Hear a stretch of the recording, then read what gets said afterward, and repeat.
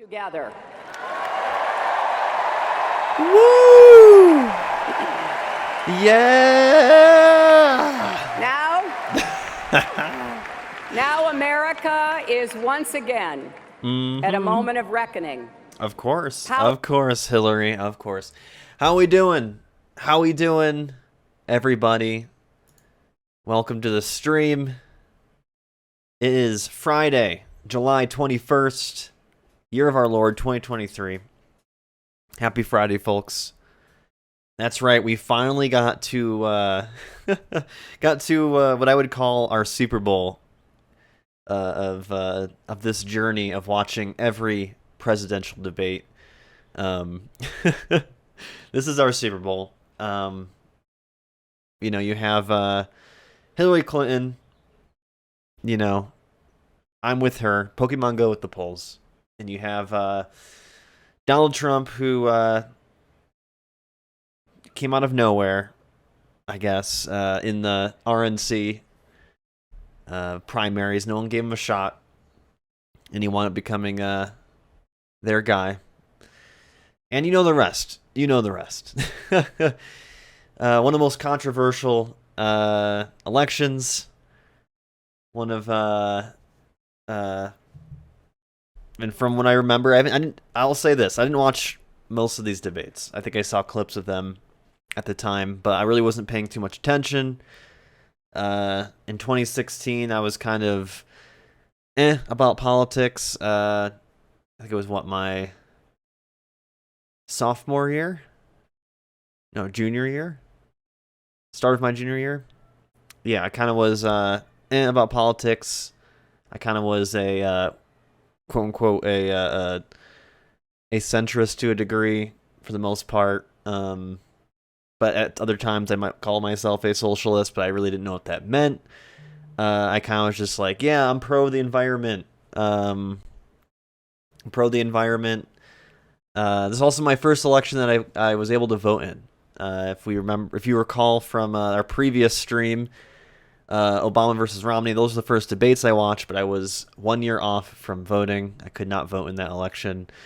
But in this one here, I just didn't really care for Hillary. I did the classic thing of people my age, which was do a bunch of those like who should I vote for polls or quizzes on online and whatnot. I mean, I did do research and seeing each other's policy and whatnot. You know, I generally, like I said, I was mostly a centrist with, like I said, sometimes I'd call myself a socialist without knowing what that meant. And whatnot, but yeah, obviously we know the outcome of this election, and I'm sure we'll get maybe some folks in here tonight. We'll see. I'm kind of hoping they come in. I don't know if they will for sure. I shouldn't speak as if it's gonna happen, but I could see it happening. Of us getting either some Trumpers, or some like diehard Hillary fans tonight. That's why I wore this shirt. Or this shirt. Granted, I got this in 2020, but the point still stands. The joke is still there. But yeah, we're going to be watching all three of these debates tonight. Trump versus Clinton. There's three of them. All in an hour and a half. So it's going to be a long night, folks. But this is the last of the chunks. I mean, after this, there's only 2020, and then we're caught up. But Biden versus Trump, there's only two. There's only two debates there. So it's the last of the three debates.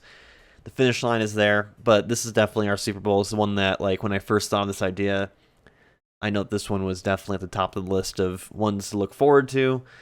Yeah, because I've only seen clips of it, but I haven't watched them in their totality.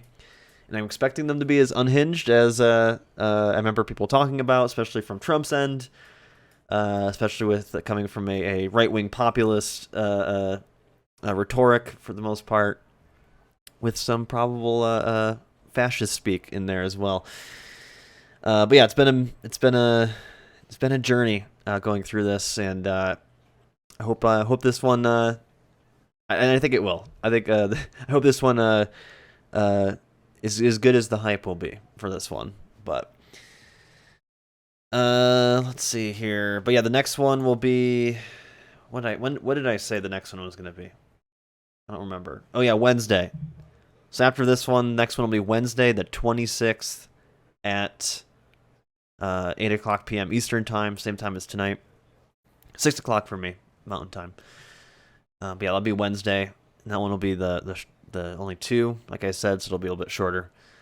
And then after that, we're all caught up, and I have no idea what I'm going to do after this.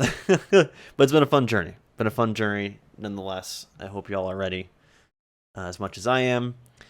So let's dive into a little bit of how did Hillary get here? How did Trump get here? Let's dive into the weeds a little bit. Obviously, Hillary Clinton was Bill Clinton's first lady. So with that, she carried that with her. She ran in 2008, as we remembered, and barely lost to Obama. It was a tough primary, but she lost to Obama. But she waited her turn. She waited her turn for this moment. She was also Secretary of State under Obama's first term. I don't know if it's confirmed, but I'm guessing just because Obama was trying to,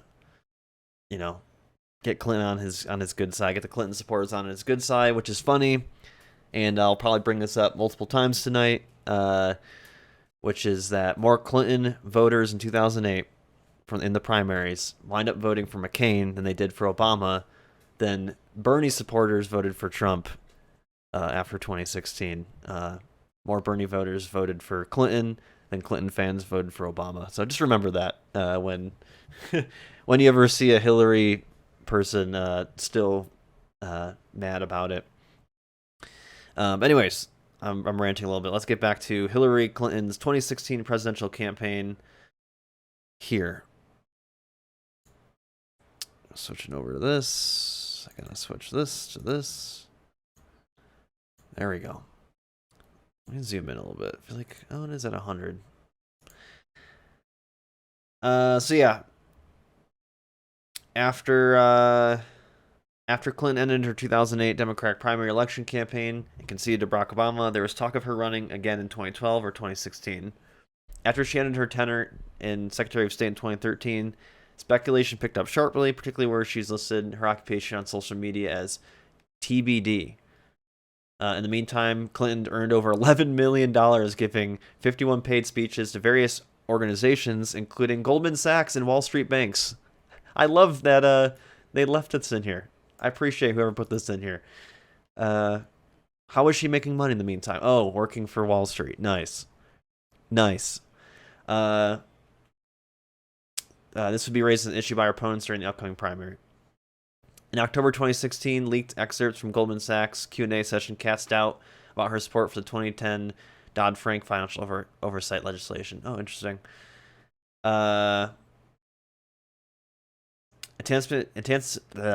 Anticipating. Wow. A future run. A campaign in waiting began to take shape in 2014, including a large donor network called Ready for Hillary, Priorities USA Action, basically PACs, super PACs, started donating money to take shape for her run. September 2013, she did say she was considering a run, but was no hurry to decide. In June 2014, she said she would be on the way to make a decision before the end of the year. She took a long time to make her decision. I just lost my spot because that freaking pop-up. She took a long time to make a decision when Clinton said she spent most of 2 years following her tenure as Secretary of State, thinking about the possibility of running for president again. She was mostly non-committal. Reportedly, with Bill Clinton said that to be most in favor of her running again. Chelsea Clinton leaned towards it, but several closest aides against it. She reportedly studied Obama's 2008 campaign to see what had gone right for Obama as compared to her own campaign, and she clearly didn't follow that because she just ignored much of the Rust Belt. That was a big issue for her. And she also just didn't win the same spots as Obama did. We'll get to that later, though. It was during her vacation in the Dominican Republic that she decided to run again. She was considered the front runner in early 2015 polls, although she did face off against several primary election challengers. Vice President Joe Biden was reported to be seriously considering a possible challenge to Clinton. That would have been interesting. I wonder how that would have changed things if Biden ran with Clinton or against Clinton. Yeah.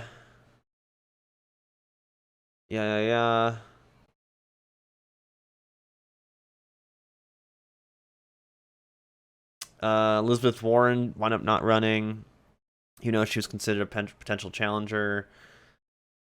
She eventually, on April 12th, 2015, released a YouTube video formally announcing her candidacy.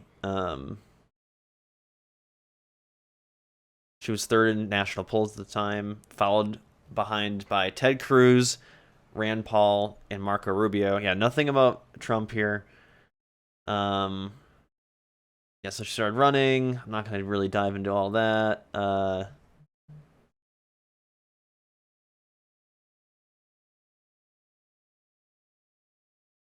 She kind of took a populist tone in this one speech. Okay.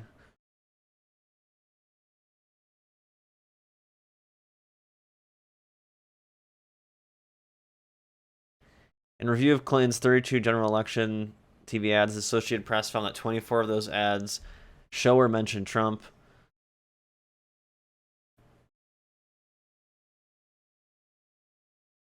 I want to see the primaries a little bit more.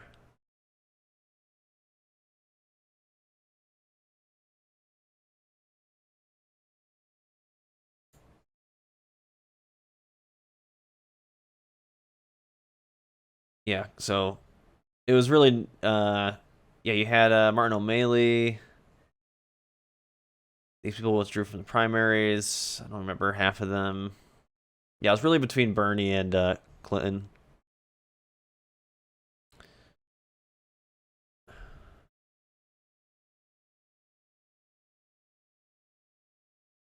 Trying to find, God damn it. All right, long story short is, Clinton would win. Clinton fought tooth and nail against Bernie. There was also, at least on Twitter, a big push against Bernie supporters to vote for Hillary, and because Bernie had a lot of diehard supporters. He really energized his base really well, and Hillary did too as well. So when those two very passionate bases, go against each other, it can obviously cause division. Blah, blah, blah, blah. But yeah, whatever. That's Hillary. She'll obviously talk about her politics in the debates here. But yeah, a lot of super PAC support. I'm trying to see if it says anything here about how, if I remember correctly, there was I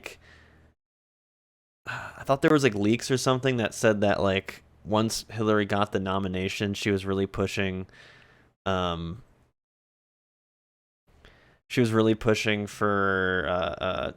her campaign was really hoping Trump would win. It was actually helping not directly fund Trump, but make help make ads that were hurting the other candidates because they thought Trump would be the easiest candidate to run against.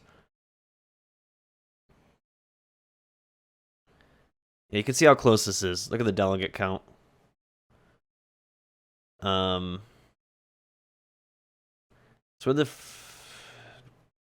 oh yeah, this first debate, I guess, where was it? Whatever. We'll get to that. I'm getting sidetracked. Clinton became the first 2016 presidential candidate to release a medical history. She had a concussion? Okay. So yeah, there's the emails thing that the right would use a lot. Nearly 2,100 emails containing Clinton servers were determined to be classified when the State Department had opportunity to review them. According to Clinton, they were not marked classified at the time she handled them. 65 emails were found to contain information classified as secret. More than 20 contained top secret. And the rest contained confidential information. This is really fucking funny considering the Mar-a-Lago raid that happened, what was it, this year or last year? Or late last year. Just that like mishandling of top secret information that Trump has done it, but a lot of other presidents have kept classified information in their houses. But the main difference between Trump is that Trump just said that he wasn't keeping classified documents there. Usually the presidents then hand them over, and then there's not an issue. But obviously the Trump thing is much different in that regard. There was a probe. Blah, blah, blah, blah.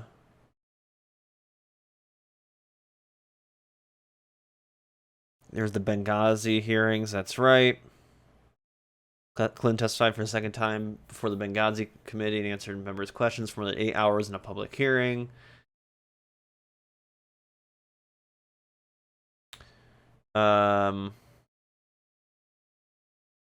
WikiLeaks.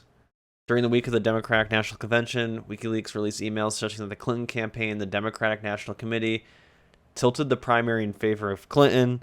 An excerpt of Donna Brazil's book, Hack's Inside Story, published in Political Magazine, Brazil wrote that she found an unethical agreement between the Clinton campaign and the DNC, which had allowed Clinton to exert control of the party long before she became nominee. Interview on NBC this week, Brazil said that she had found no evidence of the Democratic primaries having been rigged in favor of Clinton. And I think that's a lot of times why you have some Bernie folks say it was rigged. Bernie was, it was rigged against him. And the word rigged, I think, implies that votes were changed or like votes were affected, you know what I mean, in some capacity. That's not what happened, but like as this is saying, it's definitely there was definitely a bias at the very least. And it happened even more so in 2020. There was a coalition of the more right-leaning Democrats against Bernie Sanders, because they still see him as an outsider or that he challenges the system too much. And no one really gave Bernie a chance to get as far as he did either. He was at the time not very well known or popular, so.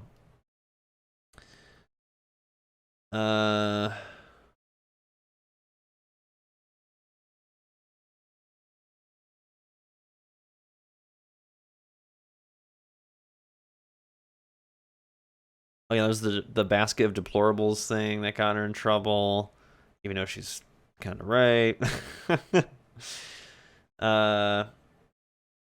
Here we go. Hillary Clinton's former campaign manager said that Clinton had approved a plan to pitch the now discredited accusation to the media that there had been activity between computer servers belonging to the Russian bank Alpha Bank and the Trump organization. Okay, yeah, there's that. Here's the other thing. This is where the Democrats, I think, also did something wrong. Instead of blaming the Electoral College, they blamed Russia and that was a huge talking point. And, basically to the sense of, once again, kind of saying it was rigged and people not having faith in the system as much. And, that was used against him when you had Donald Trump lose in 2020 that, he's still to this day claiming it's rigged or that, votes were changed. I just think that they set this like they've set this it's not all that obviously there was already people saying if Trump didn't win in 2016 it was going to be rigged, right? But I feel like the whole Russian thing just contributed to this sense of, to both sides, that the systems are rigged, when it's just the game that it's being played is just broken from the get-go. All right, I feel like I'm already spending so much time on this, but I just feel like it's important, just because this was a big election. This was a important debates. This is where American politics shifted. So we're going to quickly jump to Trump. 2016 primaries, just to go through. Because like I said, this was much more contested. Yeah, Donald Trump eventually just crushed it. There were 17 major candidates entering the race. Early in the primary season, the race was characterized as a wide and diverse contest with no clear frontrunner. There was Jeb Bush, our boy Jeb. There was Scott Walker. There was Ben Carson. Yeah, Ted Cruz. As you can see here. So you had Trump winning. Who got the most? Was Ted Cruz after him? Marco Rubio. Poor Jeb, he's gone now. Haven't heard his name in a minute. Let me see here. Early polling leaders included former, Governor Jeb Bush, Governor Scott Walker, blah blah blah. Ted Cruz of Texas won the Iowa caucus, while Trump won the New Hampshire and South Carolina primaries, as well as the Nevada caucuses. On Super Tuesday, Trump and Cruz traded states, with Trump receiving the plurality of the day's delegates. So, yeah, all of a sudden, Trump is winning a lot. Honestly, this is kind of similar how Bernie's cards were stacking until Super Tuesday, where Bernie didn't win Iowa, but he was really close second. But then Bernie won New Hampshire and South Carolina, Nevada, and then it was Super Tuesday when the Democrats did a coalition under Biden to take out Bernie. Cruz won 4 Western contests and 1 in Wisconsin, keeping open a credible path to denying Trump the nomination on the first ballot. However, Trump scored landslide victories in New York and 5 northeastern states in April, before taking every delegate in the Indiana primary. Without further chances of forcing a contested convention, Cruz suspended his campaign. And Trump was declared the presumptive nominee on May 3rd.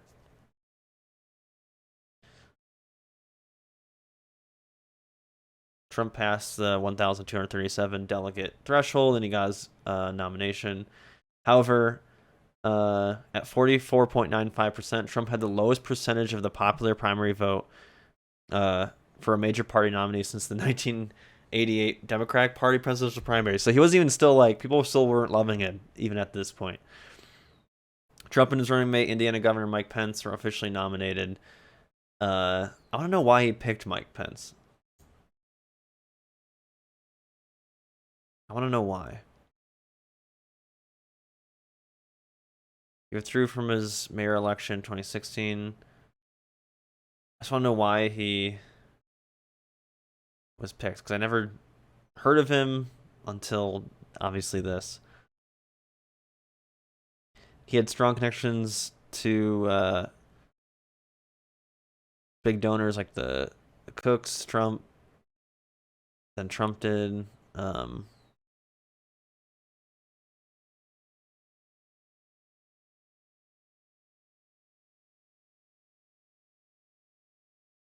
Okay, Trump's Mexican wall proposal. Okay.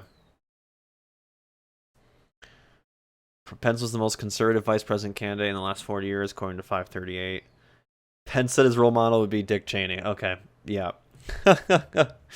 God damn. All right, yeah, so that's Trump and Pence. Sorry for spending so much time on it, but like I said, I think it's important for the context. And you know what? We were, waiting for a couple extra people maybe to get in here. So before we start this journey, start this binge here. All right, folks, let's strap in. Where did this take place? I wanted to look. Hofstra University. Where is that? Hofstra University. Where is that? Oh, it's in Long Island. Okay, it's in New York, baby. Okay. Okay. And this was on September 26th. Oh, by the way, this is the first time we've been using PBS for all these, but PBS stopped posting them, or at least I couldn't find the PBS versions. But yeah, they've now been, I think, they're all in different. You have a CNBC here, NBC News, but this one's CBS News. So I feel like it's also the change a little bit too, is it's a little bit more corporate when you have news companies running it. I think he is part of CBS, right? So, all right, here we go. You ready? Y'all ready? I know this is like I've been delaying it. All right, I'm trying to build up the hype. This is like seeing Taylor Swift live. You're just getting jittery, or you're in anticipation. Here we go. Good evening from Hofstra University in Hempstead, New York. I'm Lester Holt, anchor of NBC Nightly News. I want to he's part of welcome you NBC. to the first Okay, maybe it's just CBS's version. Presidential debate. The participants tonight are Donald Trump and Hillary Clinton. This debate is sponsored by the Commission on Presidential Debates, a nonpartisan, nonprofit organization. The commission drafted tonight's format, and the rules have been agreed to by the campaigns. The 90-minute debate is divided into 6 segments, each 50 minutes long. We'll explore 3 topic areas tonight: achieving prosperity, America's direction, and securing America. At the start of each segment, I will ask the same lead-off question to both candidates, and they will each have up to 2 minutes to respond. From that point until the end of the segment, we'll have an open discussion. The questions are mine and have not been shared with the commission or the campaigns. The audience here in the room has agreed to remain silent so that we can focus on what the candidates are saying. I don't know if that's going to happen, too. I mean, we had some cheering, whatnot. Oh, I forgot what debate it was. It might have been... I think it was during the Reagan debates. One of the Reagan debates. There was some cheering or like laughing and whatnot. I remember from clips, or at least maybe in my head I remember. So maybe I made this up, but there's definitely going to be some people, cheering or most likely booing. If I remember correctly, there was some like gasps and stuff by what Trump said. So we'll see. I will invite you to applaud, however, at this moment as we welcome the candidates. Democratic nominee for President of the United States, Hillary Clinton, and Republican nominee for President of the United States, Donald J. Trump.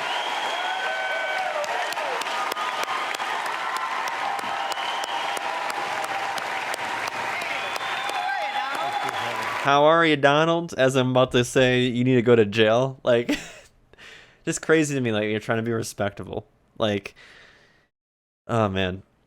And like the thing is, we're missing here is that, like I said in the primaries, Donald really took over because he was, unhinged. He said the quiet stuff out loud. And I always point to this example. And that example is, for example, I keep saying, for example, we have a border issue, right? A lot of Republicans will say we have a border issue. It brings in drugs and crime. We have a border issue.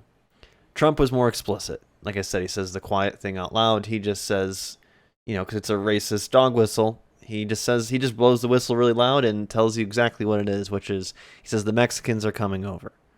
And, that energized a lot of the conservatives who, under Obama and, them, especially those who maybe didn't like Mitt Romney and whatnot, McCain, they missed the era of being able to just say whatever you want, and and Trump has the charisma to back it up as well. I shouldn't say back it up, but you know what I mean. Good luck to you. Trump, good luck to you.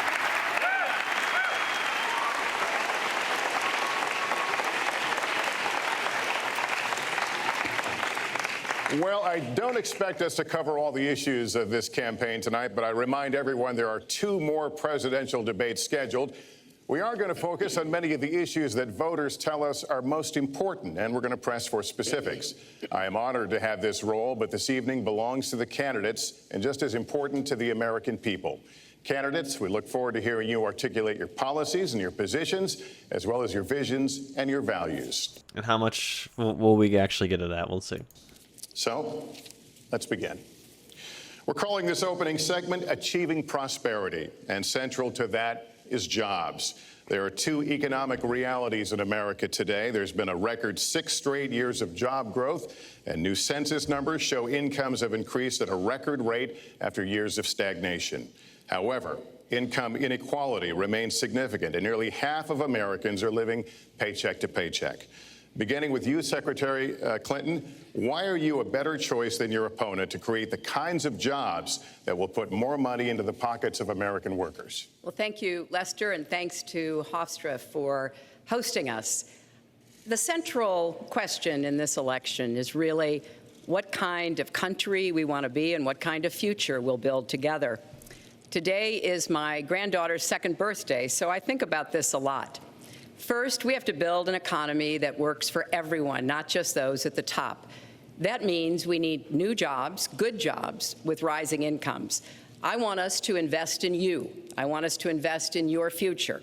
That means jobs in infrastructure, in advanced manufacturing, in innovation and technology, clean renewable energy, and small business, because most of the new jobs will come from small business. We also have to make the economy fairer. That starts with raising the national minimum wage and also guarantee, finally, equal pay for women's work. See, even like just how Trump presents himself here, he has that just like aura of just like, I'm not taking anything she's saying seriously. I am better than everyone else. And it fucking works for a lot of people, man. I also want to see more companies do profit sharing. If you help create He just does like the squint. the profits, you should be able to share in them, not just the executives at the top. God damn it, man.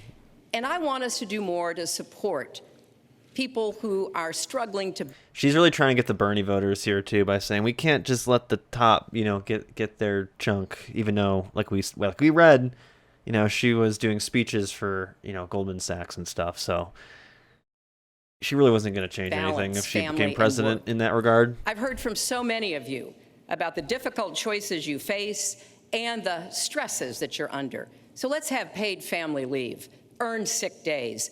Let's be sure we have affordable child care and debt-free college. How are we going to do it? We're going to do it by having the wealthy pay their fair share and close the corporate loopholes. Finally, we tonight are on the stage together, Donald Trump and I. Donald, it's good to be with you.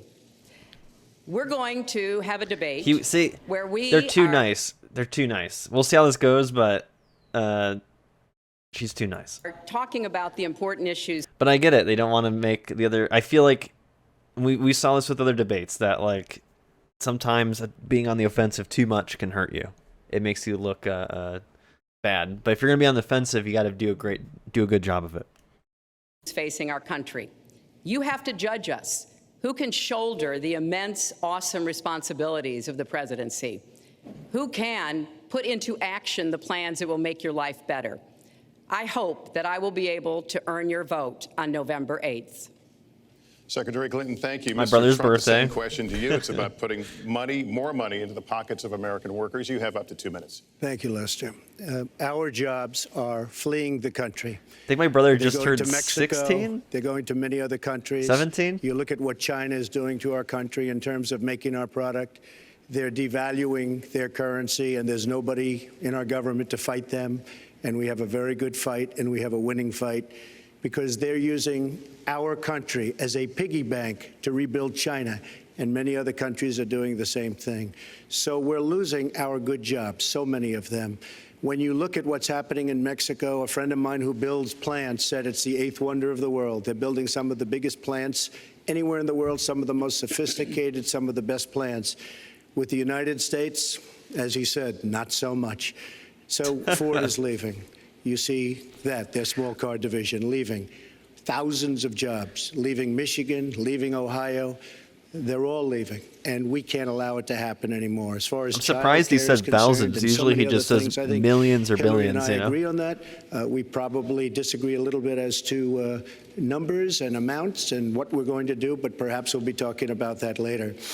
But we have to stop our jobs from being stolen from us. We have to stop our companies from leaving the United States, and with it, firing all of their people. All you have to do is take a look at Carrier Air Conditioning in Indianapolis.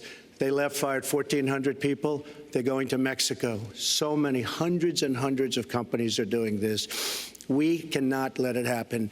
Under my plan, I'll be reducing taxes tremendously, from 35% to 15% for companies, small and big businesses.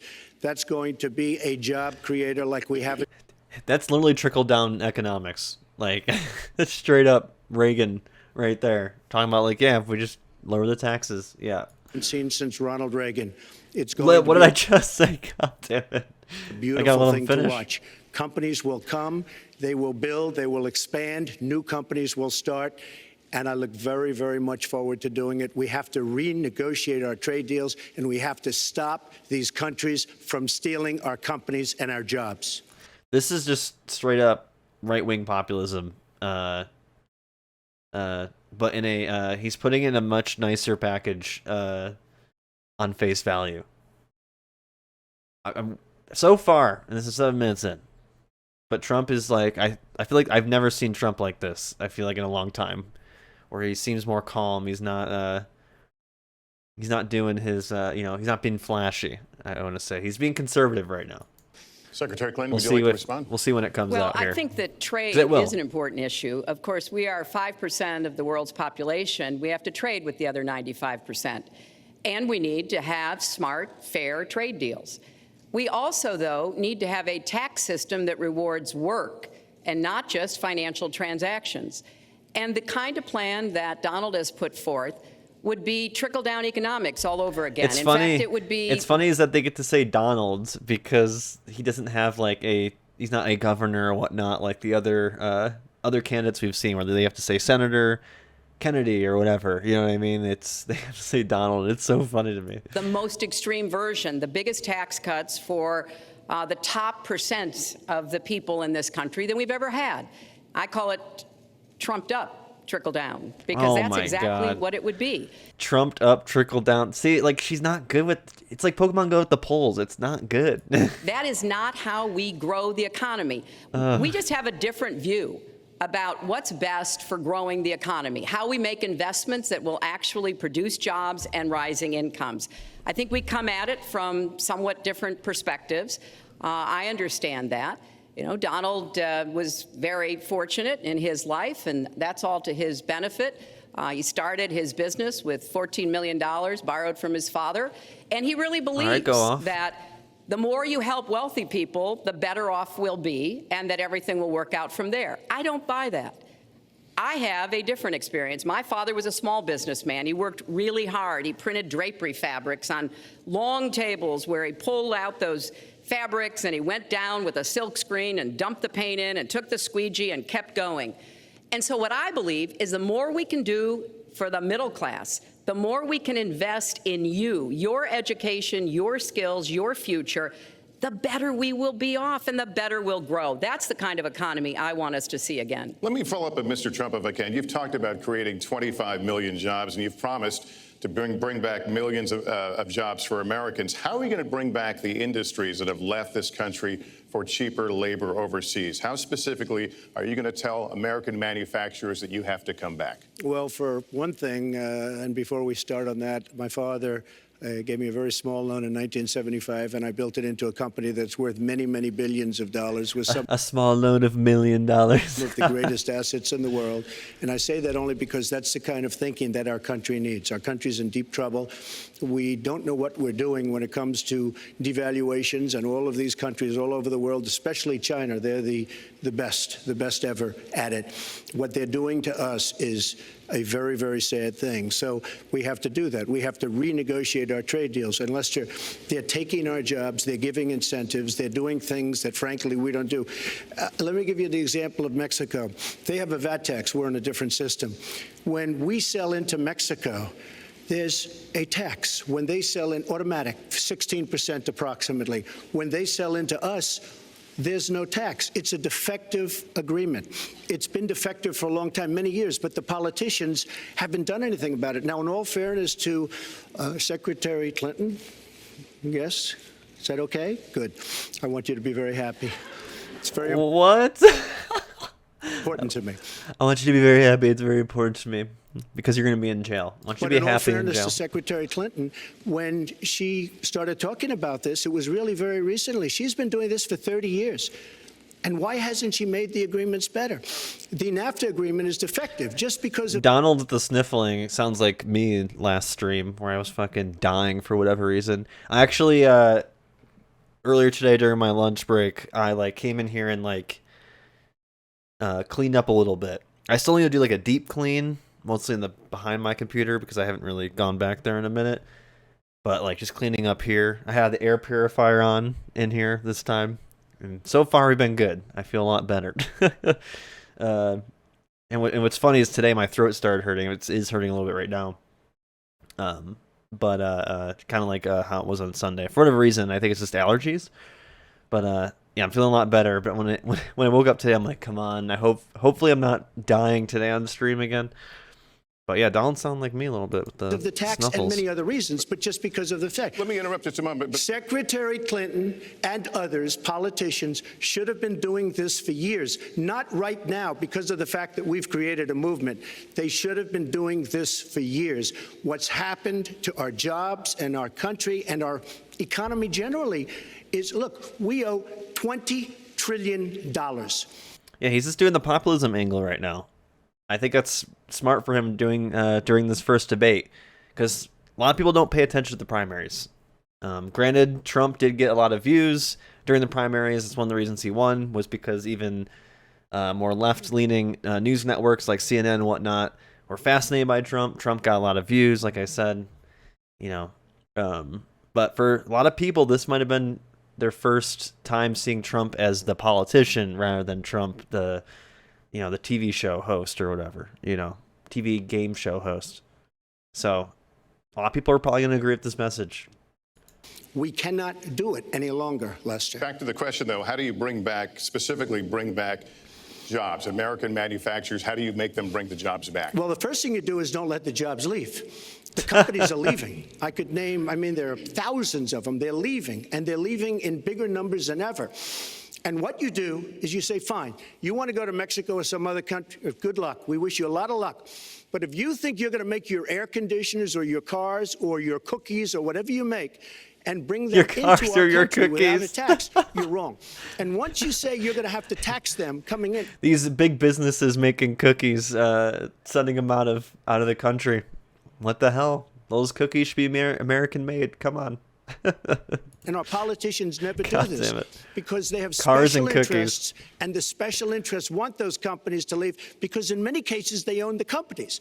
So what I'm saying is we can stop them from leaving. We have to stop them from leaving, and that's a big, big factor. Let me let Secretary Clinton get in Well, here. let's stop for a second and remember where we were 8 years ago. We had the worst financial crisis, the Great Recession, the worst since the 1930s.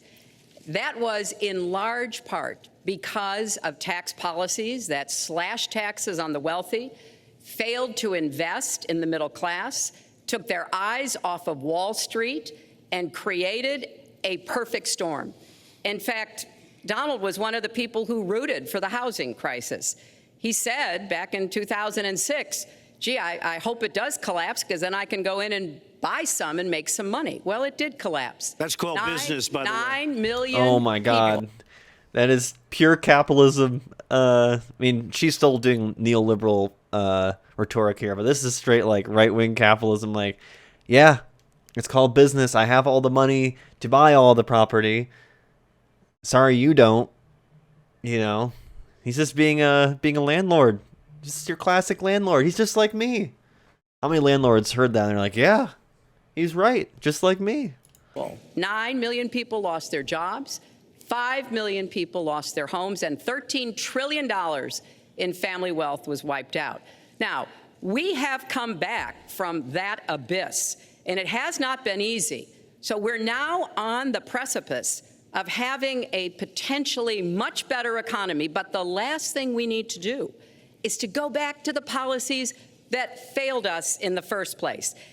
Independent experts have looked at what I've proposed and looked at what Donald's proposed, and basically they've said this, that if his tax plan, which would blow up the debt by over $5 trillion and would, in some instances, disadvantage middle-class families compared to the wealthy, were to go into effect, we would lose 3.5. I'm curious how much the national debt did go up under Trump. I'm just curious. But as you know, my stance is I don't give a fuck about the national debt. I always say make money, use it to whether it's getting rid of student loan debt, whatever. It doesn't fucking matter to me. But I'm just curious. National debt over the years, U.S. Let me see. I just want to see. I want a fucking line graph. Give me a line graph. Or a bar graph. All right, we're getting there. Can we get a little bit more? There we go. So as you can see here, went up under Obama, but it's always been going up with Reagan, Clinton. And what's funny is that even both sides were saying it at this time. We need to balance the budget. Need to balance the budget. Need to balance the budget over and over again. Both sides. No one really gives a fuck. Granted, technically the deficit's different, but talking about the debt we also owe, that's also been a talking point. Before someone gets in my ear about it. But no, it's just interesting to see the national debt. Whoops. 500,000 jobs. Wait, am I second guessing myself? Is the national debt and the deficit the same thing? I'm gonna sound dumb now.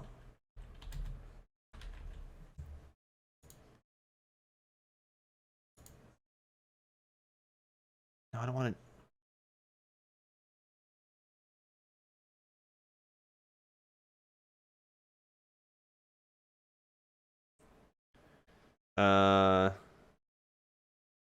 Or doesn't the deficit increase the debt? Isn't that they're connected, right? I'm just fucking second guessing myself.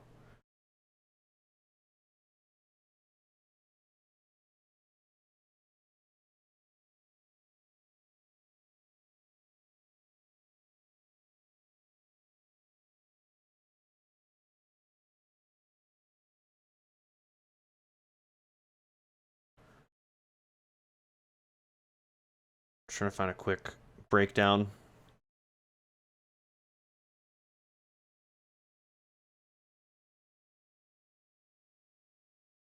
Yeah, the government spends more, which can increase their deficit. Deficits come with a negative connotation, but they aren't necessarily a bad thing. For instance, government try to boost economic growth when they increase their spending. And then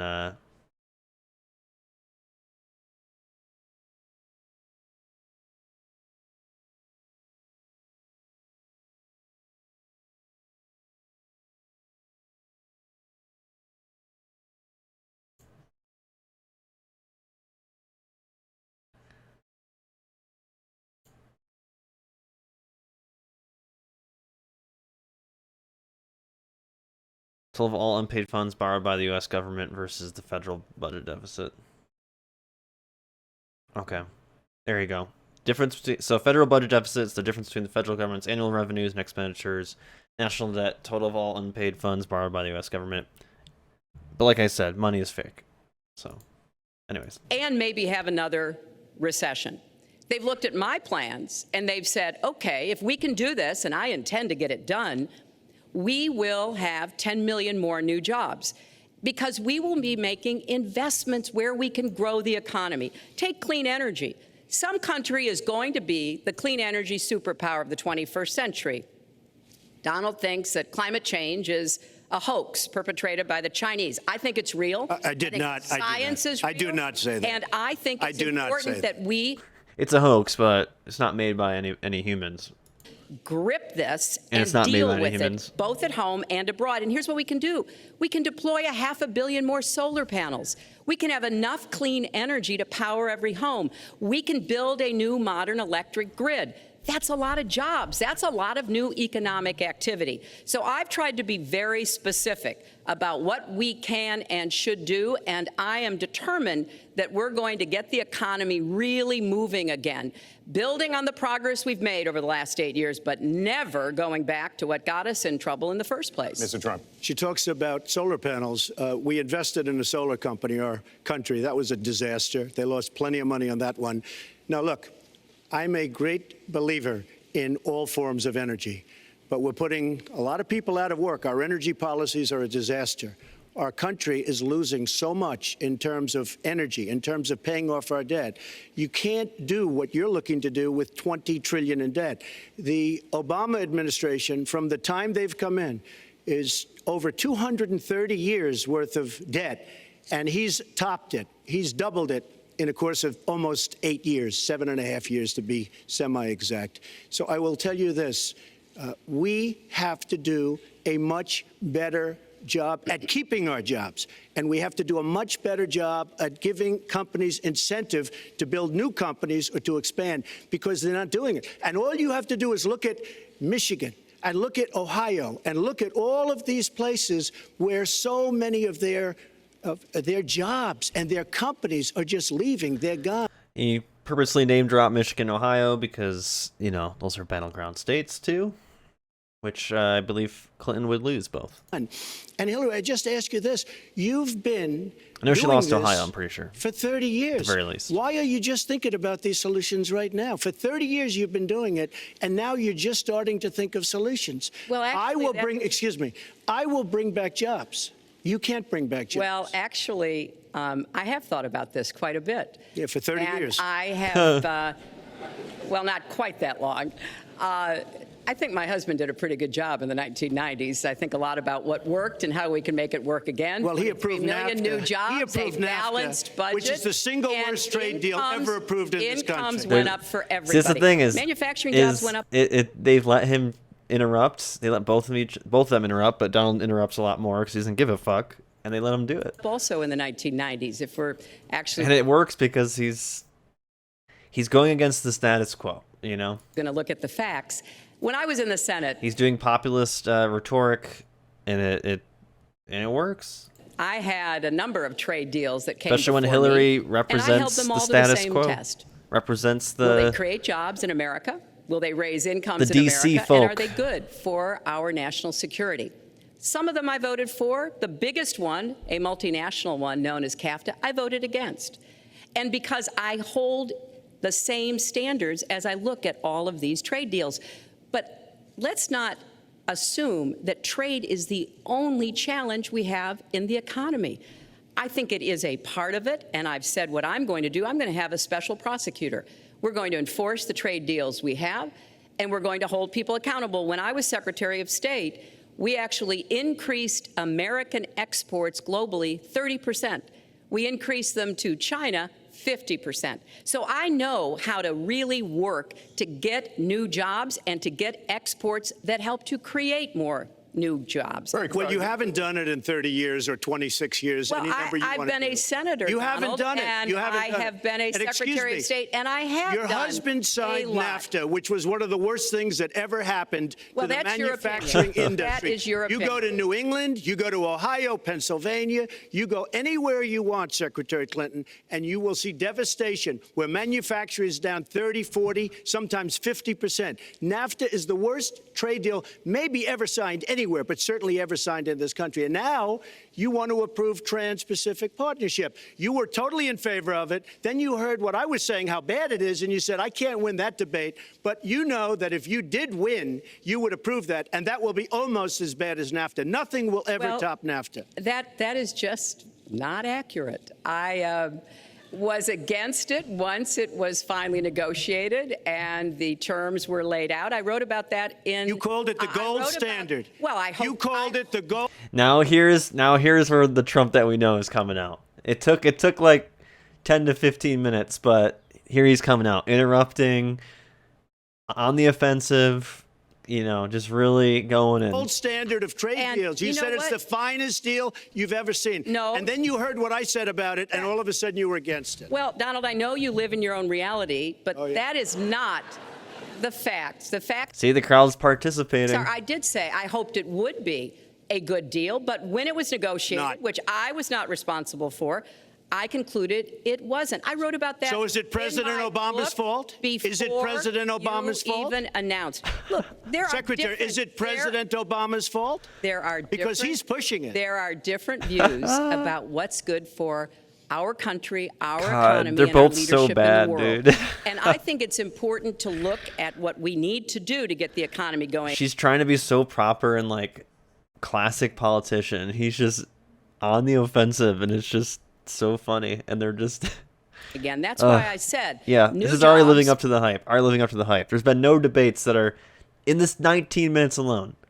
There's been no debates that have been like these. With rising Only incomes, 19 minutes in. investments, not in more tax cuts that would add $5 trillion to the debt. But you have no in plan. Oh, I do. Secretary, in fact, you I have no written plan. a book about it. It's called Stronger Together. You can pick it up That's tomorrow about all you- Folks, at we're the gonna- bookstore or at an airport near you. We're gonna move to- But it's God. because I see That's this. I think that's a bad look. Your plan shouldn't be behind a book I have to purchase and find and read. You should be able to just say your plan.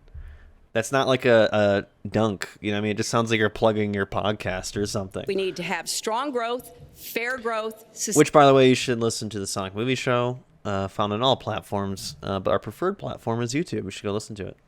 sustained growth. We also have to look at how we help families balance the responsibilities at home and the responsibilities at business. So we have a very robust set of plans, and people who have looked at both of our plans have concluded that mine would create 10 million jobs and yours would lose us 3.5 million jobs and explode You are the going debt, to approve one of which the would biggest tax have cuts a in recession. history. You are going to approve one of the biggest tax increases in history. You are going to drive business out. Your regulations are a disaster, and you're going to increase regulations all over the place. And by the way, my tax cut is the biggest since Ronald Reagan. I'm very proud of it.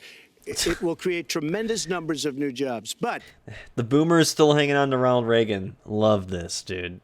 I still hanging on to that Reagan era. How things were great in the 80s. regulations, you are going to regulate these businesses out of existence. When I go around, Lester, I tell you this, I've been all over. And when I go around, despite the tax cut, the things that businesses and people like the most is the fact that I'm cutting regulation. You have regulations on top of regulations, and new companies cannot form, and old companies are going out of business, and you want to increase the regulations and make them even worse. I'm going to cut regulations, but I'm going to Oh my cut God. taxes big league, and you're going to raise taxes big league. End of story. Let me get you to pause right there because we're going to move into the next segment. We're going to talk taxes. That can't be left Please to just stand. take 30 seconds, and then we're I gonna go kind on. of assumed that there would be a lot of these charges and claims. And so Facts. we have taken the homepage of my website, Facts, HillaryClinton.com, and we've turned it into a fact checker. So if you want to Oh see my in God. real time what the facts are, please go and take a look. Because And what take a I look have at mine proposed also, would and you'll not see. add a penny to the debt, and your plans would add $5 trillion to the debt. What Does she I have have her website still proposed up? would cut regulations and streamline them for small I always spell businesses. Hillary wrong. What I have proposed would be paid for by raising taxes on the wealthy because they have sure made hers are all still the up. gains in the economy. And I think it's time that the wealthy and corporations paid their fair share to support this Well, country. you just opened the next segment. Well, which is look, the- could I just finish? Actually, I think I should. I'm going to give You you go a to her chance right here. website With the and new you take a look 15-minute at her segment, website. She's it's on going to the- raise taxes $1.3 trillion. Mr. Trump, And look at her website. They just you know what? It's mute no his mic. It's not that complicated. Pokemon go to the polls. Yes, different yes. than this. She's telling us how to fight ISIS. Just go to her website. She tells you how to fight ISIS. Yeah, Hillary's just so cringe. That's her biggest issue, is she's so cringe. And he's just charisma, even though all the things he's saying are just crazy and unhinged. She has the charisma to sell it. Just goes to show if you have the charisma, you can say almost anything. On her website. I don't think General Douglas MacArthur would What's like going that on, too Not? much. The How you next- doing? How you doing? The next segment, we're continuing well, the at subject least of I have a plan to fight achieving ISIS. prosperity. No, you're telling the enemy everything you want to do. No, we're not. See, you're No, telling we're the not. enemy everything you We want to do. are- we No are wonder you've been outlining- fighting. No wonder you've been fighting ISIS your entire adult life. Oh my God! Just crazy. He goes in on the mic too. You see that shit? Folks, Go to the fact checkers. Get folks, to work. you are on. See, cringe. No one wants to hear that. Fact checkers get to work. A zinger. Like, it's awful. She's being too. She really should just fight back. I think that's her issue. She really should just be like, "No, you're dumb. You're dumb." Packing a lot here, and we're still on the issue of achieving We're prosperity. only 20 minutes in. Like I said, this is better than every debate we've watched, and we're only 20 minutes in. Who among us is going to vote? That's good. That's good. That one would have been better, but you know, Among Us wasn't out yet. But if she said it like that, she could have been ahead of the time. When you go back in time and tell her to say that instead, and people will be like, "What? Who Among Us is going to vote?" And I want to talk about taxes. The fundamental difference between the two of you concerns the wealthy. Secretary Clinton, you're calling for. Oh no! This debate takes place in Long Island.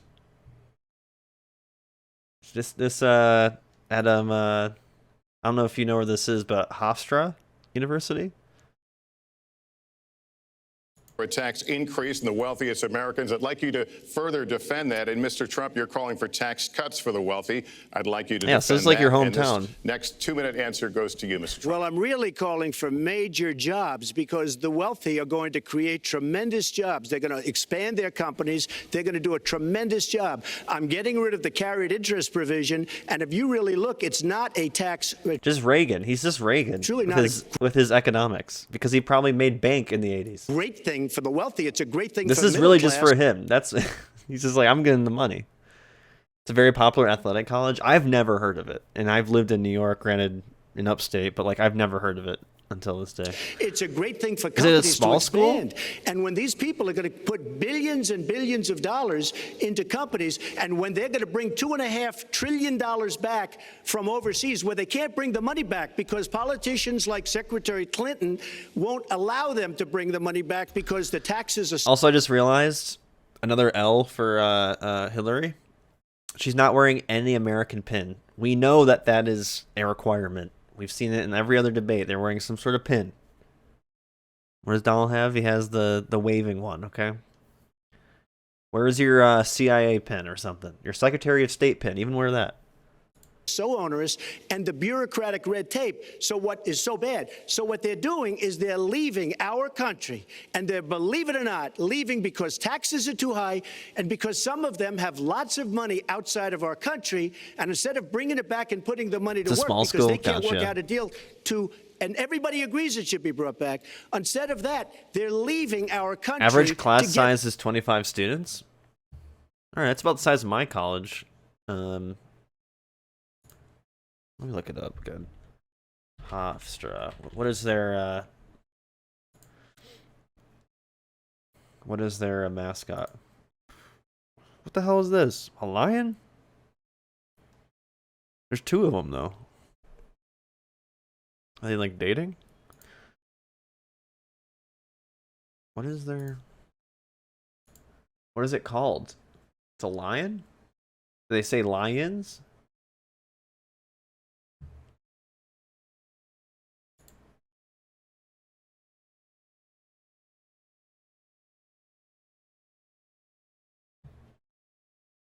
Doesn't mascot Kate and Willie Pride. That's awful. That's awful. their money because they can't bring Mickey, come on. Stop. their money back into our country because of bureaucratic It's red Leo. tape. Because they Isn't can't that the get name of the together. dare- Because we have the dare, we have a president that can't sit them around a table dare lion? and get them to approve something. And here's the thing: Republicans and Democrats agree that this should be done. Yeah, it is. $2.5 trillion. I happen to think it's double that. It's probably $5 trillion that we can't. It was crazy to watch in the Lester. debate And with with George a little Bush about leadership, you'd get the it in DARE here program, like very hearing about quickly, it. and it could be put to use on the inner Like how that- cities that and lots of directly other affected things, me as and it would be like, beautiful. But we have no as a leadership. kid. And honestly, that starts with Secretary Clinton. All right, you have 2 minutes on the same question to defend tax increases on the wealthiest Americans, Secretary Clinton. I have a feeling that by the end of this evening, I'm going to be blamed for everything that's ever happened. Why not? Why not? Yeah. why not? Yeah, it's a good strategy. It works. It's Darren? It's not Leo? It's Darren the lion? I am Darren the lion. Don't do drugs. What? Don't do drugs or else the cops that have come into your school today are going to shoot you. Why not? They're going to come arrest your parents. Just join the debate by saying more crazy things. Now, let me say Hey, there's nothing crazy It is about not letting absolutely our the companies case. bring their money back into their this is- country. Populism. This is Populism. Secretary Clinton's 2 minutes, Yes. please. Clinton's doing an awful job. This is an awful debate for her. Yeah, well, let's start the clock again, Lester. I need a We've Darren in my looked life. at your tax proposals. I don't see changes in the corporate tax rates or the kinds of proposals you're referring to that would cause the repatriation, bringing back of money that's stranded overseas. I happen to Then you didn't support read that. it. I happen to. He I just happen they to just let support him that they just let him interrupt. They don't give a fuck because it gets views. in a way that will actually work to our benefit. Gets views. But when I look at what you have proposed, you have what is called now the Trump loophole, because it would so advantage you Do they call and it the that? business you do. You've proposed Who gave it that an name? approach It's the first that ever. Who has gave a it that name? $4 This is billion Secretary Clinton's 2 tax minutes. benefit for your family. And when you look at what How much? you are How much? They just literally just told him, "Hey, this is Hillary's moment," and then like 5 seconds go by, he's like, "I'm going right back in." The first 5 minutes he was kosher, and then after that he doesn't give a fuck anymore. It's crazy. I still say they need to do a like soccer system.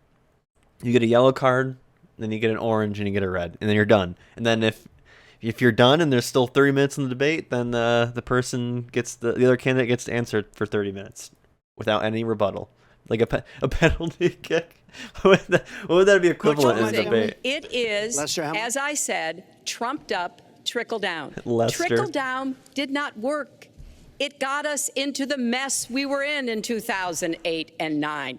Slashing taxes on the wealthy hasn't worked. But your husband was in power for 2 years after Reagan, so And a lot of really smart, wealthy people know that.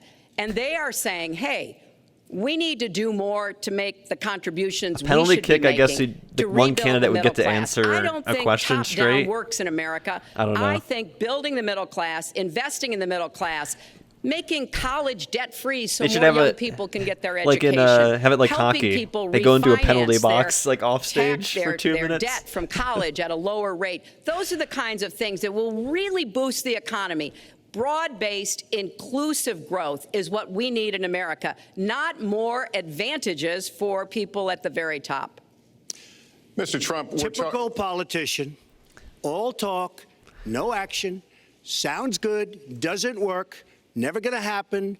Our country is suffering because people Sounds like good, it's never gonna Secretary happen. Clinton have made such bad decisions in terms of our jobs and in terms of what's going on. Now, look, we have the worst revival of an economy since the Great Depression. And believe me, we're in a bubble right now.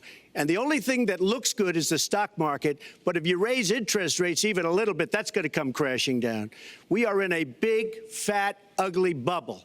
And we better be awfully careful. And we have a Fed that's doing political things. This Janet Yellen of the Fed. The Fed is doing political by keeping the interest rates at this level. And believe me, the day Obama Bubble goes boy. off and he leaves and he goes out to the golf course for the rest of his life to play golf, when they raise interest rates, you're going to see some very bad things happen because the Fed is not doing their job. The Fed is being more political than Secretary Clinton. Mr. Trump, we're talking about the burden that Americans have to pay, yet you have not released your tax returns. And the reason nominees have released their returns for decades is so that voters will know if their potential president owes money to, who he owes it to, and any business conflicts. Don't Americans have a right to know if there are any conflicts of interest? I don't mind releasing. I'm under a routine audit, and it'll be released. And as soon as the audit's finished, it'll be released. But you will learn more about Donald Trump by going down to the federal elections, where I filed a 104-page, essentially financial statement of sorts, the forms that they have. It shows income. In fact, the income, I just looked today. The income is filed at $694 million for this past year. $694 million. If you would have told me I was going to make that 15 or 20 years ago, I would have been very surprised. But that's the kind of thinking that our country needs. When we have a country that's doing so badly, that's being ripped off by every single country in the world, it's the kind of thinking that our country needs because everybody, Lester, we have a trade deficit with all of the countries that we do business with of almost $800 billion a year. You know what that is? That means who's negotiating these trade deals? We have people that are political hacks negotiating our trade deals. The IRS says an audit of your taxes, you're perfectly free to release your taxes during an audit. And so the question, does the public's right to know outweigh your personal? Well, I told you, I will release them as soon as the audit. Look, I've been under audit almost for 15 years. I know a lot of wealthy people that have never been audited. I said, do you get audited? I get audited almost every year. And in a way, I should be complaining. I'm not even complaining. I don't mind it. As you're complaining. It's almost become a way of life. I get audited by the IRS, but other people don't. I will say this. We have a situation in this country that has to be taken care of. I will release my... I mean, technically, everyone gets audited when they do their taxes. It's so dumb that we have to... You usually have to pay someone, or you pay for TurboTax or whatever to do your taxes, but then they'll tell you... if you're wrong or not. So they knew the number to begin with. Why don't they just tell us the number and either just send us the check or I give them the money? You know what I mean? But, gotta help the tax industry out. Goes to all his rich old friends and asks them if they get audited. Interesting. He doesn't do that. I mean, he's probably just tax returns obviously against bullshit. my lawyer's wishes.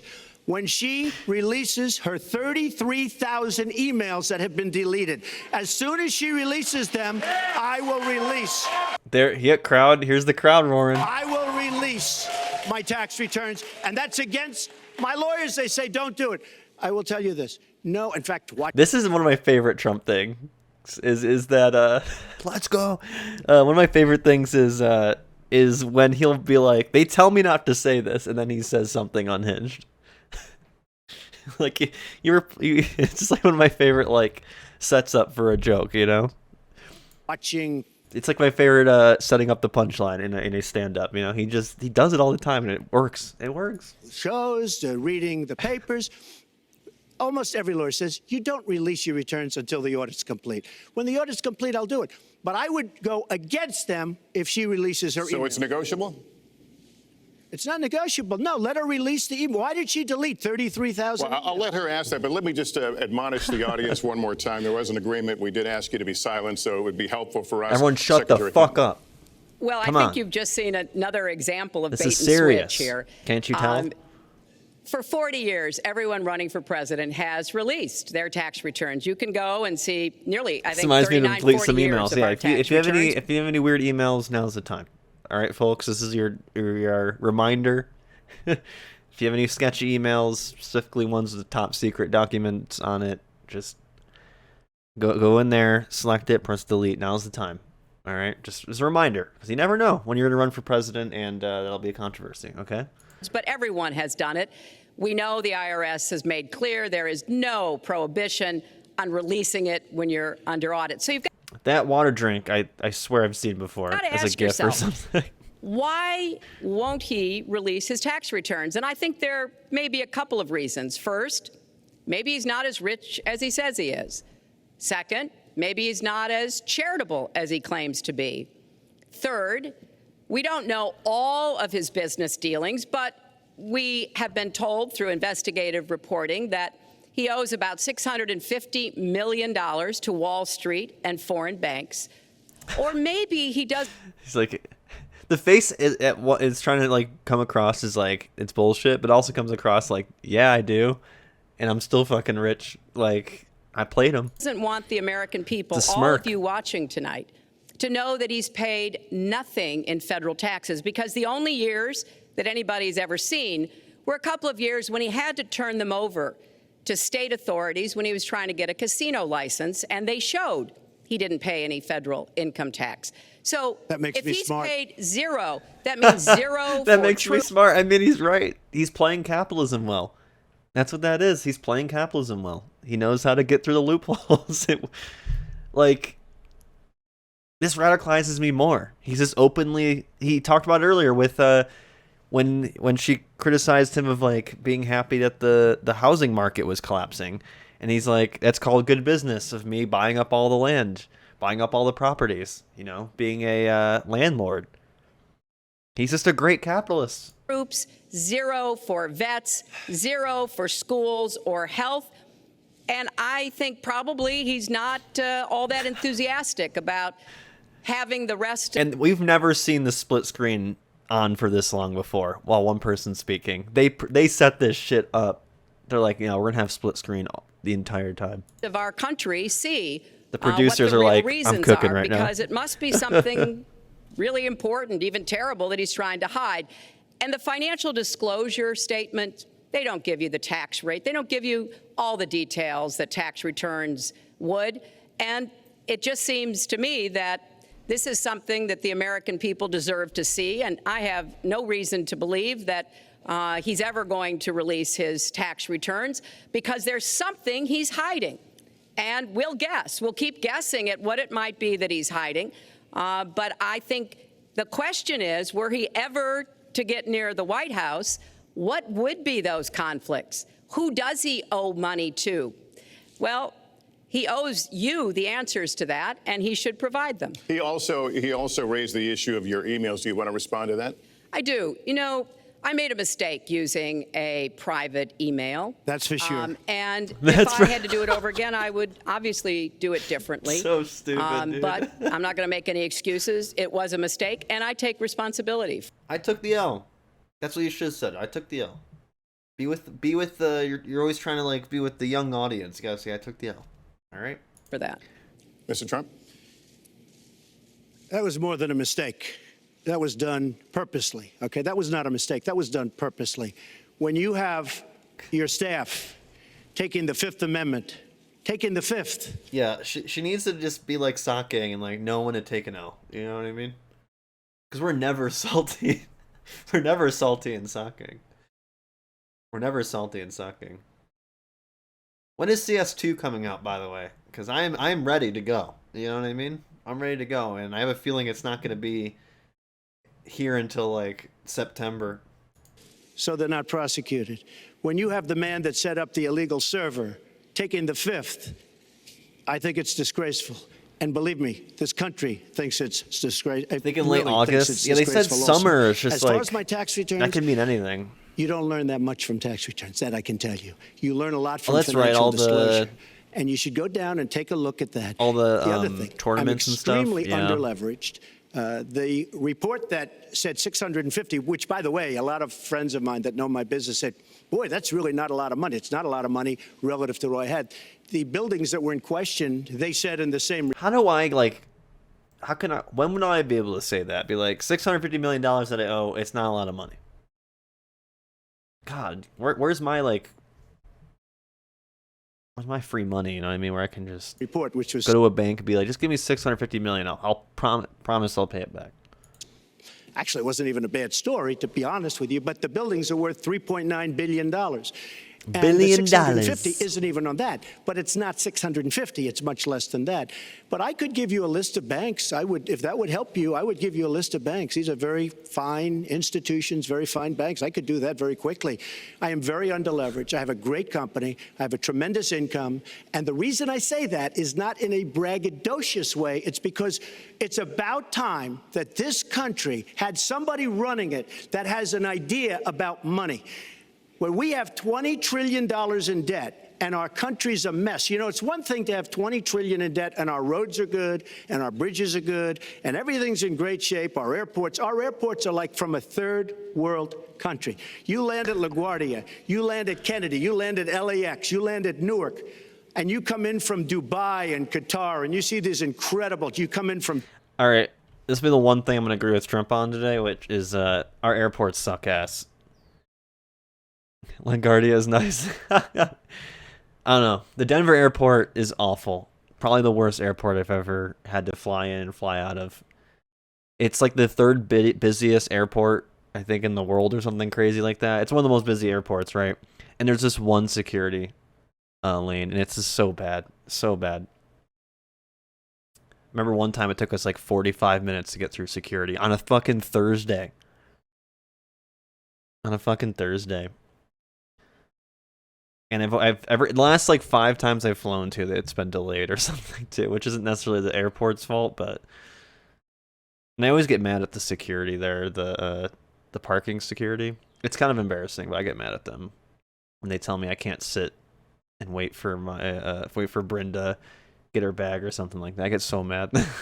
China, you see these incredible airports, and you land We've become a third world country. So the worst of all things has happened.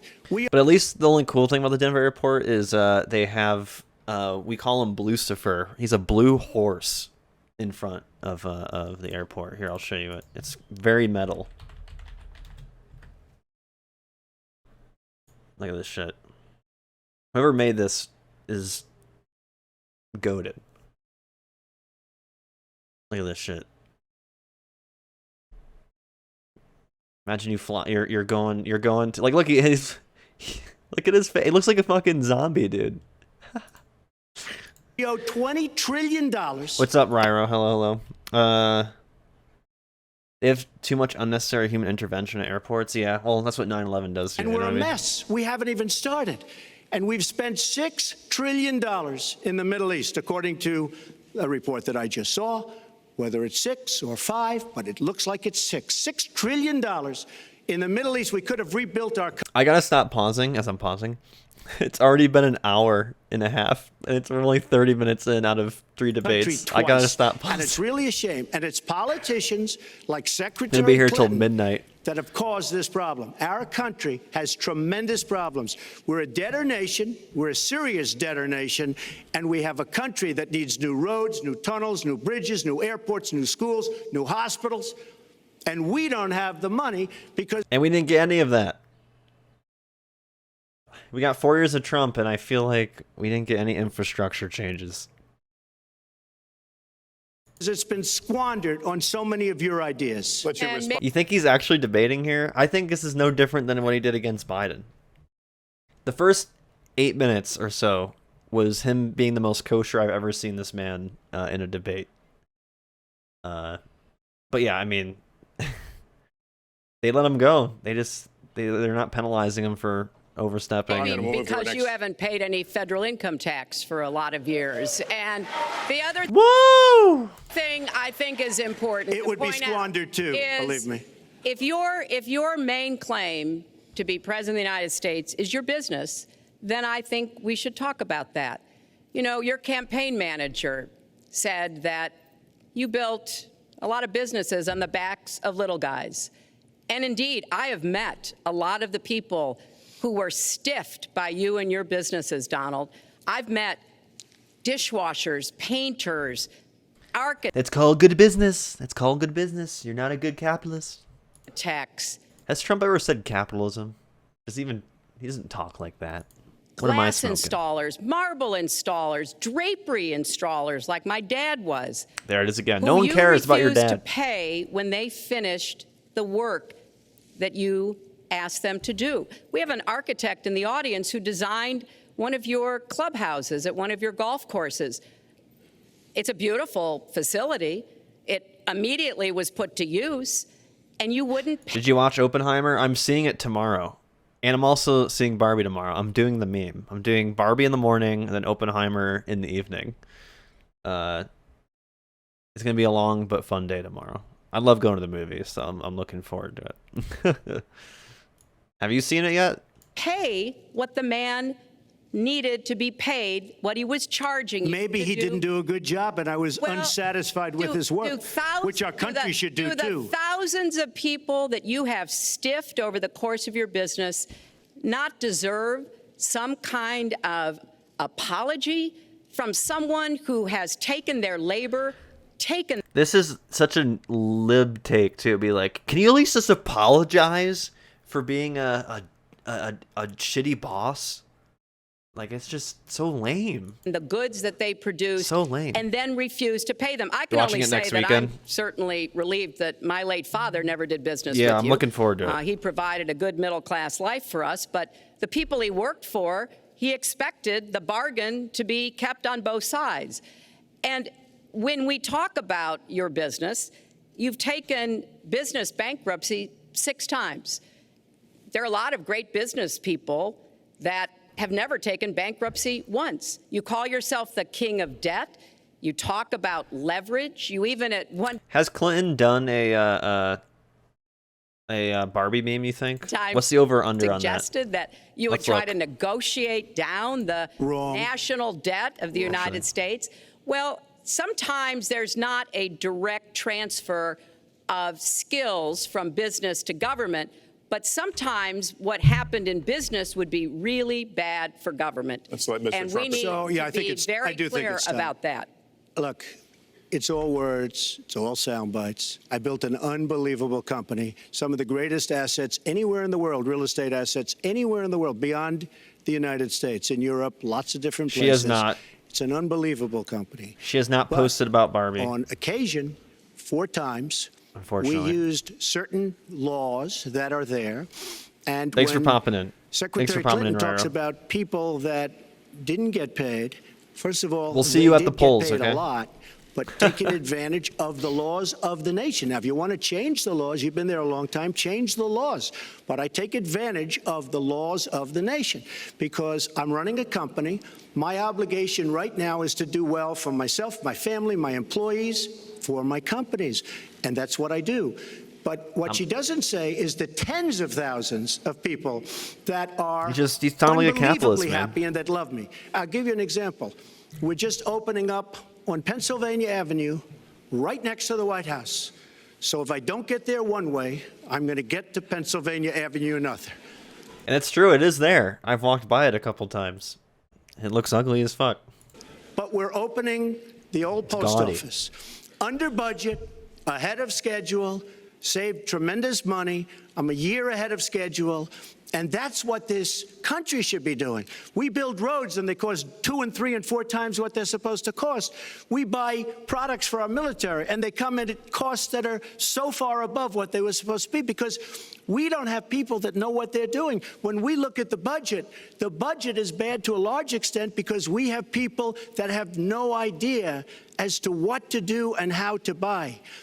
The Trump International is way Gotta use some under budget coupons. and Come way on ahead now. of schedule, and we should be able to do that for our Well, country. we're well behind schedule, so I want to move to our next segment.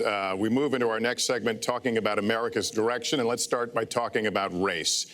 The share of Americans who say great. race relations are bad in this country is the highest it's been in decades. I haven't said it on stream, but there's Nightbot obviously that always talks about it. Be prepared for some politically incorrect terms here. Just FYI. Much of it amplified by shootings Obviously. of African Americans by police, as we've seen recently in Charlotte and Tulsa. Race has been a big issue in this campaign, and one of you is going to have to bridge a very wide and bitter gap. So how do you heal the divide? Secretary Clinton, you get 2 minutes on this. Well, you're right.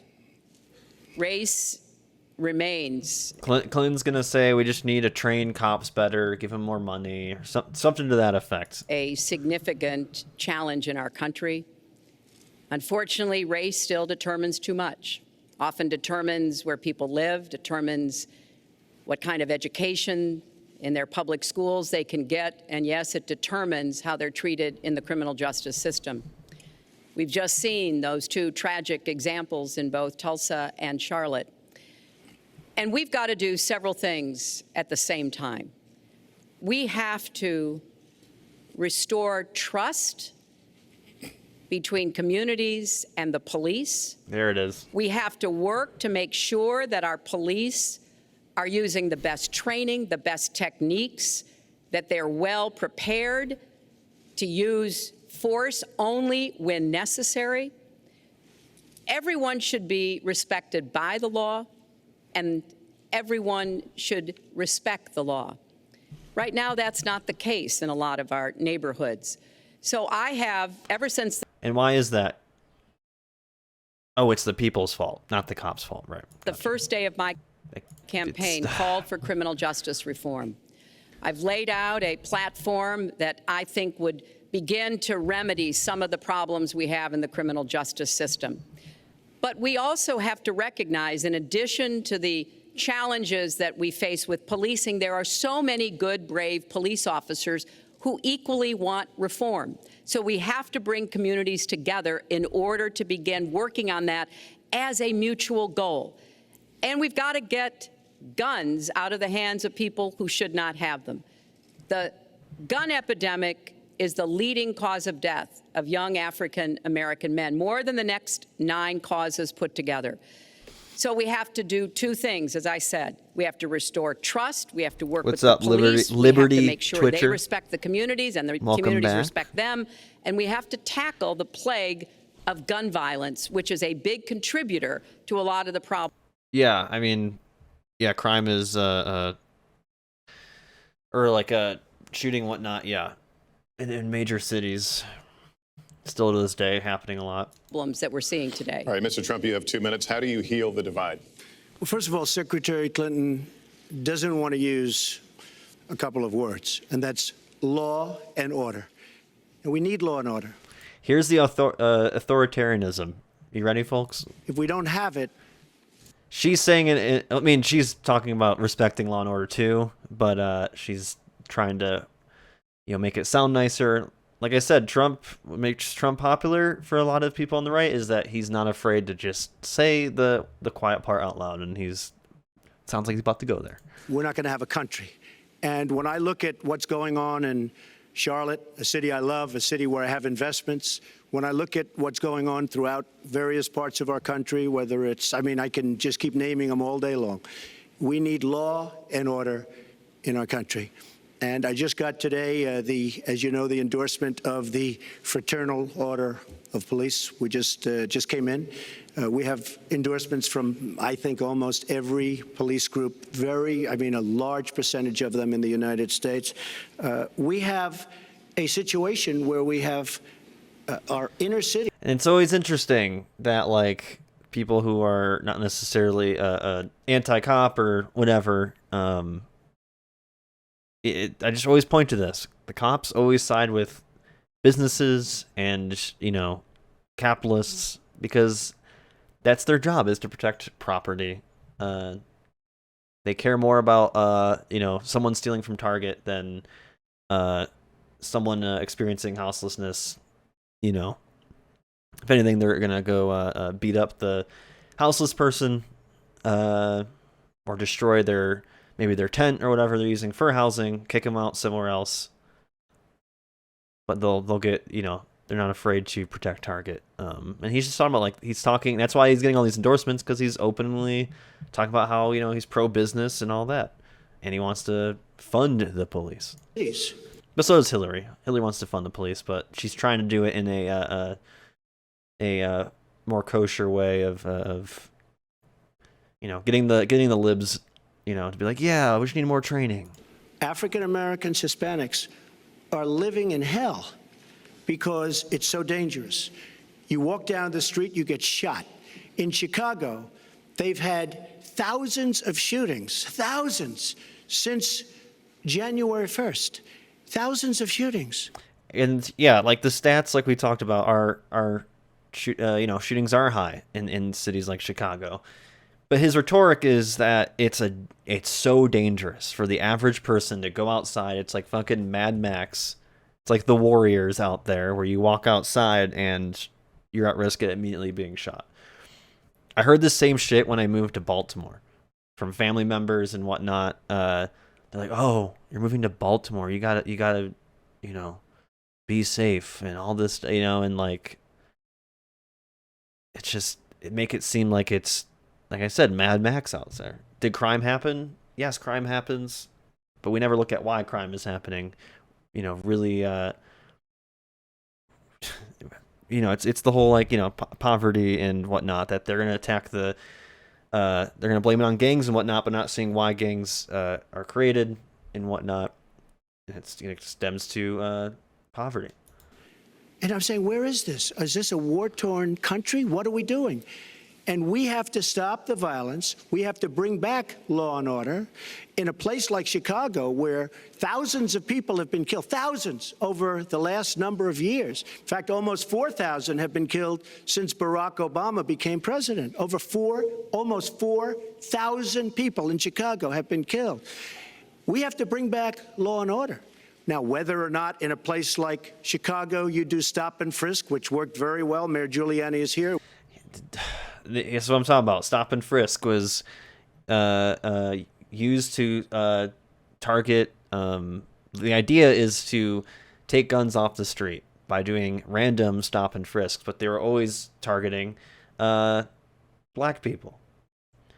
and they never, statistically speaking, found guns on them. They always found guns mostly on white people, but they never really stopped white people. But the ones they did stop usually did have guns unregistered or whatnot in their vehicles. But yeah, stop and frisk is a racist policy. It worked very well in New York. It brought the crime rate way down. But you take the gun away from criminals that shouldn't be having it. We have gangs roaming the street, and in many cases, they're illegally here, illegal immigrants, and they have guns, and they shoot people. And we have to be very strong, and we have to be very vigilant. We have to know what we're doing. Right now, our police, in many cases, are afraid to do anything. We have to protect our inner cities because African-American communities are being decimated by crime. Your 2 minutes expired, but I do want to follow up. Stop and frisk was ruled unconstitutional in New York because it largely singled out Black and Hispanic young men. No, you're wrong. It went before What do you mean? a judge who was a very against police This judge. isn't like an opinion. It was taken away from That's like me saying Roe v. Wade wasn't overturned, in my opinion.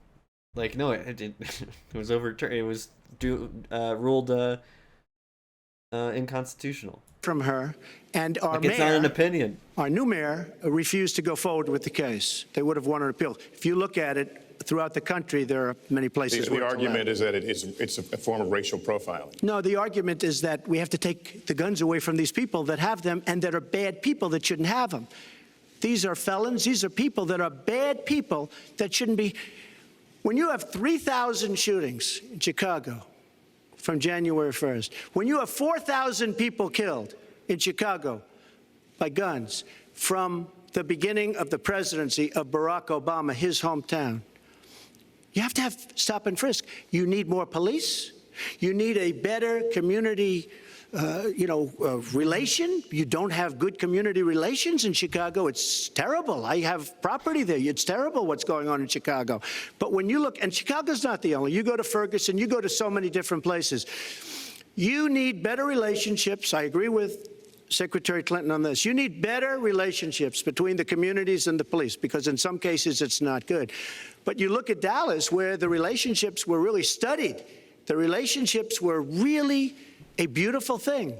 And then 5 police officers were killed one night very violently. So there's some bad things going on, some really bad things. Secretary Clinton, but we need, Lester, we need law and order. And we need Lester. law and order in the inner cities, because the people that are most affected by what's happening are African American and Hispanic people. And it's very unfair to them what our politicians are allowing to happen. Secretary Clinton. Well, I've heard Donald say this at his rallies, and it's really unfortunate that he paints such a dire, negative picture of Black communities in our country. Wow. You know, the vibrancy of the Black church, the Black businesses that employ so many people, the opportunities that so many families are working to provide for their kids. There's a lot that we should be proud of and we should be supporting and lifting up. But we do always have to make sure we keep people safe. There are the right ways of doing it, and then there are ways that are ineffective. Maybe Stop one and day, frisk was maybe found one to day be we'll have a presidential unconstitutional. candidate And in a debate talk because about it was ineffective. reparations. It did not do what it needed to do. Now, I believe in community policing. I don't even think even Bernie And in fact, violent crime really is talked about one half of reparations, what it was like, in specifically. 1991. Property crime I don't is remember. down 40%. But I We mean, just don't like, want to see it creep you know, back up. We've in had this type of debate. 25 years of very good cooperation, but there were some problems, some unintended consequences. Too many young African American and Latino men ended up in jail for nonviolent offenses.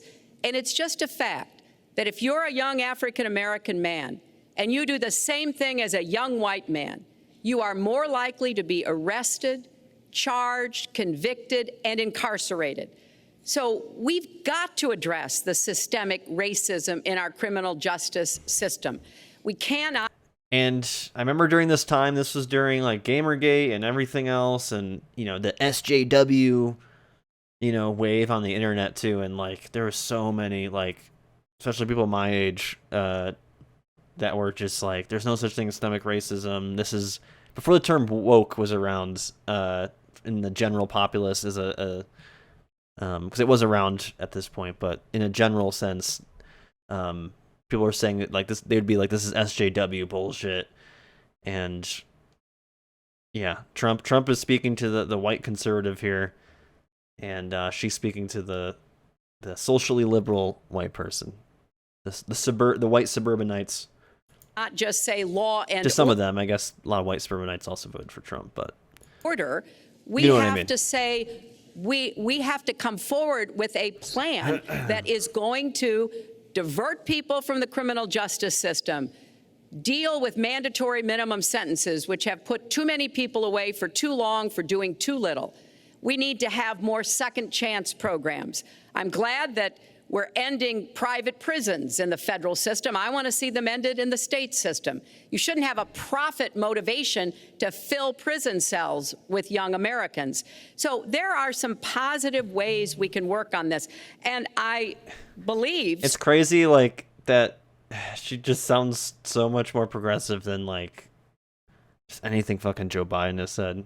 We've catered so much to the right in the last 4 years after this. strongly that common sense gun safety measures would assist us right now. And this is something Donald has supported along with the gun lobby. Right now, we've got too many military style weapons on the streets. In a lot of places, our police are outgunned. We need comprehensive background checks, and we need to keep guns out of the hands of those who will do harm. And we finally need to pass a prohibition on anyone who's on the terrorist watch list from being able to buy a gun in our country. If you're too dangerous to fly, you are too dangerous to buy a gun. So there are things we can do, and we ought to do it in a bipartisan way. Secretary Clinton, last week you said we've got to do everything possible to improve policing, to go right at implicit bias. Do you believe that police are implicitly biased against black people? Lester, I think implicit bias is a problem for everyone, not just police. I think, unfortunately, too many of us in our great country jump to conclusions about each other. And therefore, I think we need all of us to be asking hard questions about, why am I feeling this way?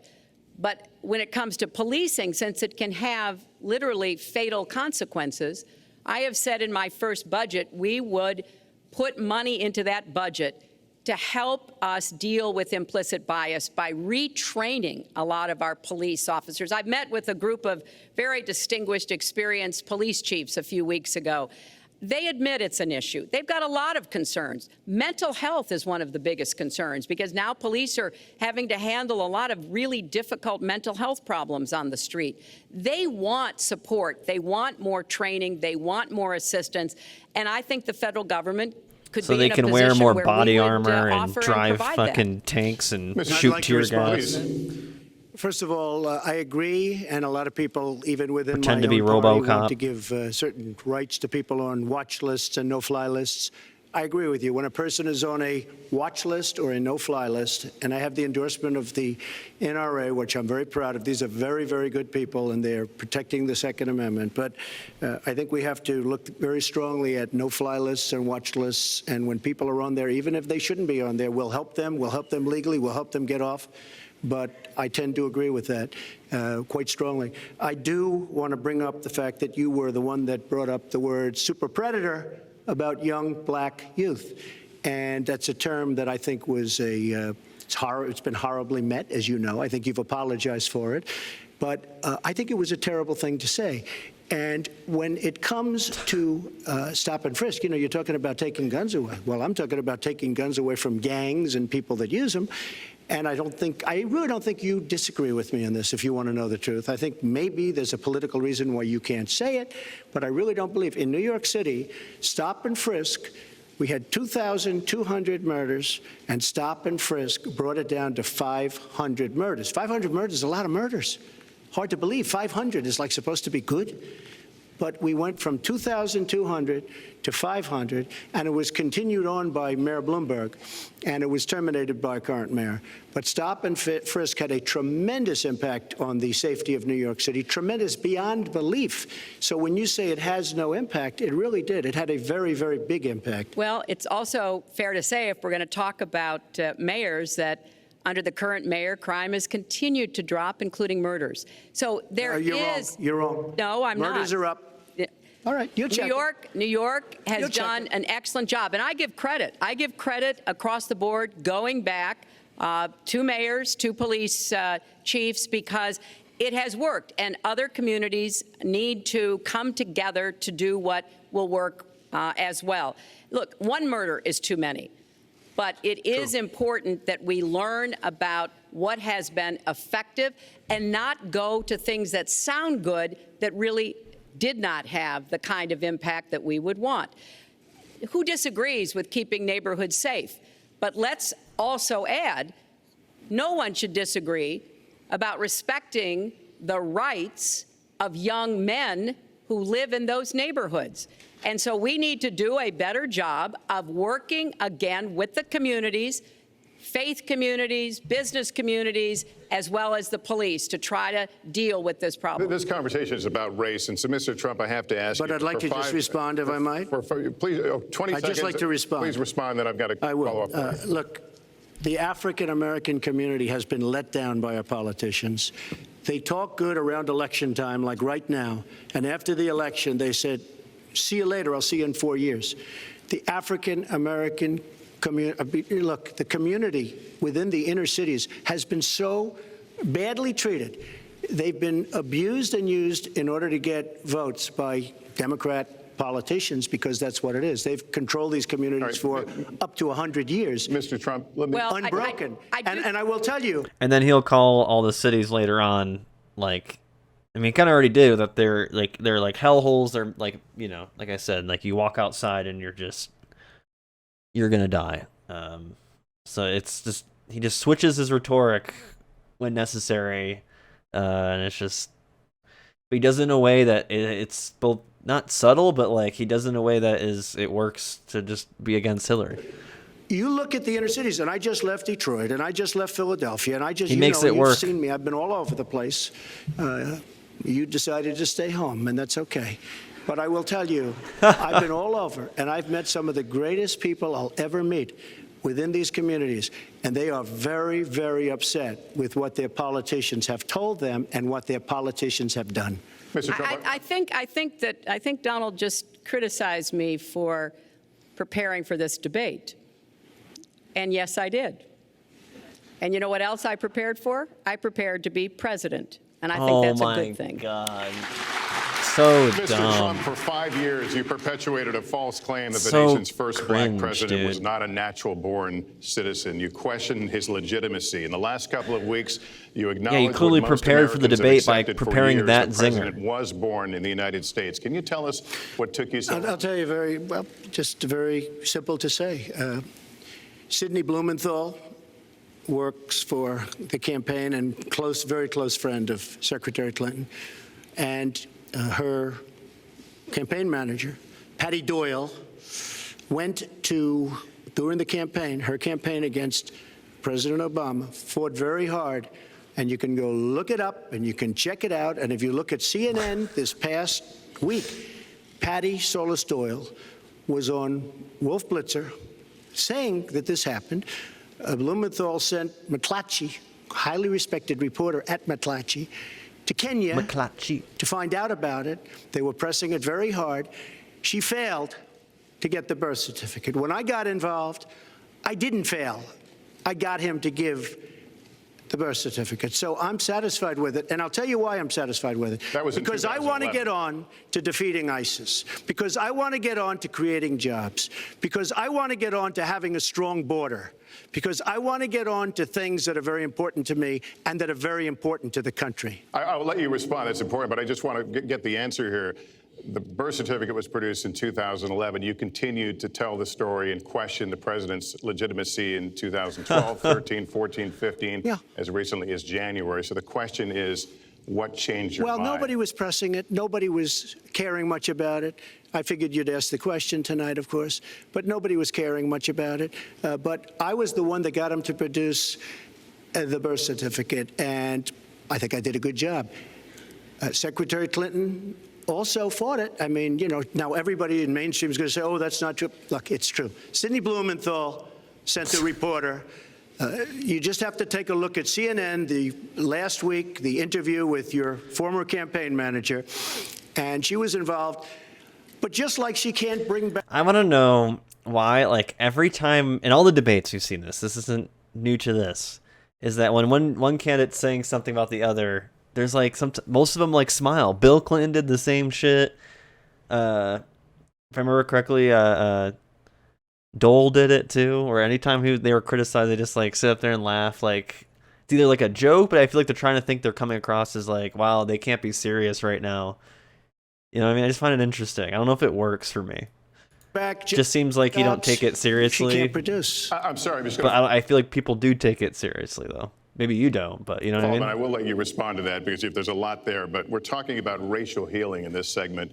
What do you say to Americans? Well, it was very, I say nothing. I say nothing because I was able to get him to produce it. He should have produced it a long time before. I say nothing. But let me just tell you, when you talk about healing, I think that I've developed very, very good relationships over the last little while with the African-American community. I think you can see that. Such a vague time frame. I feel that they really wanted me to come to that conclusion, and I think I did a great job and a great service, not only for the country, but even for the president, in getting him to produce his birth certificate. Secretary Clinton.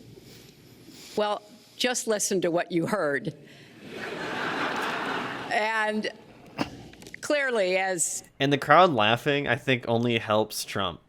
Because it just seemed like he's just playing like he's playing the villain, and people like villains, man. Donald just admitted he knew he was going to stand on this debate stage and Lester Holt was going to be asking us questions. So he tried to put the whole racist birther lie to bed. But it can't be dismissed that easily. He has really started his political activity based on this racist lie that our first black president was not an American citizen.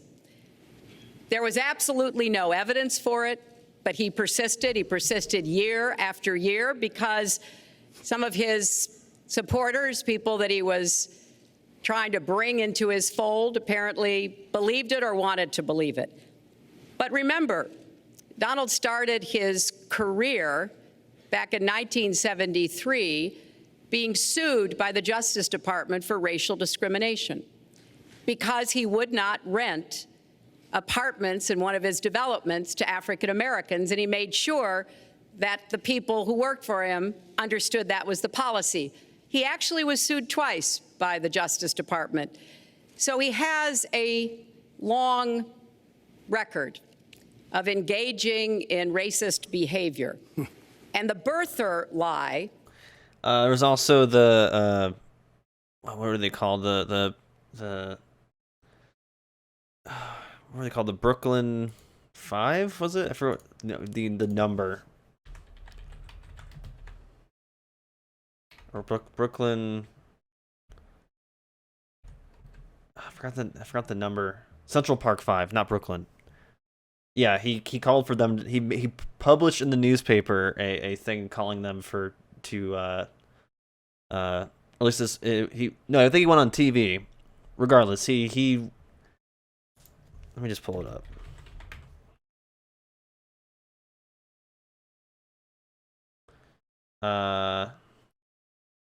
Should write Central Park.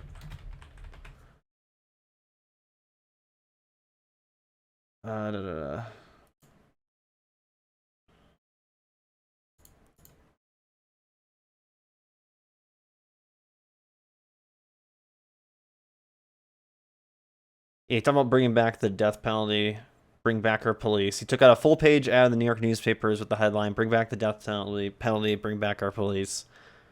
And obviously, well, I guess not obviously. If you haven't heard, the Central Park 5 went to jail, and it came out that they were not guilty at all. They weren't even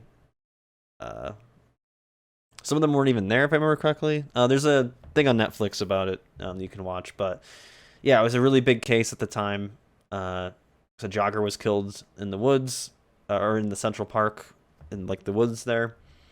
And then they were all put in jail, and it was a big thing.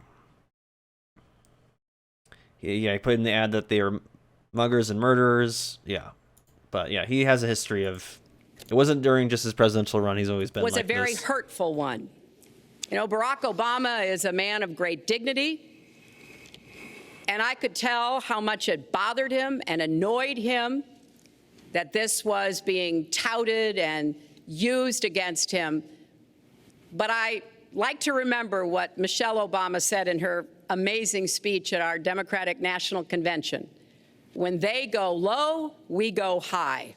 And Barack Obama went high, despite Donald Trump's best. And I think that's a mistake.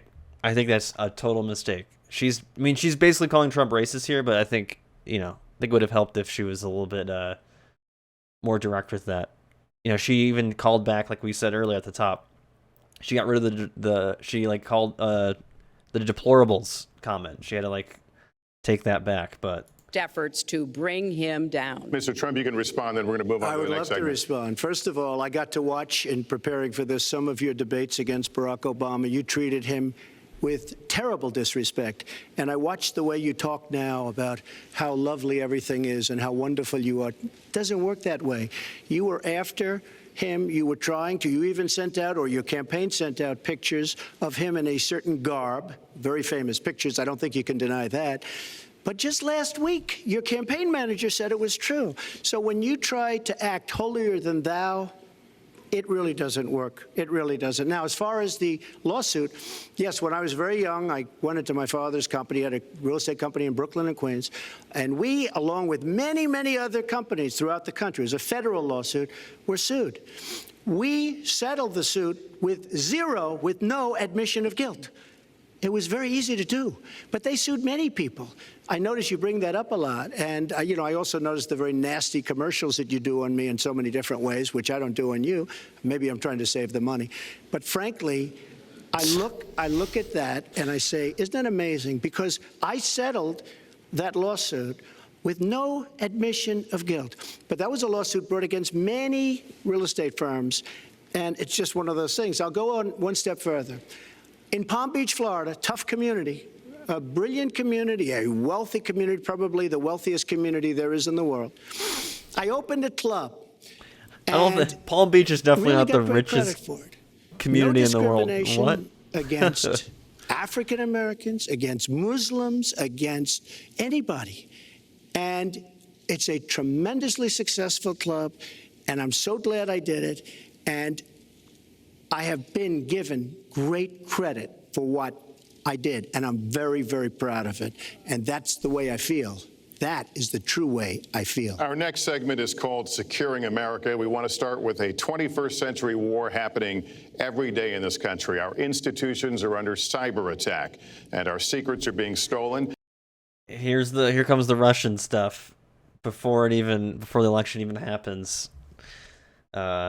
And LOL institutions being attacked January 6th. So my question is, who's behind it and how do we fight it? Secretary Clinton, this answer goes to you. Well, I think cybersecurity, cyber warfare will be one of the biggest challenges facing the next president, because clearly we're... Let me guess, Trump is going to do, speaking of cybersecurity, Hillary, going back to the Hillary emails thing. Facing at this point it's two right there, different low-hanging kinds of fruit. Adversaries. There are the independent hacking groups that do it mostly for commercial reasons, to try to steal information that they then can use to make money. But increasingly, we are seeing cyber attacks coming from states, organs of states. The most recent and troubling of these has been Russia. There's no doubt now that Russia has used cyber attacks against all kinds of organizations in our country, and I am deeply concerned about this. I know Donald's very praiseworthy of Vladimir Putin, but Putin is playing a really tough, long game here. And one of the things he's done is to let loose cyber attackers to hack into government files, to hack into personal files, hack into the Democratic National Committee. And we recently have learned that, that this is one of their preferred methods of trying to wreak havoc and collect information. We need to make it very clear, whether it's Russia, China, Iran, or anybody else, the United States has much greater capacity. My cat just bolted. And we are not going to sit idly by and permit state actors to go after petting her with our information, my foot, our basically. private sector information or our public I sector put her information. We put her food dish in and we're going to have to make room. it clear that we don't want to use the She's kinds of tools that we have. We don't want to engage in a different kind of warfare, but we will defend the citizens of this country. And the Russians need to understand that. I think they've been treating it as almost a probing. How far would we go? How much would we do? And that's why I was so shocked when Donald publicly invited Putin to hack into Americans. That is just unacceptable. It's one of the reasons why 50 national security officials who served in Republican administration have said that Donald is unfit to be the commander-in-chief. It's comments like that that really worry people who understand the threats that we face. Mr. Trump, you have 2 minutes in the same question. Who's behind it and how do we fight it? I do want to say that I was just endorsed, and more are coming next week. It'll be over 200 admirals, many of them are here, admirals and generals endorsed me to lead this country. That just happened, and many more are coming, and I'm very proud of it. In addition, I was just endorsed by ICE. They've never endorsed anybody before on immigration. Oh, great. Great. Glad they endorsed you, man. What a flex. I was just endorsed by ICE. I was just recently endorsed 16,500 Border Patrol agents. So when Secretary Clinton talks about this, I mean, I'll take the admirals and I'll take the generals any day over the political hacks that I see that have led our country so brilliantly over the last 10 years with their knowledge, okay? Because look at the mess that we're in. Look at the mess that we're in. As far as the cyber, I agree to parts of what Secretary Clinton said. We should be better than anybody else, and perhaps we're not. I don't think anybody knows it was Russia that broke into the DNC. She's saying Russia, Russia, Russia, but maybe it was. I mean, it could be Russia, but it could also be China. It could also be lots of other people. It also could be somebody sitting on their bed that weighs 400 pounds, okay? You don't know who broke in to DNC. But what did we learn with DNC? We learned that Bernie Sanders was taken advantage of by your people, by Debbie Wasserman Schultz. Look what happened to her. But Bernie Sanders was taken advantage of. That's what we learned. Now, whether that was Russia, whether that was China, whether it was another country, we don't know. Because the truth is, under President Obama, we've lost control of things that we used to have control over. We came in with the Internet. We came up with the Internet. And I think Secretary Clinton and myself would agree very much when you look at what ISIS is doing with the Internet, they're beating us at our own game, ISIS. So we have to get very, very tough on cyber and cyber warfare. It is a huge problem. I have a son. He's 10 years old. Huge problem. He has computers. He is so good with these computers. It's unbelievable. The security aspect of cyber is very, very tough. He's a gamer. He plays Minecraft all day on his computer. He's streaming on this thing called Twitch. Have you heard of it? But I will say we are not doing the job we should be doing. But that's true throughout our whole governmental society. Make sure to like and follow. We have so many things that we have to do better, Lester, and certainly cyber is one of them. Secretary Clinton. Well, I think there are a number of issues that we should be addressing.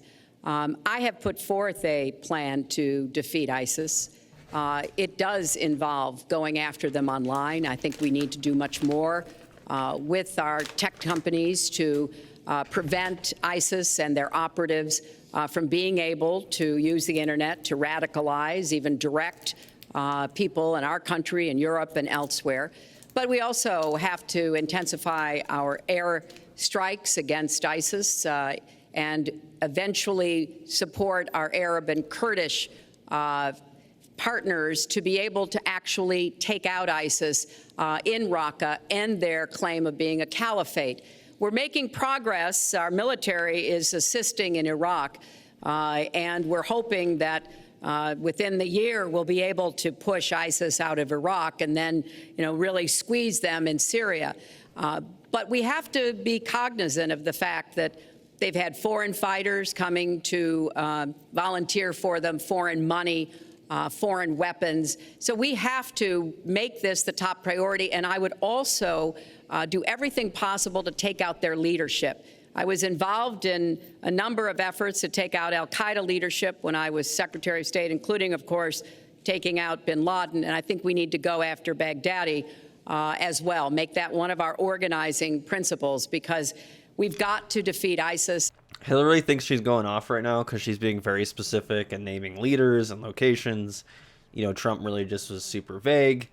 He did bring up Bernie because he's trying to get maybe some of the Bernie voters to go his way, or at least set up that messaging. I feel like being vague here is actually a win. It just sounds so politician-y.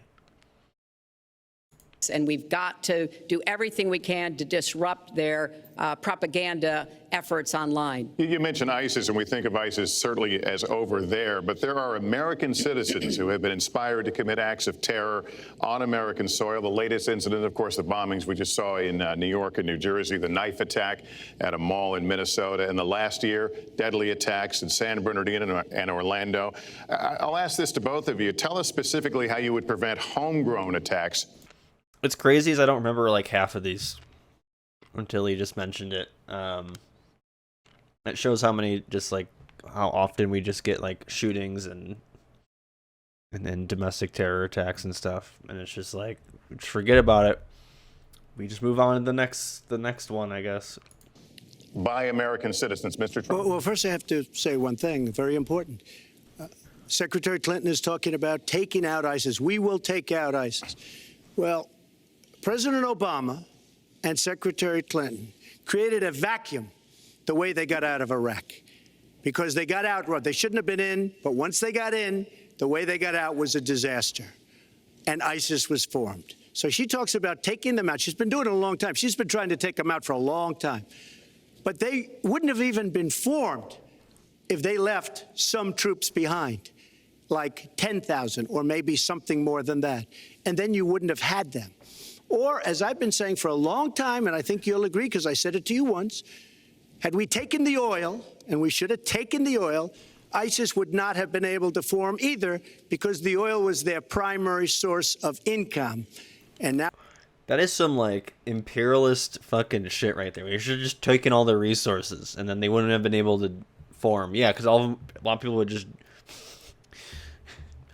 die. Maybe people did die, but like, the idea of just completely wiping out a resource from a nation is just crazy imperialist shit. now they have the oil all over the place, including the oil, a lot of the oil in Libya, which was another one of her disasters. Secretary Clinton. Well, I hope the fact checkers are turning up the volume and really working hard. It doesn't matter. Who is this for? Who are the fact checkers? See, that's the thing. Hillary also she's playing the game like it was, like it's 2001 again, or 2000 again, with the debates where it's like, we saw this. Like I said, this is why this is our Super Bowl, because this is the change of the rules. This is the change of, like, it's an escalation of the, he said this, they said that, they said this, they said that. You know, it just turns into, well, they're lying, check the facts, blah, blah, blah. And we saw that. We've seen that. But it's been escalated to this, where Trump will just say whatever that works to get the crowd. Doesn't matter if it's true or false or misleading. And she's really buying in on that people will look it up.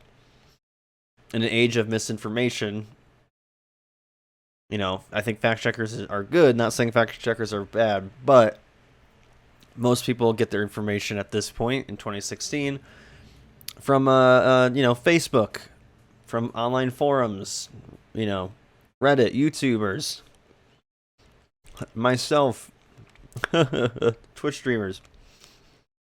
They're not going to really fact check stuff. Or they're just going to be in their little echo chambers, right? Donald supported the invasion of Iraq. Wrong. That is absolutely Wrong. proved over and over again.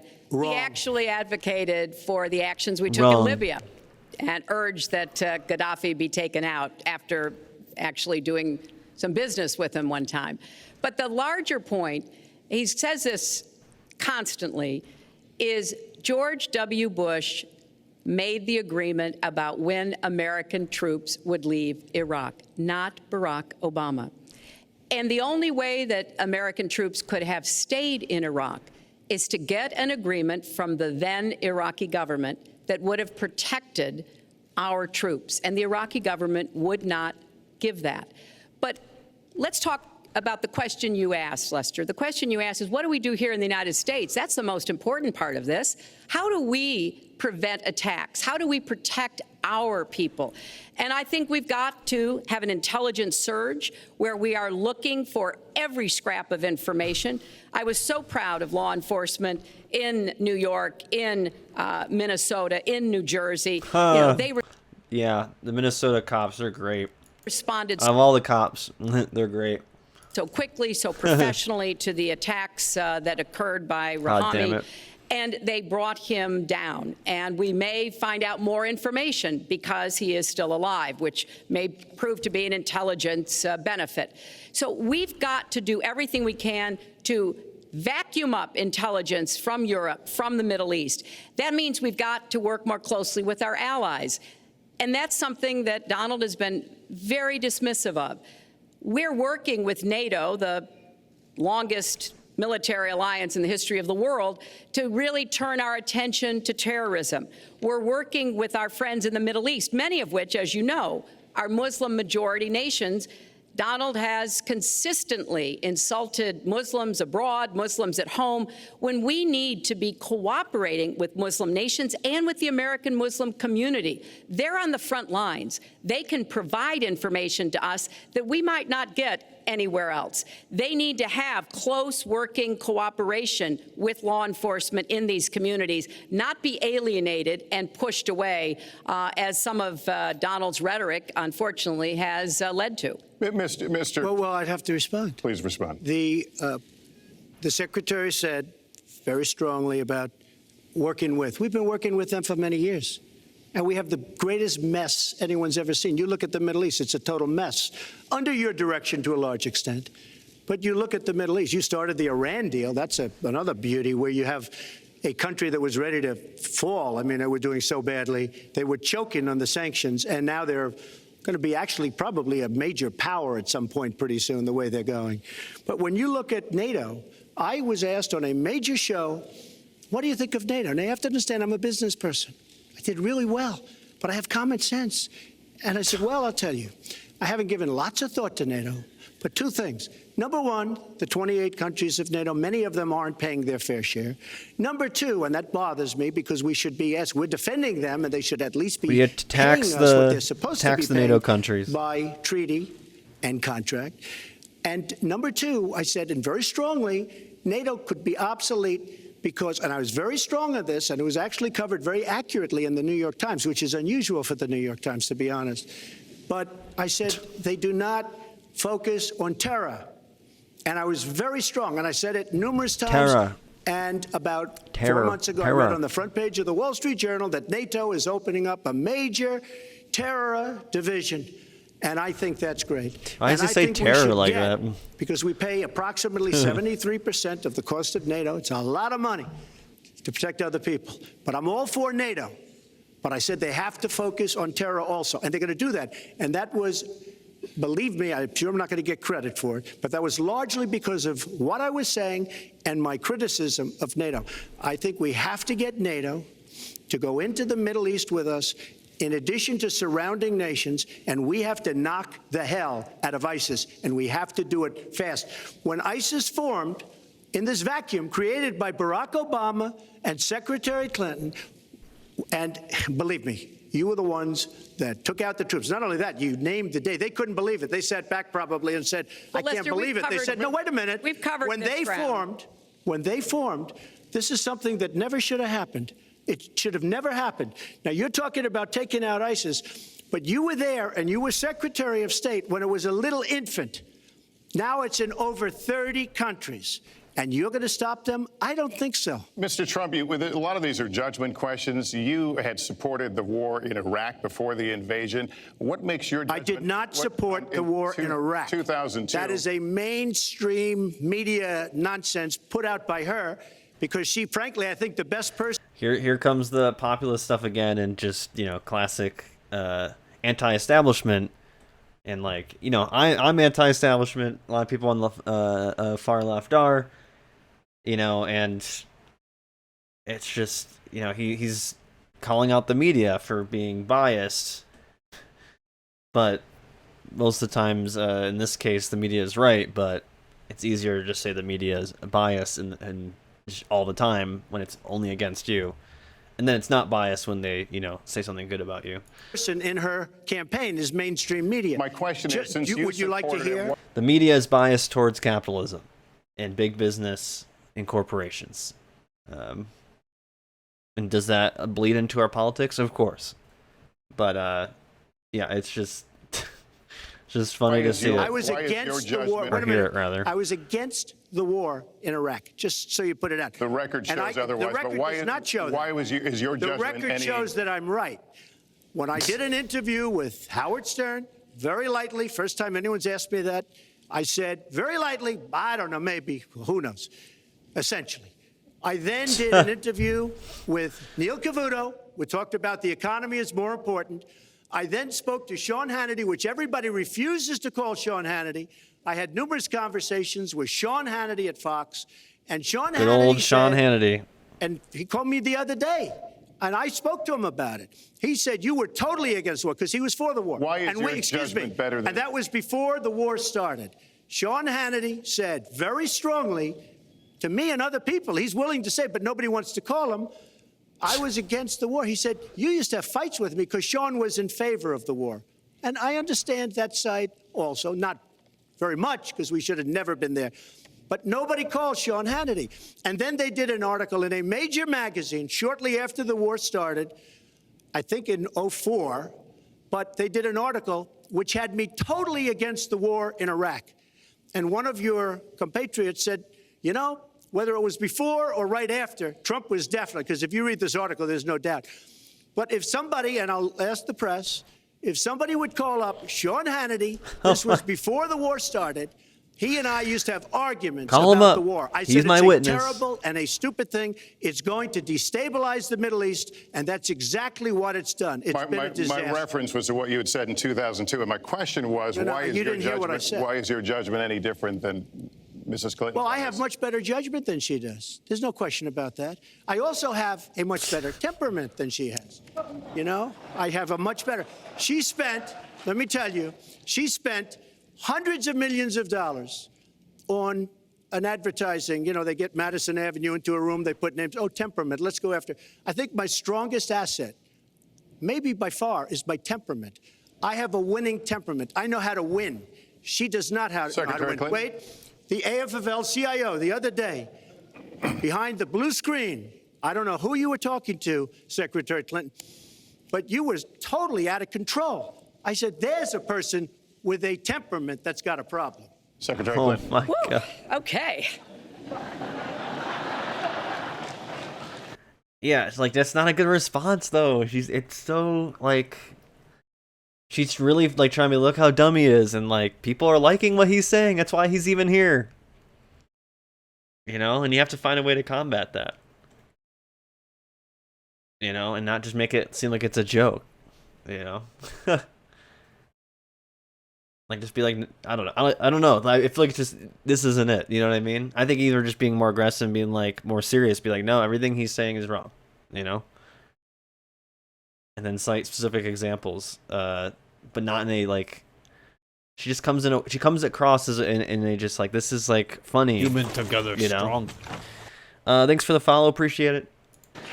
Let's talk about two important issues that were briefly mentioned by Donald. First, NATO.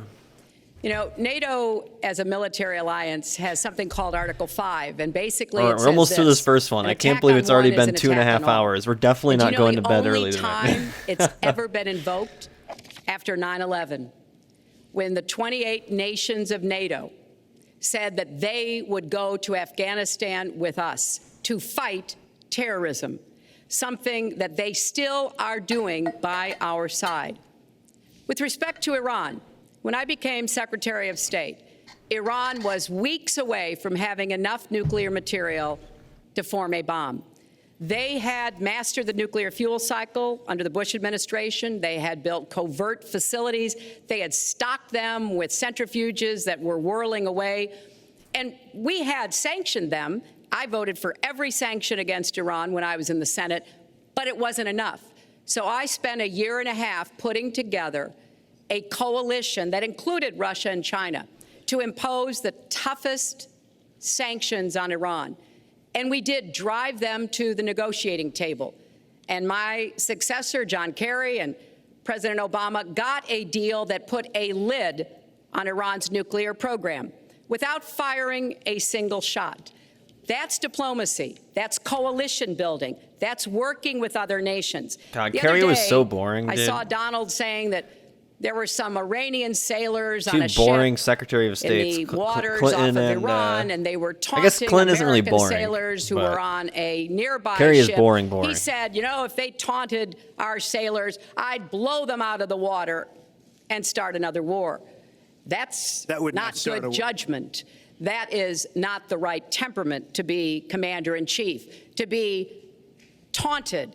And the worst part No, of they were what we've taunting heard us. Donald say has been about nuclear weapons.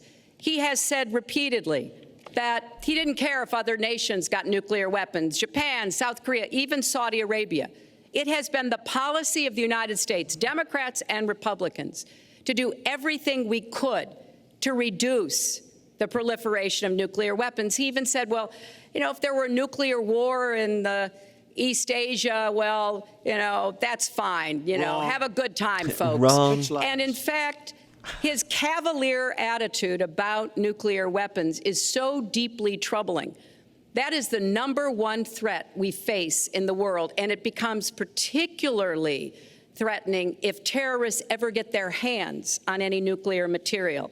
So a man who can be provoked by a tweet should not have his fingers anywhere near the nuclear codes, as far as I think anyone with any sense about this should be concerned. That line's getting a little bit old, I must say. Listen, It's a good one, though. I would like to. Well no, it's describes the not- problem. It's not an accurate one at all. It's not an accurate one. So I just want to give a lot of things and just to respond. I agree with her on Yeah, one they're really letting them just go back and forth, back and forth. There's really been only 3 questions, I feel like, this whole debate. Am I wrong? thing. The single greatest problem the world has. There's been is follow-up questions, but I mean nuclear 3 armament, starting nuclear questions. weapons. Not global warming like you think and your president thinks. Nuclear is the single greatest threat. Just to go down the list, we defend Japan, we defend Germany, we defend South Korea, we defend Saudi Arabia, we defend countries. They do not pay us what they should be paying us because we are providing tremendous service and we're losing a fortune. We're hired That's guns. why Come we're on losing, now. We're losing. That's like we his lose on attitude, everything. that the United States I say, should be who a makes hired these? gun. We lose on everything. Well, I said that it's very possible. They got to pay that for us defending if them. they don't pay a fair share, because this isn't 40 years ago where we could do what we're doing. We can't defend Japan, a behemoth selling us cars by the million. We need to move on. Wait, but it's very important. All I said was they may have to defend themselves or they have to help us out. We're a country that owes $20 trillion. They have to help us out. Our As last- far as the nuclear is concerned, I agree. It is the single greatest threat that this country has. Which leads my next question as we enter our last segment here still on the subject of securing America. On nuclear weapons, President Obama reportedly considered changing the nation's longstanding policy on first use. Do you support the current policy? Mr. Trump, you have 2 minutes on that. Well, I have to say that, for what Secretary Clinton was saying about nuclear with Russia, she's very cavalier Russia. in the way she talks about various countries. But Russia has been expanding. They have a much newer capability than we do. We have not been updating from the new standpoint. I looked the other night, I was seeing B-52s. They're old enough that your father, your grandfather could be flying them. We are not keeping up with other What the countries. hell? I would like everybody to end it, just get rid of it.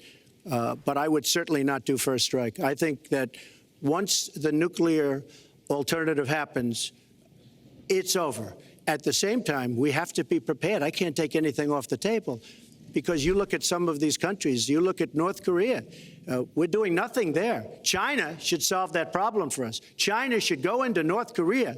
China is totally powerful as it relates to North Korea. And by the way, another one powerful is the worst deal I think I've ever seen negotiated that you started, is the Iran deal. Iran is one of their biggest trading partners. Iran has power over North Korea. And Trump would end the Iran deal. He'd back the U.S. out of it. And to this day, they have not got back to, the United States and Iran have not got back on terms. And they should have done something with respect to Yemen and all these other places. And when asked to Secretary Kerry, why didn't you do that? Why didn't you add other things into the deal? One of the great giveaways of all time, including $400 million in cash. Nobody's ever seen that before. That turned out to be wrong. It was actually $1.7 billion in cash. Obviously, I guess, for the hostages, it certainly looks that way. So you say to yourself, why didn't they make the right deal? This is one of the worst deals ever made by any country in history. The deal with Iran will lead to nuclear problems. All they have to do is sit back 10 years, and they don't have to do much, and they're going to end up getting nuclear. I met with Bibi Netanyahu the other day. Believe me, he is not a happy camper. All right, Mrs. Clinton, Secretary Clinton, you have 2 minutes. Let me start by saying words matter. Words matter when you run for president, and they really matter when you are president. They don't. And I want to reassure no, they do. ally. They do. They're used to, get some votes, if that's what you mean. And but how you say it really doesn't matter. You can say whatever, like Trump just says what he needs to say for the people in the room, for his audience. He knows how to read the room. So I guess, yeah, words do matter, but not in the context that you're saying. In Japan and South Korea and elsewhere, that we have mutual defense treaties, and we will honor them. It is essential that America's word be good. And so I know that this campaign has caused some questioning and some worries on the part of many leaders across the globe. I've talked with a number of them. But I want to, on behalf of myself, and I think on behalf of a majority of the American people, say that, our word is good. It's also important that we look at the entire global situation. There's no doubt that we have other problems with Iran, but personally, I'd rather deal with the other problems having put that lid on their nuclear program than still to be facing that. And Donald never tells you what he would do. Would he have started a war? Would he have bombed Iran? If he's going to criticize a deal that has been very successful in giving us access to Iranian facilities that we never had before, then he should tell us what his alternative would be. But it's like his plan to defeat ISIS. He says it's a secret plan, but the only secret is that he has no plan. So we need to be more precise in how we talk about these issues. People around the world follow our presidential campaigns so closely, trying to get hints about what we will do. Can they rely on us? Are we going to lead the world with strength and in accordance with our values? That's what I intend to do. I intend to be a leader of our country that people can count on, both here at home and around the world, to make decisions that will further peace and prosperity, but also stand up to bullies, whether they're abroad or at home. We cannot let those who would try to destabilize the world, to interfere with American interests and security, to be given any opportunities at all. Is expired. Let's do one thing I'd like to say. Very quickly. I will go very quickly, but I will tell you that Hillary will tell you to go to her website and read all about how to defeat ISIS, which she could have defeated by never having it, get going in the first place. Right now, it's getting tougher and tougher to defeat them because they're in more and more places, more and more states, more and more nations. Mr. Trump. And it's a big problem. And as far as Japan is concerned, I want to help all of our allies. But we are losing billions and billions of dollars. We billions cannot and billions be of dollars. the policemen of the world. We cannot protect countries all over the world have just where they're not paying us what we need. We have And just a few final She doesn't questions say here. that because she's got no business ability. We need heart. We need a lot of things, but you have to have some basic ability. And sadly, she doesn't have that. All of the things that she's talking about could have been taken care of during the last 10 years, let's say, while she had great power, but they weren't taken care of. And if she ever wins this race, they won't be taken care of. Mr. Trump, this year, Secretary Clinton became the first woman nominated for president by a major party. Earlier this month, you said she doesn't have, quote, a presidential look. She's standing here right now. What did you mean by that? She doesn't have the look. She doesn't have the stamina. I said she doesn't have the stamina. And I don't believe she does have the stamina. To be president of this country, you need tremendous stamina. The quote was, You I have, just don't think she has wait a minute, unless you presidential asked me a look. question. Did you ask me a question? You have to be able to negotiate our trade deals. You have to be able to negotiate, that's right, with Japan, with Saudi Arabia. I mean, can you imagine we're defending Saudi Arabia, and with all of the money they have, we're defending them and they're not paying? All you have to do is speak to them. Wait, you have so many different things you have to be able to do, and I don't believe that Hillary has the stamina. Let's let her respond. Well, as soon as he travels to 112 countries and negotiates a peace deal, a ceasefire, a release of dissidents, an opening of new opportunities in nations around the world, or even spends 11 hours testifying in front of a congressional committee, he can talk to me about stamina. The world, let me tell you, Hillary has experience. That one was all right. I'll give her that one. But it's bad experience. We have made so many bad deals during the last, so she's got experience, that I agree, but it's bad experience. Whether it's the Iran deal that you're so in love with, where we gave them $150 billion back, whether it's the Iran deal, whether it's anything you can name, you almost can't name a good deal. I agree. She's got experience, but it's bad experience. And this country can't afford to have another 4 years of that kind of experience. We are at the final question. One thing, Very Lester, quickly, because is, we're at the you final know, question he now. tried to switch from looks to stamina. But this is a man who has called women pigs, slobs, and dogs, and someone who Here's the has booing. said pregnancy is an inconvenience to employers, who has never said said that. women don't deserve equal pay unless they do as good a job as Didn't say. men. And one of the worst things he said was about a woman in a beauty contest. He loves beauty contests, supporting them and hanging around them. And he called this woman Miss Piggy. Then he called her Miss Housekeeping because she was Latina. Donald, she has a name. Where did you find her this? name Where is did you find Alicia this? Machado. Where did you find and it? she has become a U.S. citizen, and you can bet Oh, really? she's going to vote this November. Okay, good. Let me just tell you. Mr. Trump, me we'll just just tell take you. 10 seconds, and then You we're going to know, have the final question. Hillary is hitting me with tremendous commercials. Some of it said in entertainment. Some of it said somebody who's been very vicious to me, Rosie O'Donnell. I said very tough things to her, and I think everybody would agree that she deserves it, and nobody feels sorry for her. But you want to know the truth? God. I was going to say something Please, very quick. extremely rough to Hillary, to her family, and I said to myself, I can't do it. I just can't do it. He's like patting himself on the back, being like, "Listen, I didn't say an awful thing." Like that shows how great I am. Like that's so just don't even admit it.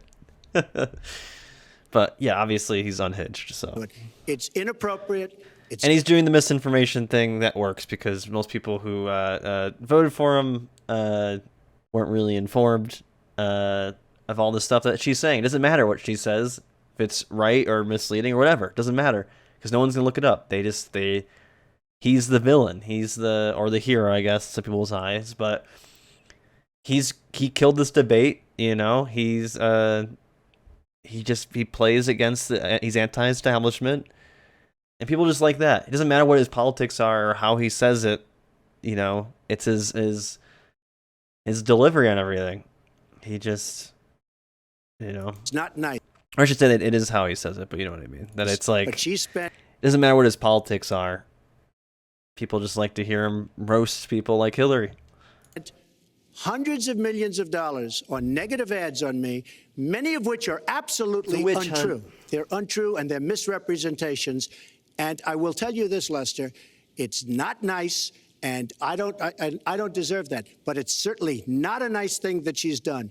It's hundreds of millions of ads, and the only gratifying thing is I saw the polls come in today, and with all of that money, We over have to move on to $200 the million final question. is spent, and I'm either winning or tied, One and of I've you- spent practically nothing. One of you will not win this election. So my final question to you tonight, are you willing to accept the outcome as the will of the voters? Secretary Clinton? Oh my God, ahead of his time with this question. Unless, I don't know, maybe he said something during before this to raise this question, because we haven't really heard this question for any other debate, between any other two candidates. So he's putting it in now. You know, he's gonna put it in now that, like, hey, if I lose, it's rigged, obviously. I support our democracy, and sometimes you win, sometimes you lose, but I certainly will support the outcome of this election. And I know Donald's trying very hard to plant doubts about it, but I hope the people out there understand this election's really up to you. It's not about us so much as it is about you and your families and the kind of country and future you want. So I sure hope you will get out and vote as though your future depended on it, because I think it does. Mr. Trump, very quickly, the same question. Will you accept the outcome as the will of the voters? I want to make America great again. We are a nation that is seriously troubled. We're losing our jobs. People are pouring into our country. The other day, we were deporting 800 people, and perhaps they passed the wrong button, they pressed the wrong button, or perhaps, worse than that, it was corruption.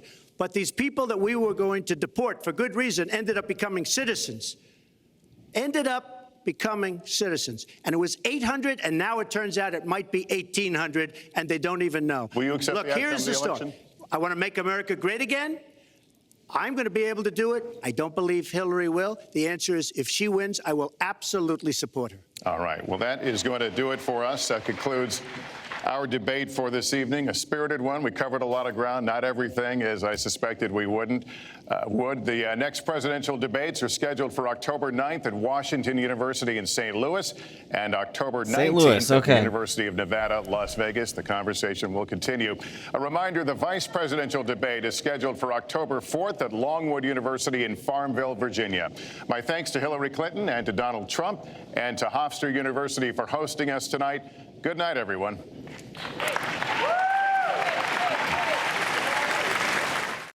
It's so weird seeing me like, good job. Like, I wouldn't, like, if someone attacked me like the way he did, I would not be shaking that man's hand.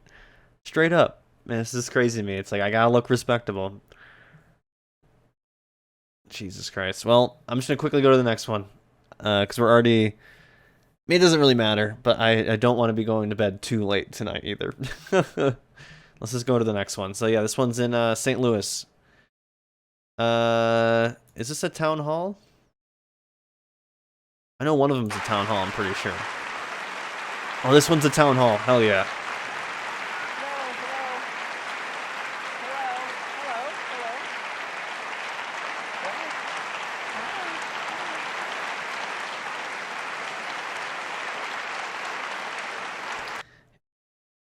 I know, like, Hillary looks short, but Hillary's pretty tall. Because I know Donald's, like... What, isn't Donald, like, 6'4"? Or something like that? Well, I can't spell. I think we'll be good, though. Oh, no, he's only... I'm taller than Donald? No way.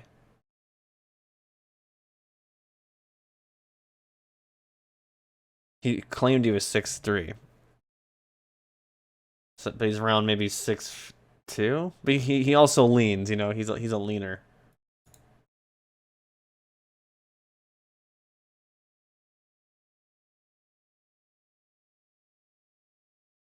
Lincoln was the tallest at 6'4".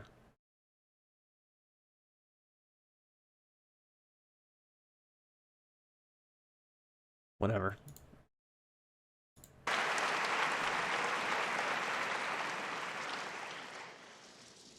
Thank you very much for being here. We're going to begin with a question. Oh, Anderson. From, one of the Our guy Anderson's here. The mole. The mole king. members in our town hall. Each of you will have 2 minutes to respond to this question. Secretary Clinton, you won the coin toss, so you'll go first. Our first question comes Damn, from I'm going right in. Patrice Brock. Patrice? Thank you and good evening. The last presidential debate could have been rated as MA, mature audiences, per TV parental guidelines. Knowing that educators assign viewing the presidential debates as students' homework, do you feel you are modeling appropriate and positive behavior for today's youth? Oh my God. Thank you. Are you a teacher? Yes, I think that that's a very good question because I've heard from lots of teachers and parents about some of their concerns about some of the things that are being said and done in this campaign. And I think it is very important for us to make clear to our children that our country really is great because we're good. And we are going to respect one another, lift each other up. We are going to be... This is, what's his name? Oh, what's his name? Like, he was a big deal, right? Like, he's going to ask one question or whatever, and he's like a big deal. I forget who he voted for. Didn't he say he... I thought he voted for... Did he vote for Hillary? I don't know. But he became a meme. That's right. I totally forgot about this guy. And we are going to try to reach out to every boy and girl as well as every adult to bring them in. God damn, to I just had a working on freaking behalf of our flashback. country. Forgot I have about a very him. positive and optimistic view about what we can do together. That's why the slogan of my campaign is Stronger Together. Because I think if we work together, if we overcome the divisiveness that sometimes sets Americans against one another, and instead we make some big goals, and I've set forth some big goals, getting the economy to work for everyone, not just those at the top, making sure that we have the best education system from preschool through college and making it affordable, and so much else. If we set those goals, I think I saw a fly on this guy. Is this the fly that... Doesn't a fly land on Hillary? Said and done in this campaign. And I think it is very important for us to make clear to our children that our country really is Pay great attention. because we're good. And we are going to respect one another, lift each other up. I went too far back. If we set those goals and we go together to try to achieve them, there's nothing, in my opinion, that America can't do. So that's why I hope that we will come together in this campaign. Obviously, I'm hoping to earn your vote. I'm hoping to be elected in November. Go too far? And I can promise you, I will work with every American. I want to be the president for all Americans, regardless of your political beliefs, where you come from, what you look like, your religion. I want us to heal our country and bring it together, because that's, I think, the best way for us to get the future that our children and our grandchildren deserve. Secretary Clinton, thank you. Mr. Trump, you have 2 minutes. I went too far back. Hold up. It's worth it, all right? And instead, we make some big goals, and I've set forth some big goals, getting the economy to work for everyone, not just those at the top, making sure that we have the best education system from preschool through college and making it affordable, and so much else. But we've seen that a fly has appeared at some debates, and every time the fly has landed on someone, that person, or a candidate, that candidate has lost. I think we've seen it 4 times in total. If we set those goals and we go together to try to achieve them, just watch there's out. Nothing, Watch out for the fly. in my opinion, that America can't do. So that's why I hope that we will come together in this campaign. Obviously, I'm hoping to earn your vote. I'm hoping to be elected in November. I like Hillary's fit in this one compared to her first one. I didn't like the all red. I want to be the president for all Americans. I like this fit. Regardless of your political beliefs, where you come from, what you look like, your religion. I she want us flexing to heal with our country the and bring it gold together. Gold wrist. Because that's, I think, the best way for us to get the future that our children and our grandchildren deserve. What's this guy's name? Thank you, Mr. Trump. You have 2 minutes. What is his name, man? Well, I actually agree with that. I agree with everything she said. I began this campaign because I was so tired of seeing such foolish things happen to our country. This is a great country. This is a great land. I've gotten to know the people of the country over the last year and a half that I've been doing this as a politician. I cannot believe I'm saying that about myself, but I guess I have been a politician. And my whole concept was to make America great again. When I watch the deals being made, when I watch what's happening with some horrible things like Obamacare, where your health insurance and health care is going up by numbers that are astronomical, 68%, 59%, 71%. When I look at the Iran deal and how bad a deal it is for us, it's a one-sided transaction where we're giving back $150 billion to a terrorist state, really the #1 terrorist state. We've made them a strong country from really a very weak country just 3 years ago. When I look at all of the things that I see and all of the potential that our country has, we have such tremendous potential, whether it's in business and trade, where we're doing so badly. Last year, we had an almost $800 billion trade deficit. In other words, trading with other countries, we had an $800 billion deficit. It's hard to believe. Inconceivable. You say, who's making these deals? We're going to make great trade deals. We're going to have a strong border. We're going to bring back law and order. Just today, policeman was shot, 2 killed, and this is happening on a weekly basis. We have to bring back respect to law enforcement. At the same time, we have to take care of people on all sides. We need justice. But I want to do things that haven't been done, including fixing and making our inner cities better for the African-American citizens that are so great, and for the Latinos, Hispanics. And by increasing more police police presence and America funding. Yeah. great again. Thank you, Mr. Trump. The question from Patrice was about, are you both modeling positive and appropriate behaviors for today's youth? We received a lot of questions He just online, ignored Mr. it. Trump, about the tape that was released on Friday. As you can imagine, you called what you said locker room banter. You described kissing women without consent, grabbing their genitals. That is sexual assault. You bragged that you have sexually assaulted women. Do you understand that? No, I didn't say that at all. I don't think you understood what was said. This was locker room talk. I'm not proud of it. I apologize to my family. I apologize to the American people. Certainly, I'm not proud of it. But this is locker room talk. You know, when we have a world where you have ISIS chopping off heads, where you have, and frankly, drowning people in steel cages, where you have wars and horrible, horrible sights all over, where you have so many bad things happening. This is like medieval times. We haven't seen anything like this, the carnage all over the world.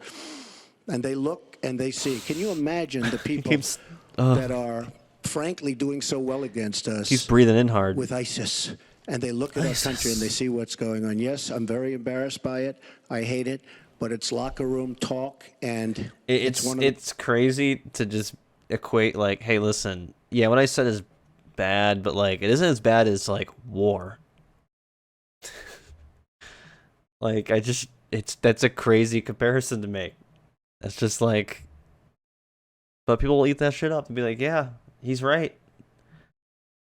He's right. Those things. I will knock the hell out of ISIS. We're going to defeat ISIS. ISIS happened a number of years ago in a vacuum that was left because of bad judgment. And I will tell you, I will take care of ISIS. So, Mr. Trump, we should get on to much more important things and much bigger things. Just for the record, though, are you saying that what you said on that bus 11 years ago, that you did not actually kiss women without consent or grope women without consent? I have great respect for women. Nobody has more respect for women than I do. So for the record, you're saying you never did that? Things oh, frankly, my God. you hear these things are said. No one's done anything more for women than me. But I have tremendous respect for women. Have you ever done those things? Women have respect for me. And I will tell you, no, I have not. And I will tell you that I'm going to make our country safe. We're going to have borders in our country, which we don't have now. People are pouring into our country. Other shit. They're coming in from the Middle East and other places. We're going to make America safe again. We're going to make America great again, but we're going to make America safe again. And we're going to make America wealthy again, because if you don't do that... He's just going off the cuff right now. It's crazy. It sounds harsh to say. He's so good at just going like from one thought to the Other next. nations are taking our jobs and they're taking our wealth. Thank you, Mr. And Trump. that's what I want to talk about. Secretary Clinton, do you want to respond? Well, like everyone else, I've spent a lot of time thinking over the last 48 hours about what we heard and saw. You know, with prior Republican nominees for president, I disagreed with them on politics, policies, principles, but I never questioned their fitness to serve. Donald Trump is different. I said starting back in June that he was not fit to be president and commander-in-chief. And many Republicans and independents have said the same thing. What we all saw and heard on Friday was Donald talking about women, what he thinks about women, what he does to women. And he has said that the video doesn't represent who he is. But I think it's clear to anyone who the heard fly. it that it represents It's exactly there. who he is. The fly doesn't lie. The fly does not lie. If the fly lands on you, it's over. It's GG. It doesn't matter what's happening. Like I said, I think this is the 4th presidential candidate to have flies landed on, and every single time it's been on the loser. Because we've seen this throughout the campaign. We have seen him insult I forgot who the women. other couple were, but We've seen we've him seen it. rate women on their appearance, ranking them from 1 to 10. We've seen him embarrass women on TV and on Twitter. We saw him after the first debate spend nearly a week denigrating a former Miss Universe in the harshest, most personal terms. So, yes, this is who Donald Trump is. But it's not only women, and it's not only this video that raises questions about his fitness to be our president, because he has also targeted immigrants, African Americans, Latinos, people with disabilities, POWs, Muslims, and so many others. So this is who Donald Trump is. And the question for us, the question our country must answer, is that this is not who we are. That's why, to go back to your question, I want to send a message, we all should, to every boy and girl, and indeed to the entire world, that America already is great, but we are great because we are good. And we will respect one another, and we will work with one another, and we will celebrate our diversity. These are very important values to me, because this is the America that I know and love. And I can pledge to you tonight that this is the America that I will serve if I'm so fortunate enough to become your president. And we want to get to some questions Well, am I from allowed to online. respond to that? I assume I am. Yes, you can respond to that. It's just words, folks. It's just words. Those words, I've been hearing them for many years. I heard them when they were running for the Senate in New York, where Hillary was going to bring back jobs to upstate New York, and she failed. I've heard them where Hillary is constantly talking about the inner cities of our country, which are a disaster, education-wise, job-wise, safety-wise, in every way possible. I'm going to help the African Americans. I'm going to help the Latinos, Hispanics. I am going to help the inner cities. She's done a terrible job for the African Americans. She wants their vote, and she does nothing, and then she comes back 4 years later. We saw that firsthand when she was a United States Senator. She campaigned where the primary part of her campaign. I want to get to audience questions and online questions. So she's allowed to do that, but I'm not allowed to respond. You're going to get to Sounds fair. respond right Well, now. that sounds fair. This tape is generating intense interest. In just 48 hours, it's become the single most talked about story of the entire 2016 election on Facebook, with millions and millions. This thing is just a culture war thing, or turned into a culture war thing. Like, obviously the tape is should be taken seriously, and shows, you know, how Trump is behind closed doors, which isn't shocking. But, you know, Trump turned it into a, hey, this is a witch hunt. Yeah, I said this, but it's just words. It's, you know, it's like, this was during the time too when, like, yeah, like if you're online and stuff, yeah, it's like the whole SJW thing of just like, just words, you know, I could say whatever I want, you know, and it's usually people who say that were saying, you know, being racist or just saying homophobic things or being sexist, you know, and then they'll just be like, just words, you know. Millions of people discussing it on the social network. It's culture war As we shit, said a or you moment turned ago, it into we do culture want to war bring in shit. questions from voters around the country via social media, and our first stays on this topic Jeff from Ohio asks on Or Facebook. there's people who are Trump like, I don't give a shit. He's dunking on Hillary. I hate Hillary more. says the campaign has changed him. When did that happen? So, Mr. Trump, let me add to that. When you walked off that bus at age 59, were you a different man, or did that behavior continue until just recently? And you have 2 minutes for this. As I told you, that was locker room talk. I'm not proud of it. I am a person who has great respect for people, for my family, for the people of this country, and certainly I'm not proud of it. But that was something that happened. If you look at Bill Clinton, far worse, minor words, and his was action. His was what he's done to women. There's never been anybody in the history of politics in this nation that's been so abusive. This is so personal. This is like such a personal attack on Hillary as well here, this response. To women. So you can say any way you want to say it, but Bill Clinton was abusive to women. Hillary Clinton attacked those same women and attacked them. Yeah, now he's calling her an abuser too. Viciously. 4 of them here tonight. How does Hillary is definitely stewing right here. Who is a wonderful woman at 12 years old, was raped at 12. Her client, she represented, got him off, and she's seen laughing on 2 separate occasions. Bill is laughing at the. Yeah, Bill is there. I was gonna say, wait, why is Bill there? I'm like, yeah, all the in the past, the wives of the presidents were always in the audience, and I don't know how close they are to the stage, but Girl who was raped. Kathy Shelton, that young woman, is here with us tonight. So don't tell me about words. I apologize for those words. But it is things that people say. But what President Clinton did, he was impeached. He lost his license to practice law. He had to pay an $850,000 fine to one of the women, Paula Jones, who's also here tonight. And I will tell you that when Hillary brings up a point like that, and she talks about words that I said 11 years ago, I think it's disgraceful, and I think she should be ashamed of herself, if you want to know the truth. Can we please hold the applause? Dude, there's Secretary people. Clinton, you have 2 minutes. How many people? That was a lot of people clapping. That is crazy. Well, first, let me start by saying that so much of what he's just said is not right, but he gets to run his campaign any way he chooses. He gets to decide what he wants to talk about. Instead of answering people's questions, as soon as she starts talking, the fly appears. Laying out the plans that we have that we think can make a better life and a better country, that's his choice.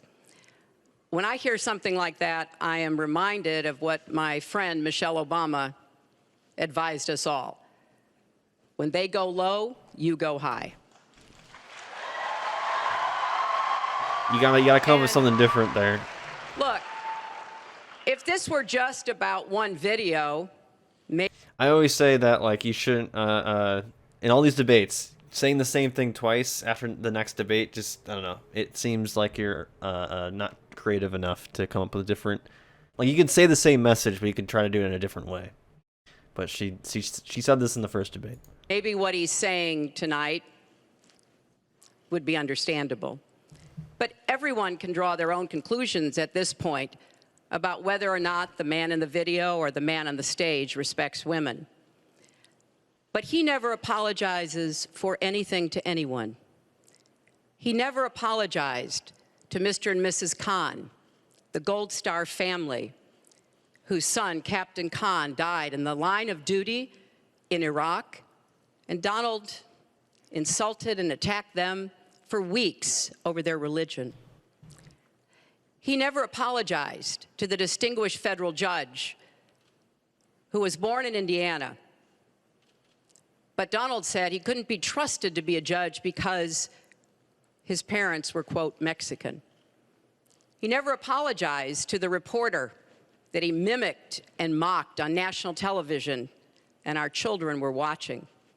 And he never apologized for the racist lie that President Obama was not born in the United States of America. He owes the president an apology. He owes our country an apology. And he needs to take responsibility for his actions and his words.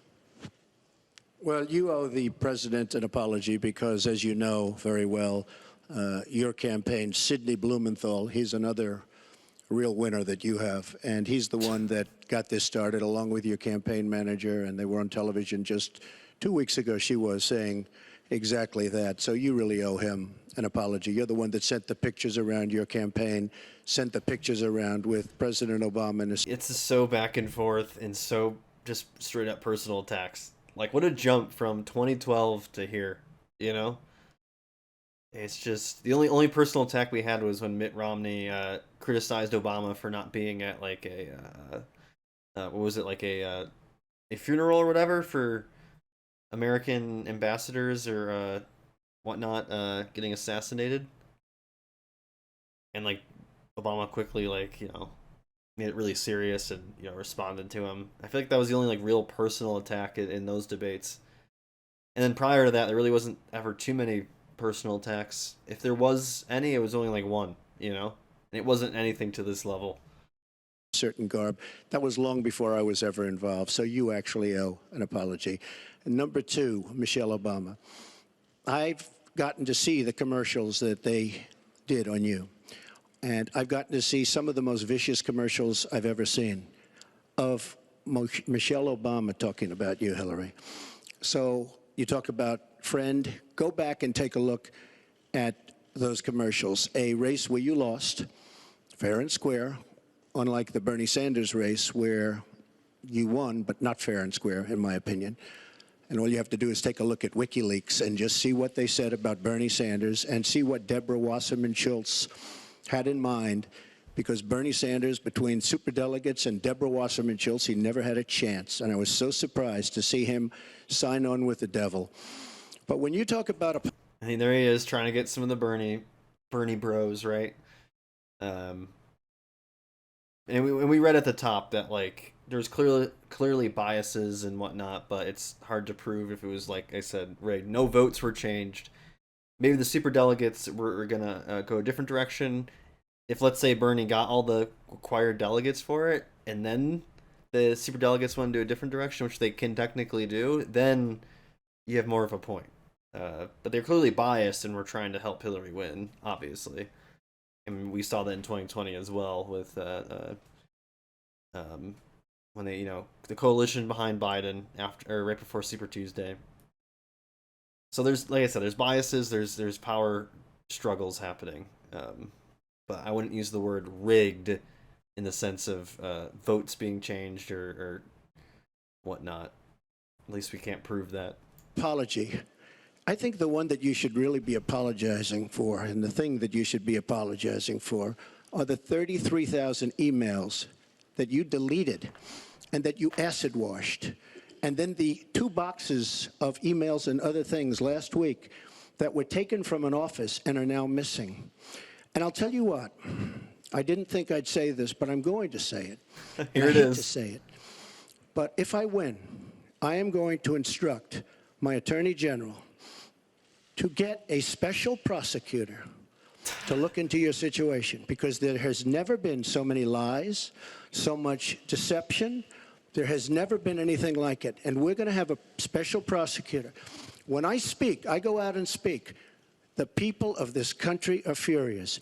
In my opinion, the people that have been long-term workers at the FBI are furious. There has never been anything like this, where emails and you get a subpoena, and after getting the subpoena, you delete 33,000 emails. And then you acid wash them, or bleach them, as you would say, a very expensive process. So we're going to get a special prosecutor, and we're going to look into it, because you know what? People have been, their lives have been destroyed for doing 1/5 of what you've done. And it's a disgrace. And honestly, you ought to be ashamed of yourself. Secretary Clinton, I want to follow up on that. I'm going to let you talk about emails. Because everything he just said is absolutely false, but I'm not surprised. Really? In the first debate, and the audience needs to calm down here. I told people that it would be impossible to be fact-checking Donald all the time. I'd never get to talk about anything I want to do and how we're going to really make lives better for people. So once again, go to HillaryClinton.com. We have literally Trump. You can fact check him in real time. Last time at the first debate, we had millions Damn, she almost said fat check them. Oh my God. of people fact checking. So I expect we'll have millions more fact checking because, you know, it's just awfully good that someone with the temperament of Donald Trump is not in charge of the law in our country. Because you'd be in jail. Secretary Clinton. That is a top like 10 Trump moment right there. I remember this. I remember this clip right here. Be like, yeah, because he'd be in jail, and then just the crowd erupting, crazy. We want to remind the audience to please not talk out loud. Please do not applaud. You're just wasting time. And Secretary Yo, Anderson is pissed, dude. He's like, why the fuck am I here? I should be hosting The Mole. I should be hosting The Mole. Clinton, I do want to follow up on emails. You've said your handling still think of your that's what Anderson emails should have was a kept. mistake. He should not have joined disagreed with CNN. FBI Director He should have James been the Comey, Mole calling your handling host of forever. classified information, quote, extremely careless. The FBI said that there were 110 classified emails that were exchanged, 8 of which were top secret, and that it was possible hostile actors did gain access to those emails. You don't call that extremely careless? Well, Martha, first let me say, and I've said it before, but I'll repeat it because I want everyone to hear it, that was a mistake, and I take responsibility for using a personal email account. Obviously, if I were to do it over again... Did it ever come out what her like email was? Was it just like hillary.clinton@gmail.com? You know, like, I want to know what it was. I'm just curious. Like, how was it like a throwaway, like some random nouns in there? But not. I'm not making any excuses. It was a mistake, and I am very sorry about that. But I think it's also important... At least you're sorry, you know? ...to point out where there are some misleading accusations from critics and others. After a year-long investigation, there is no evidence that anyone hacked the server I was using, and there is no evidence that anyone can point to at all, anyone who says otherwise has no basis, that any classified material ended up in the wrong hands. I want to know how that even happens. Like, if it was like a personal email, right? Like, how did like that happen? Why didn't anyone like either on like her end administration wise or anyone sending her stuff be like, maybe I shouldn't be sending this stuff to like a Gmail account. Like, wouldn't government like, you know, government officials and Congress, whether it's Congress, president, whatever, get like a private email, government email, you know, like at or .gov, you know what I mean? So I don't get how that happens. Like, wouldn't it be like a private server? Like, it's like when you get a new job, an office job, right? You get a new email associated with the company. Like, for that reason, mostly for that reason alone, for like a security reason, where it's all in-house rather than it being sent to your personal email. I take classified materials very seriously and always have. When I was on the Senate Armed Services Committee, I was privy to a lot of classified material. Obviously, as Secretary of State, I had some of the most important secrets that we possess, such as going after bin Laden. So I am very committed to taking classified information seriously. And as I said, there is no evidence that any classified information ended up in the wrong hands. Okay, we're going to move on. And yet, she didn't know the letter C on a document, right? She didn't even know what that letter meant. You know, it's amazing. I'm watching Hillary go over facts, and she's going after fact after fact, and she's lying again because she said what she did with the emails was fine. You think it was fine to delete 33,000 emails? I don't think so. She said the 33,000 emails had to do with her daughter's wedding, number one, and a yoga class. Well, maybe we'll give 3 or 4 or 5 or something. 33,000 emails deleted. And now she's saying there wasn't anything wrong. And more importantly, that was after getting a subpoena. That wasn't before. That was after. She got it from the United States Congress. And I'll be honest, I am so disappointed in congressmen, including Republicans, for allowing this to happen. Our Justice Department, where her husband goes onto the back of an airplane for 39 minutes, talks to the Attorney General days before a ruling is going to be made on her case. But for you to say that there was nothing wrong with you deleting 39,000 emails, again, you should be ashamed of yourself, what you did. And this is after getting a subpoena from the United States Congress. We have to move on. Secretary Clinton, you can respond, and then we got to move on. Like, his talking point generally is good, right? But it's just so funny knowing everything we know about him and, like, the Mar-a-Lago stuff. It's just so funny to me. Like, he's keeping just boxes and boxes of documents in his freaking Mar-a-Lago fucking resort. It's so crazy. Private sector should be put in jail, let alone after getting a subpoena from the United States Secretary Congress. Clinton, you can respond. Then we have to move on to an audience question. Just put them both in jail, you know what I mean? It's just not true. And so please you go didn't delete them? Allow her to respond, please. personal emails, not official. 33,000? Not, well, we turned over 35,000. So it was. What about the other 15,000? That's actually a question I have for, like, the I'm with her liberals out there, like in the present day. Would they trade a Donald Trump guarantee go to jail if it also meant Hillary goes to jail? Would you take that trade? It's an easy yes for me. Easy yes, obviously, but I'm not a Hillary fan. You know, I'm not a liberal by any means. So I don't know. It's an easy trade for me, but I would love to hear someone who still loves Hillary to this day if they would take that trade. Be like, hey, Donald Trump's going to jail. It's happening for life, whatever. But Hillary got to go too. Do you make that trade? Please allow her to respond. She didn't talk while you talked.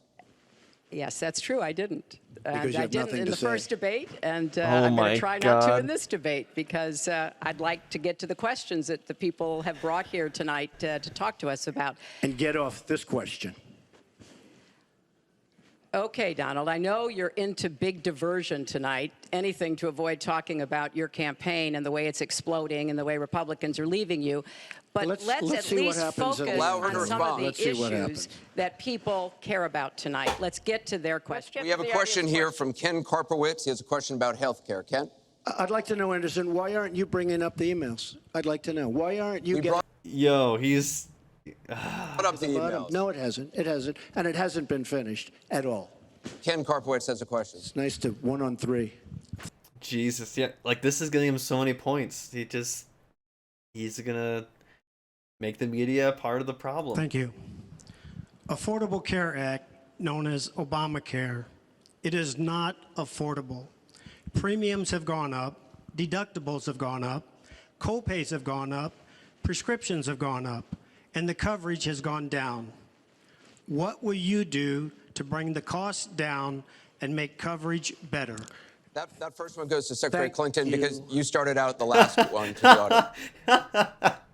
He wanted to say something. He's like, thank you. Let's run that back. Hold up. Better. That first one goes to Secretary Thank Clinton you. because you started out the last one to the audience. If he wants to start, he can start. This- No, go ahead, Donald. No, I'm a gentleman, Hillary. Go ahead. Secretary Oh my God. Dude, he's so unhinged. Clinton? Well, I think Donald was a Oh, and it's like fucked up funnier too because of the whole leaked tape thing too, like that they were just talking about. It's so fucked up. about to say he's going to solve it by repealing it and getting rid of the Affordable Care Act. And I'm going to fix it because I agree with you. Premiums have gotten too high, co-pays, deductibles, prescription drug costs. And I've laid out a series of actions that we can take to try to get those costs down. But here's what I don't want people to forget when we're talking about reining in the costs, which has to be the highest priority of the next president. When the Affordable Care Act passed, it wasn't just that 20 million people got insurance who didn't have it before, but that in and of itself was a good thing. I meet these people all the time, and they tell me what a difference having that insurance meant to them and their families. But everybody else, the 170 million of us who get health insurance through our employers. God damn it! Freaking internet's going out again. Why does this keep happening lately? Where the just fucking internet goes out? God damn it! Yeah, I don't know why it'll just go out, and then it isn't until like I restart the router that I don't understand how that happens. Because it like all of a sudden just started, going down to 0. It's like having an air bubble in a water hose. All right, I think we're good. Should back it up. Million of us who get health insurance through our employers got big benefits. Number one, insurance companies can't deny you coverage because of a pre-existing condition. Number two, no lifetime limits, which is a big deal if you have serious health problems. Number three, women can't be charged more than men for our health insurance, which is the way it used to be before the Affordable Care Act.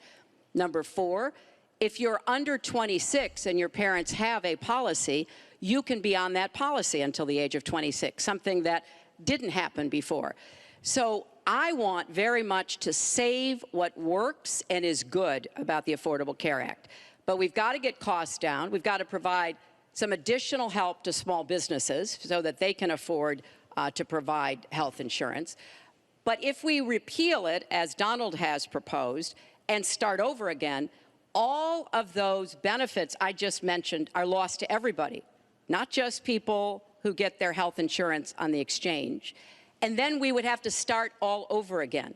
Right now, we are at 90% health insurance coverage. That's the highest we've ever been in our country. Secretary Clinton, so I your time's want us up. to get to 100%, but get costs down and keep quality up. Mr. Trump, you have 2 minutes. It is such a great question, and it's maybe the question I get almost more than anything else outside of defense. Obamacare is a disaster. You know it. We all know it. It's going up at numbers that nobody's ever seen worldwide. Nobody's ever seen numbers like this for health care. It's only getting worse. In 17, it implodes by itself. Their method of fixing it is to go back and ask Congress for more money, more and more money. And we have right now almost $20 trillion in debt. Obamacare will never work. It's very bad health insurance, far too expensive. And not only expensive for the person that has it, unbelievably expensive for our country. It's going to be one of the biggest line items very shortly.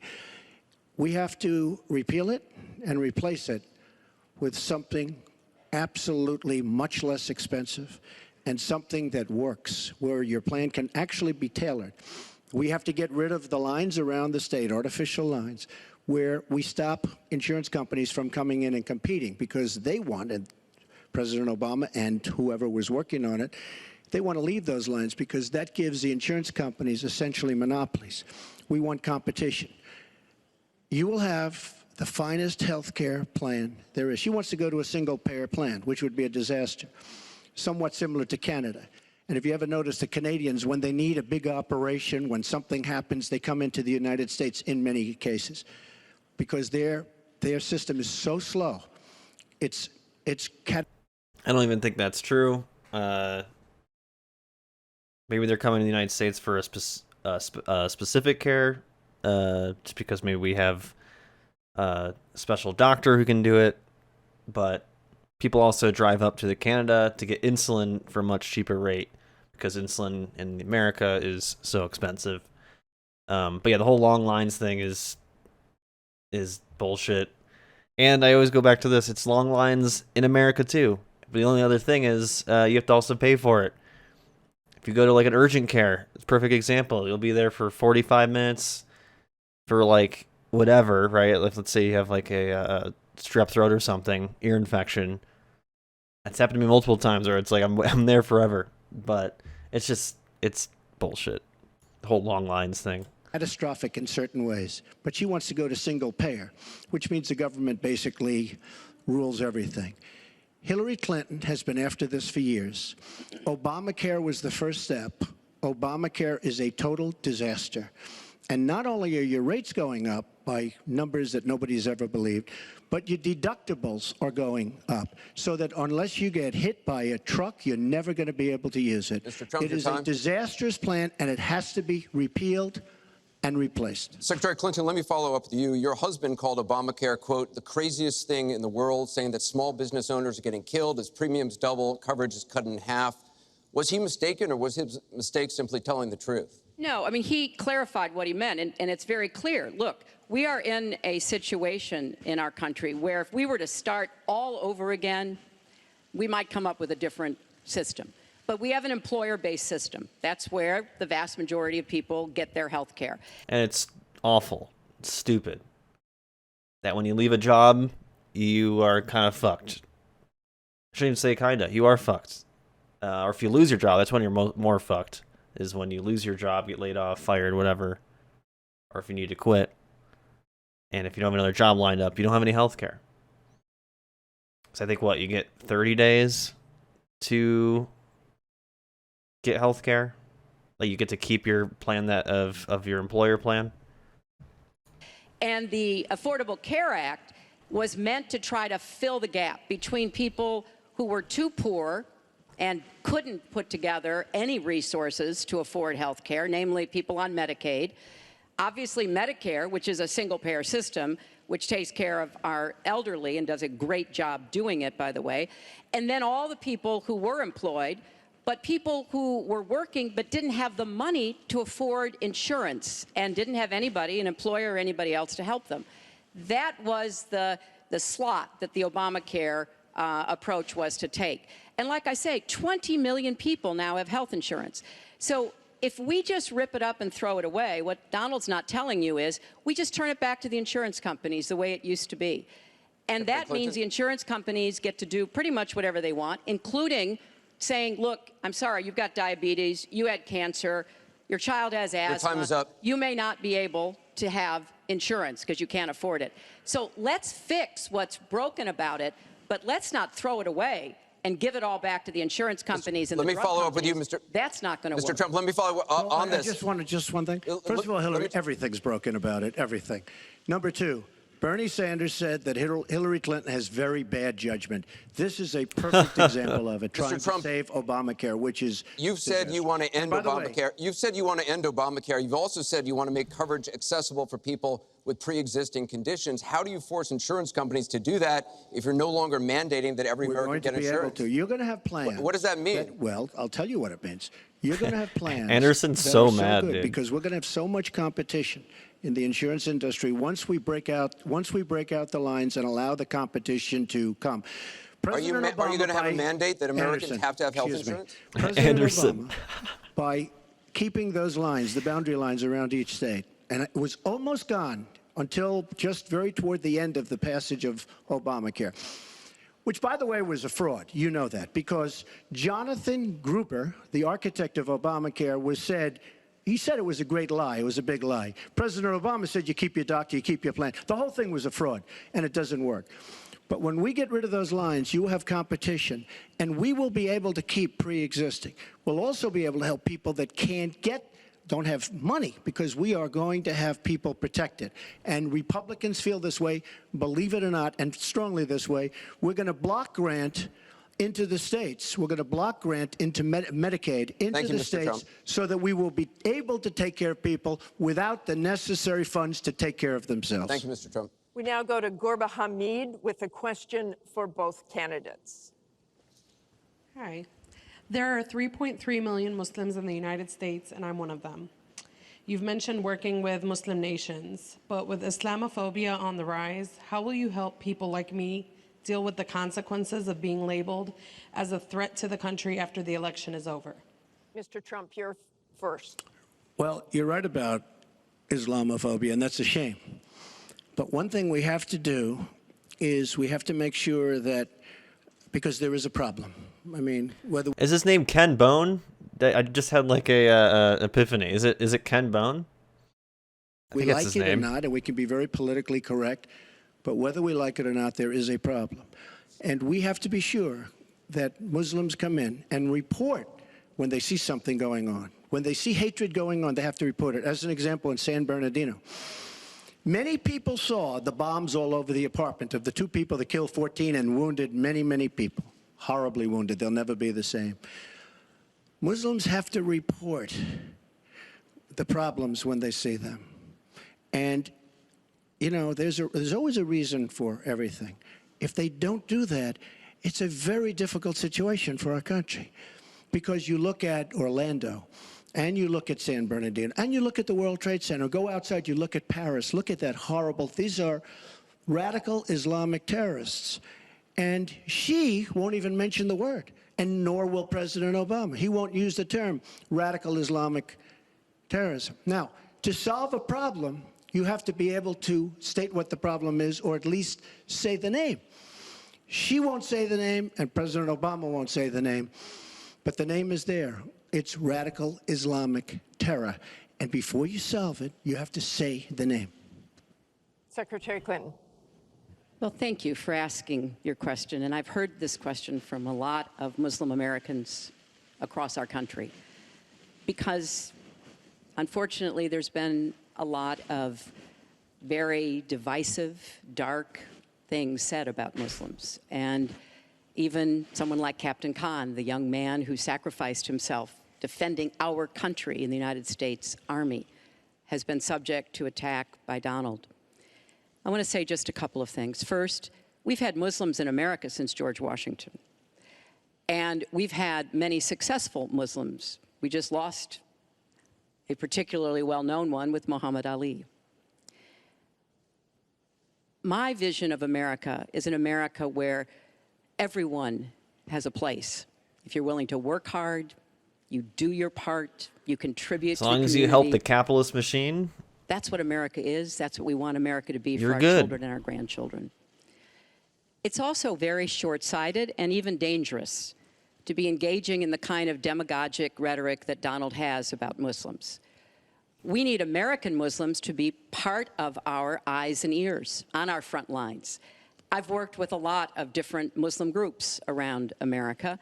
I've met with a lot of them, and I've heard how important it is for them to feel that they are wanted and included and part of our country, part of our homeland security, and that's what I want to see.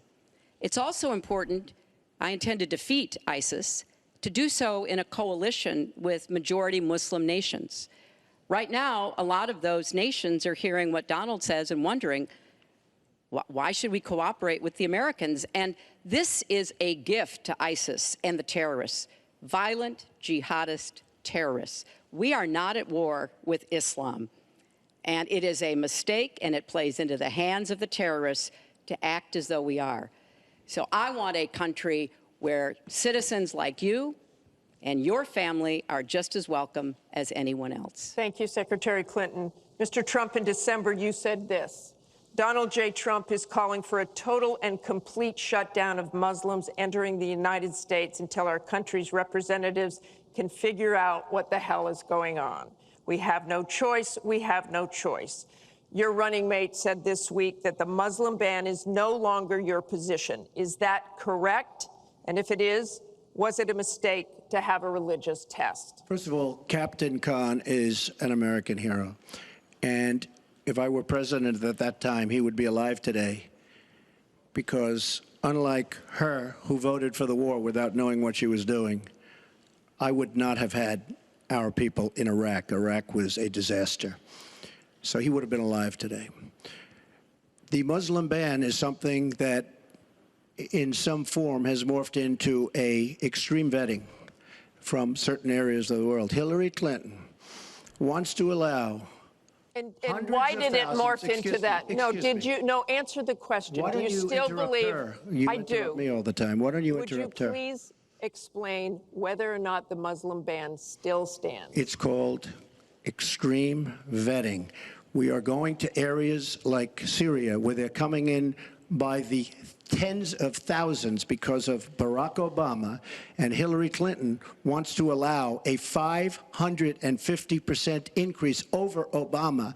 People are coming into our country like we have no idea who they are, where they're from, what their feelings about our country is, and she wants 550% more. This is going to be the great Trojan horse of all time. We have enough problems in this country. I believe in building safe zones. I believe in having other people pay for them. As an example, the Gulf states who are not carrying their weight, but they have nothing but money. and take care of people. But I don't want to have, with all the problems this country has and all of the problems that you see going on, hundreds of thousands of people coming in from Syria when we know nothing about them, we know nothing about their values, and we know nothing about their love for our country. And Secretary Clinton, let me ask you about that, because you have asked for an increase from 10 to 65,000 Syrian refugees. We know you want tougher vetting. That's not a perfect system. So why take the risk of having those refugees come into the country? Well, first of all, I will not let anyone into our country that I think poses a risk to us. But there are a lot of refugees, women and children. Think of that picture we all saw of that 4-year-old boy with the blood on his forehead because he'd been bombed by the Russian and Syrian air forces. There are children suffering in this catastrophic war, largely, I believe, because of Russian aggression, and we need to do our part. We by no means are carrying anywhere near the load that Europe and others are. But we will have vetting that is as tough as it needs to be from our professionals, our intelligence experts, and others. But it is important for us as a policy, not to say, as Donald has said, we're going to ban people based on a religion. How do you do that? We are a country founded on religious freedom and liberty. How do we do what he has advocated without causing great distress within our own country? Are we going to have religious tests when people fly into our country? And how do we expect to be able to implement those? So I thought that what he said was extremely unwise and even dangerous. And Yeah, like, okay, they do a test. Like, you can just lie on a test too. So are you talking about like doing a lie detector? Like, that is crazy. indeed, you can look at the propaganda on a lot of the terrorist sites. And what Donald Trump says about Muslims is used to recruit The screen keeps doing fighters some because green they want grain to or create whatever. a war Can't tell if it's my between us. monitor or And the final thing I would say, this is the video. 10th or 12th time that he's denied being for the war in Iraq. We have it on tape. The entire press corps has looked at it. It's been debunked, but it never stops him from saying whatever he wants to say. Has not been debunked. So please Has not been debunked. And go I to was against- I was HillaryClinton.com against- and you can see it. I was against the war in Iraq. Has not been debunked. And you voted for it, and you shouldn't have. Well, I just want to There's been lots of say- fact-checking on Excuse that. me. I'd like to move on to an Excuse me. online question. She just went about 25 seconds over her time. She Could did I not. just respond to this, please? Very quickly, please. Hillary Clinton, in terms of having people come into our country, we have many criminal illegal aliens. When we want to send them back to their country says we don't want them. In some cases, they're murderers, drug lords, drug problems, and they don't want them. The zoom in on Hillary. Clinton, when Oh she my was God. Secretary of State, said that's okay. We can't force it into their country. Let me tell you, I'm going to force them right back into their country. They're murderers and some very bad people. And I will tell you very strongly, when Bernie Sanders said she had bad judgment, she has really bad judgment, because we are letting people into this country that are going to cause problems and crime like you've never seen. We're also letting drugs pour through our southern border at a record clip, and it shouldn't be allowed to happen. ICE just endorsed me. They've never endorsed a presidential candidate. The Border Patrol agents, 16,500, just recently endorsed me. And they endorsed me because I understand the border. She doesn't. She wants amnesty for everybody. Come right in, come right over. It's a horrible thing she's doing. She's got bad judgment, and honestly, so bad that she should never be president of the United States. That I can tell you. Thank you, Mr. Trump. I want to move on. This next question comes from the public through the Bipartisan Open Debate Coalition's online forum, where Americans submitted questions that generated millions of votes. This question involves WikiLeaks' release of purported excerpts of Secretary Clinton's paid speeches, which she has refused to release, and one line in particular in which you, Secretary Clinton, purportedly say you need both a public and private position on certain issues. So, Jesus two Christ. from Virginia asks, is it okay for politicians to be two-faced? Is it acceptable for a politician to have a private stance on issues? Secretary Clinton, Well, this is why like Hillary's such a bad candidate. Is just that like she has too many of these like controversies and whatnot, and she's tied to Bill Clinton, who had controversies, had issues when he was in the White House. Just like such a bad, just too much of a politician. Too much of a politician. or 2 minutes. right. As I recall, that was something I said about Abraham Lincoln after having seen the wonderful Steven Spielberg movie called Lincoln. It was a master class watching President Lincoln get the Congress to approve the 13th Amendment. It was principled and it was strategic. And I was making the point that it is hard sometimes to get the Congress to do what you want to do, and you have to keep working at it. And yes, President Lincoln was trying to convince some people. He used some arguments. Convincing other people, he used other arguments. That was a great, I thought, a great display of presidential leadership. But, you know, let's talk about what's really going on here, Martha, because our intelligence community just came out and said in the last few days that the Kremlin, meaning Putin and the Russian government, are directing the attacks, the hacking on American accounts to influence our election. And WikiLeaks is part of that, as are other sites where the Russians hack information. We don't even know if it's accurate information, and then they put it out. We have never in the history of our country been in a situation where an adversary, a foreign power, is working so hard to influence the outcome of the election. And I find that hard to believe. I find that hard to believe. I just feel like Russia was caught trying to do things. I find it really hard to believe. And maybe not through social media, but because obviously social media is quote unquote newer. But the United States also does shit too, you know. United States openly during debates, we've literally seen it where they're like, yeah, we need to put in people who support the United States in power in these certain countries. You know, just open about it. You know. So yeah, is it shocking that maybe Russia would want the U.S. to fail? Is that really that shocking? And yeah, maybe it wasn't on the internet, but you're kidding yourself if no other country has tried to influence people to vote a certain direction. And believe me, they're not doing it to get me elected.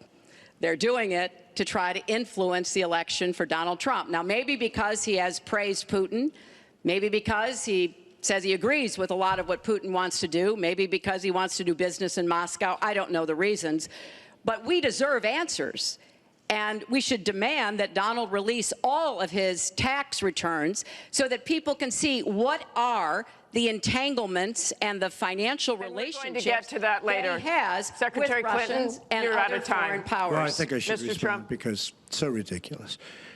Look, now she's blaming, she got caught in a total lie. Her papers went out to all her friends at the banks, Goldman Sachs and everybody else, and she said things, WikiLeaks, that just came out. And she lied. Now she's blaming the lie on the late, great Abraham Lincoln. That's one that I haven't. Okay, Honest Abe. Honest Abe never lied. That's the good thing. That's the big difference between Abraham Lincoln and you. That's a big, big difference. We're talking about some difference. But Jesus fucking Christ. Yeah. Yeah, I go back to it. Hillary's just it's too much controversy around her. as far as other elements of what Even if you take Donald Trump out of it, she hasn't been a good candidate. she was saying, I don't know, Putin. I think it would be great if we got along with Russia because we could fight ISIS together, as an example. But I don't know, Putin. But I notice anytime anything wrong happens, they like to say, the Russians. She doesn't know if it's the Russians doing the hacking. Maybe there is no hacking. But they always blame Russia. And the reason they blame Russia is because they think they're trying to tarnish me with Russia. I know nothing about Russia. I know about Russia, but I know nothing about the inner workings of Russia. I don't deal there. I have no businesses there. I have no loans from Russia. I have a very, very great balance sheet. So great that when I did the old post office on Pennsylvania Avenue, the United States government, because of my balance sheet, which they actually know very well, chose me to do the old post office between the White House and Congress, chose me to do the old post office. One of the primary things, in fact, perhaps the primary thing, was balance sheet.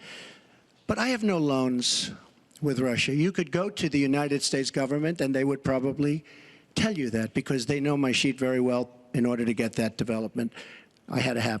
Now, the taxes are a very simple thing. As soon as I have, first of all, I pay hundreds of millions of dollars in taxes. Many of our friends took bigger deductions. Warren Buffett took a massive deduction. Soros, who's a friend of hers, took a massive deduction. Many of the people that are giving her all this money that she can do many more commercials than me took massive deductions. I pay hundreds of millions of dollars in taxes. But as soon as my routine audit's finished, I'll release my returns. I'll be very proud to. Thank you, Mr. Trump. We've got we're on turn, actually, to the topic of taxes. We have a question from Spencer Moss. Spencer? Good evening. My question is, what specific tax provisions will you change to ensure the wealthiest Americans pay their fair share in taxes? Mr. Trump, you have 2 minutes. Well, one thing I do is get rid of carried interest. One of the greatest provisions for people like me, to be honest with you. I give up a lot when I run because I knock out the tax code. And she could have done this years ago, by the way. She was a United States senator. She complains that Donald Trump took advantage of the tax code. Well, why didn't she change it? Why didn't you change it when you were a senator? The reason you didn't is that all your friends take the same advantage that I do. And I do. You have provisions in the tax code that, frankly, we could change. But you wouldn't change it because all of these people give you the money so you can take negative ads on Donald Trump. And I say that about a lot of things. You know, I've heard Hillary. And he's right, is that the people who are backing her they're still, billionaires and Wall Street involved. It's just they want Hillary to be the mouthpiece of capitalism. They don't want Donald Trump. That's it. Simple as that. Complaining about it's just funny that he's admitting it he's just, I'm a better capitalist. I'm finding the loopholes. That's what we do. So many different things over the years. I wish you'd have done this. But she's been there for 30 years. She's been doing this stuff. She never changed, and she never will change. She never will change. That's why Trump gets a lot of I think some of the independent voters too, is because, going back to the anti-establishment, he can easily point to be like, hey, you were in office for this many years, you didn't do anything. How many people are like that? Myself included are very the Democrats have been in charge before, and they do some things, they don't do other things, they don't fulfill their promises, or they do watered down versions of them, or they're always worrying about working across the aisle, That's why he gets some voters there. We're getting rid of carried interest provisions. I'm lowering taxes, actually, because I think it's so important for corporations, because we have corporations leaving, massive corporations and little ones. Little ones can't form. We're getting rid of regulations, which goes hand in hand with the lowering of the taxes. But we're bringing the tax rate down from 35% to 15%. We're cutting taxes for the middle class, and I will tell you, we are cutting them big league for the middle class. And I will tell you, Hillary Clinton is raising your taxes, folks. You can look at me. She's raising your taxes really high. And what that's going to do is a disaster for the country. But she is raising your taxes, and I'm lowering your taxes. That in itself is a big difference. We are going to be thriving again. We have no growth in this country. There's no growth. If China has a GDP of 7%, it's like a national catastrophe. We're down at 1%. And that's no growth. And we're going lower, in my opinion. And a lot of it has to do with the fact that our taxes are so high, just about the highest in the world. And I'm bringing them down to one of the lower in the world.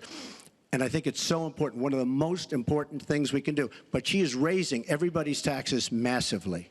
Does the U.S. have 2 minutes. the The question highest was, taxes in the what world? specific tax provisions will you change to ensure the wealthiest Americans pay their fair share of taxes?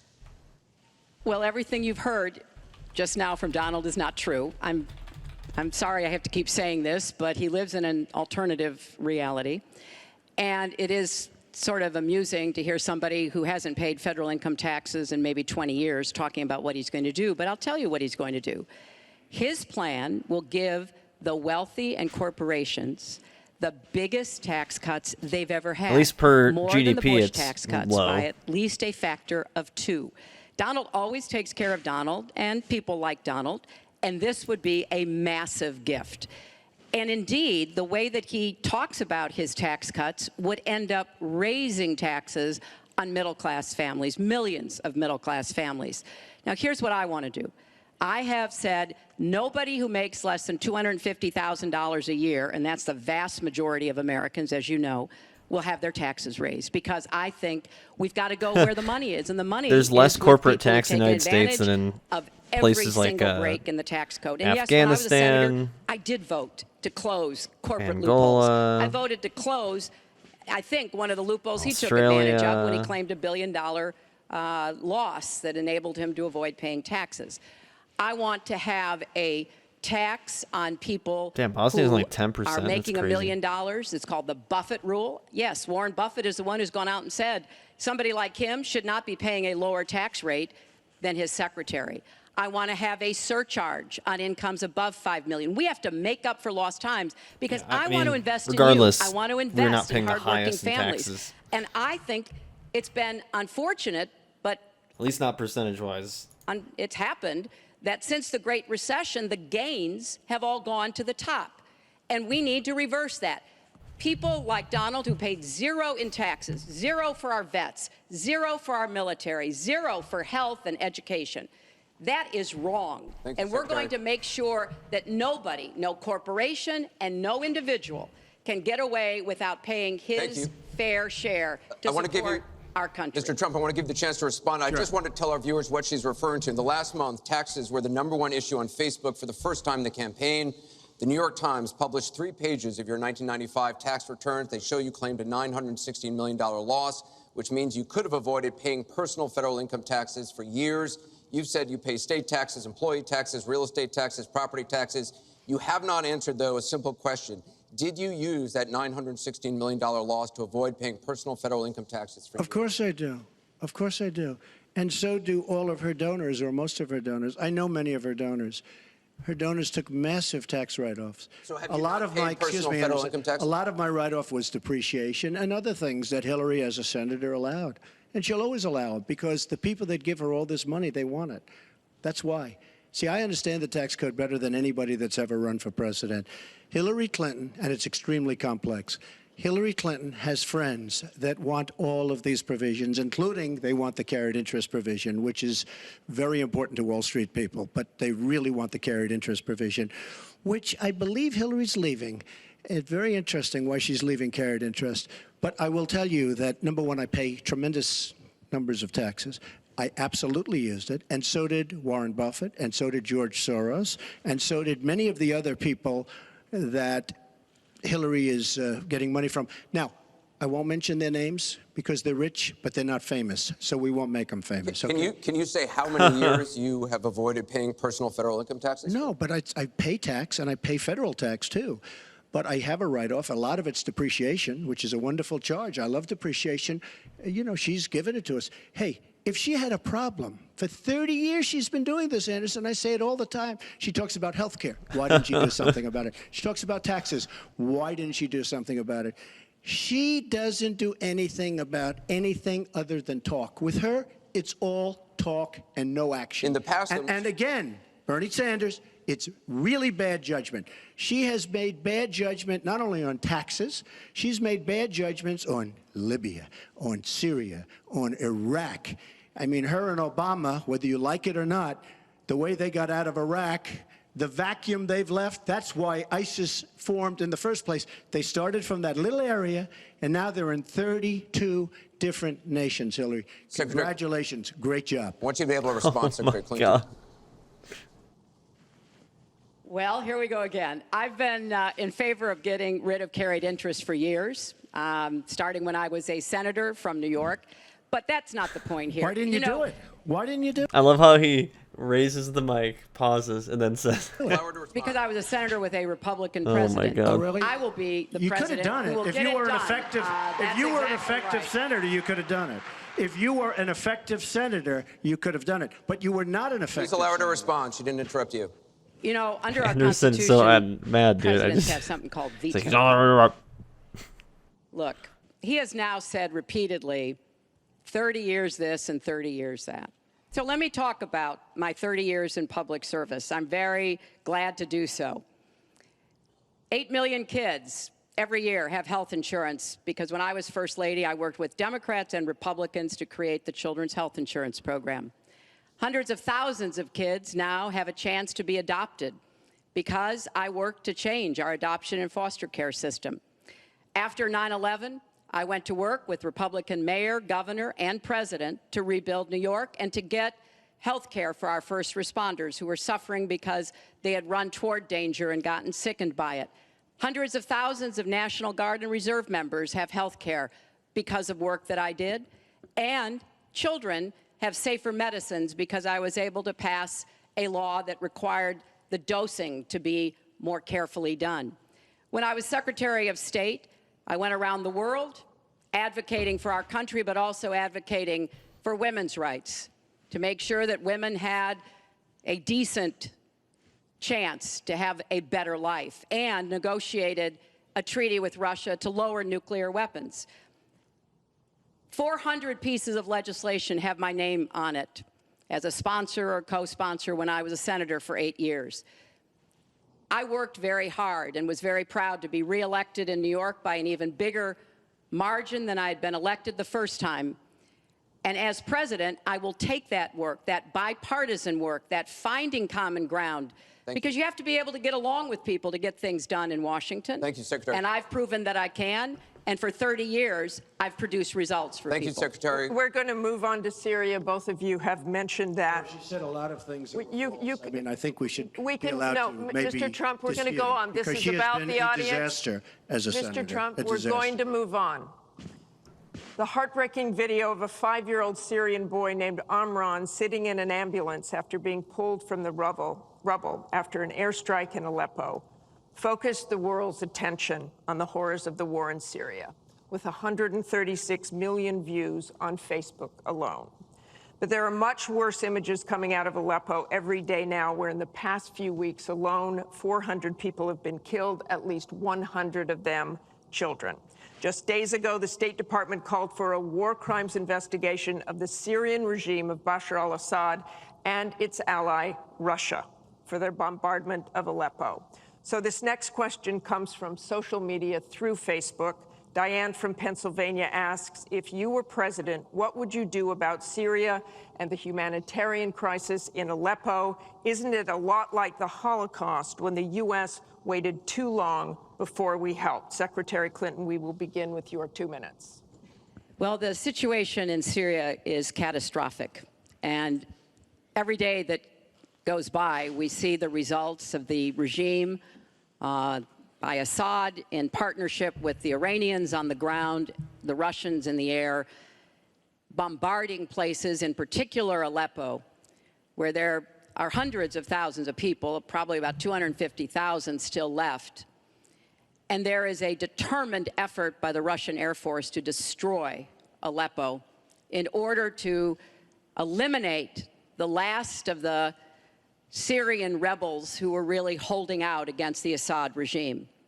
Russia hasn't paid any attention to ISIS. They're interested in keeping Assad in power. So when I was Secretary of State, advocated, and I advocate today, a no-fly zone and safe zones. We need some leverage with the Russians because they're not going to come to the negotiating table for a diplomatic resolution unless there is some leverage over them. And we have to work more closely with our partners and allies on the ground. But I want to emphasize that what is at stake here is the ambitions and the aggressiveness of Russia. Russia has decided that it's all in Syria, and they've also decided who they want to see become president of the United States, too, and it's not me. I've stood up to Russia. I've taken on Putin and others, and I would do that as president. I think wherever we can cooperate with Russia, that's fine, and I did as Secretary of State. That's how we got a treaty reducing nuclear weapons. It's how we got the sanctions on Iran that put a lid on the Iranian nuclear program without firing a single shot. So I would go to the negotiating table with more leverage than we have now. But I do support the effort to investigate for crimes, war crimes committed by the Syrians and the Russians and try to hold them accountable. Thank you, Secretary Clinton. First of all, Mr. she Trump. was there as Secretary of State with the so-called line in the sand, which... No, I wasn't. I was gone. I hate to interrupt you, but you at were in some contact, point, excuse me. At some point, we need you to do were in some total fact-checking contact here. with the White House. And perhaps, sadly, Obama probably still listened to you. I don't think he'd be listening very much anymore. Obama draws the line in the sand. It was laughed at all over the world what happened. Now, with that being said, she talks tough against Russia. But our nuclear program... I just realized what this like symbol down here. Your money, your vote? What is this trying to say? ...has fallen way behind, and they've gone like, wild with their nuclear your program. money, your Not vote? good. Like you vote Our government shouldn't have with your allowed money? that to Like happen. Russia it's a weird is new in terms of message nuclear. there. We are old, we're tired, we're exhausted in terms of nuclear. A very bad thing. Now, she talks tough. She talks really tough against Putin and against Assad. She talks in favor of the rebels. She doesn't even know who the rebels are. You know, every time we take rebels, whether it's in Iraq or anywhere else, we're arming people. And you know what happens? They end up being worse than the people. Look at what she did in Libya with Gaddafi. Gaddafi's out. It's a mess. And by the way, ISIS has a good chunk of their oil. I'm sure you probably have heard that. It was a disaster. Because the fact is, almost everything she's done in foreign policy has been a mistake, and it's been a disaster. But if you look at Russia, just take a look at Russia, and look at what they did this week, where I agree she wasn't there, but possibly she's consulted. We sign a peace treaty. Everyone's all excited. Well, what Russia did with Assad, and by the way, with Iran, who you made very powerful with the dumbest deal perhaps I've ever seen in the history of deal-making, the Iran deal with $150 billion, with the $1.7 billion in cash, which is enough cash to fill up this room. But look at that deal. Iran now and Russia are now against us. So she wants to fight. She wants to fight for rebels. There's only one problem. You don't even know who the rebels are. Mr. Trump, So Mr. what's Trump, the your purpose? 2 minutes And one is thing I have up. to say, Your 2 I minutes don't is like up. Assad at all, but Assad is killing ISIS. Russia is killing ISIS, and Iran is killing ISIS. And those three have now lined up because of our weak foreign policy. Mr. Trump, let me repeat the question. If you were president, what would you do about Syria and the humanitarian crisis in Aleppo? And I want to remind you what your running mate said. He said provocations by Russia need to be met with American strength, and that if Russia continues to be involved in airstrikes along with the Syrian government forces of Assad, the United States of America should be prepared to use military force to strike the military targets of the Assad regime. Okay. He and I haven't spoken, and I disagree. I disagree. You disagree with your running mate. I think we have to knock out ISIS. Right now, Syria is fighting ISIS. We have people that want to fight both at the same time. But Syria is no longer Syria. Syria is Russia, and it's Iran, who she made strong, and Kerry and Obama made into a very powerful nation and a very rich nation very, very quickly, very, very quickly. I believe we have to get ISIS.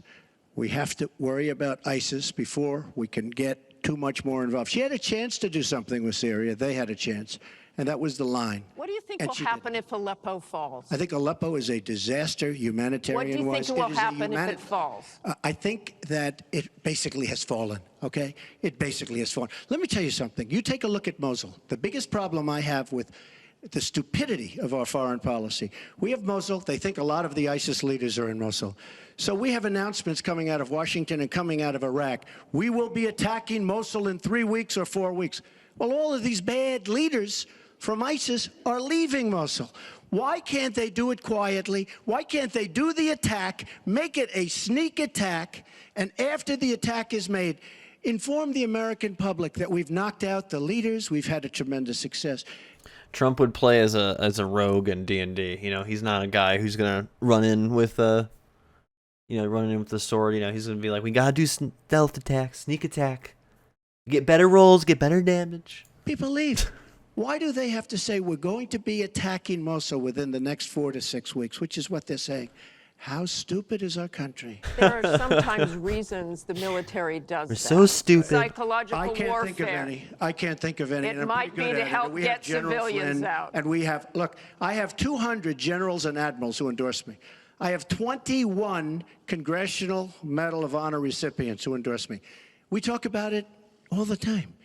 They understand. Why can't they do something secretively where they go in and they knock out the leadership? Why would these people stay there? I've been reading now Tell for me weeks. what your Martha, I've been strategy reading now is. for weeks about Mosul, that it's the harbor of where, between Raqqa and Mosul. This is where they think the ISIS leaders are.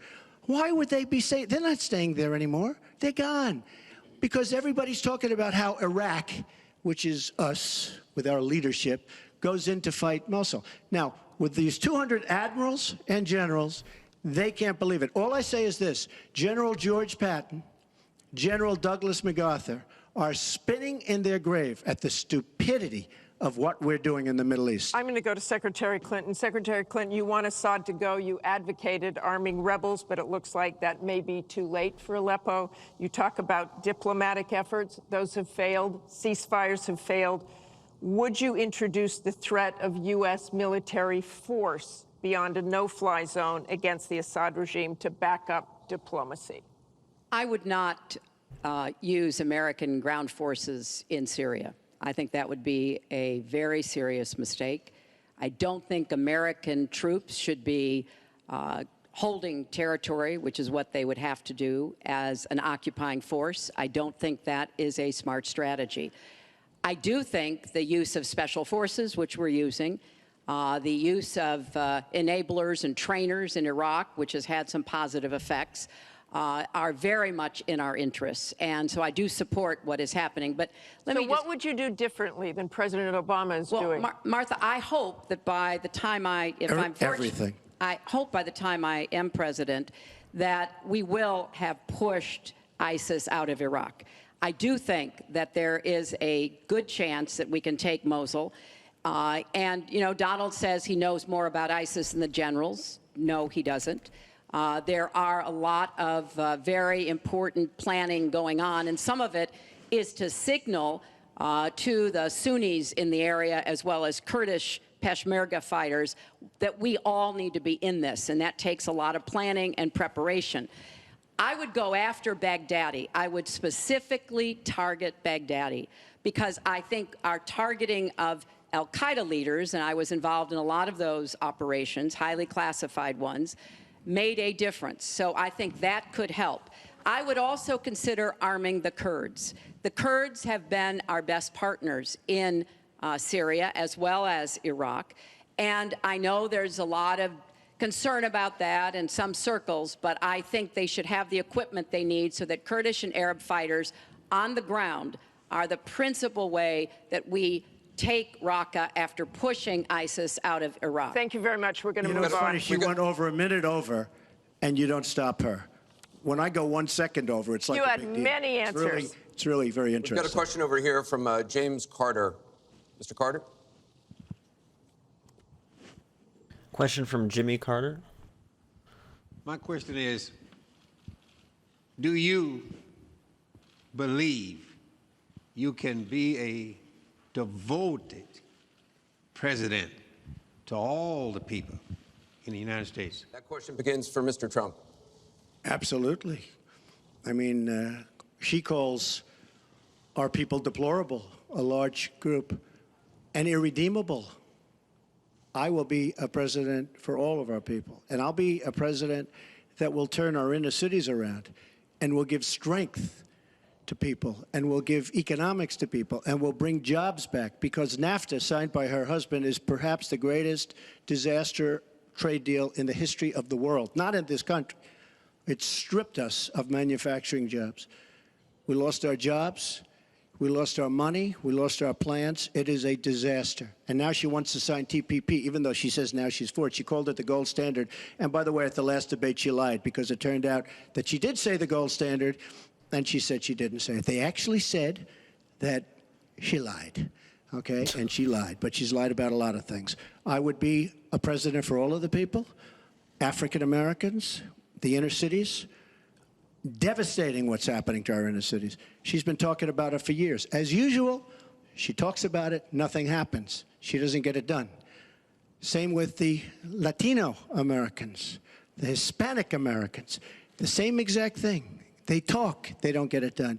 You go into the inner cities and you see it's 45% poverty. African Americans now, 45% poverty in the inner cities. The education is a disaster. Jobs are essentially non-existent. I mean, it's, you know, I've been saying at big speeches where I have 20 and 30,000 people, what do you have to lose? It can't get any worse.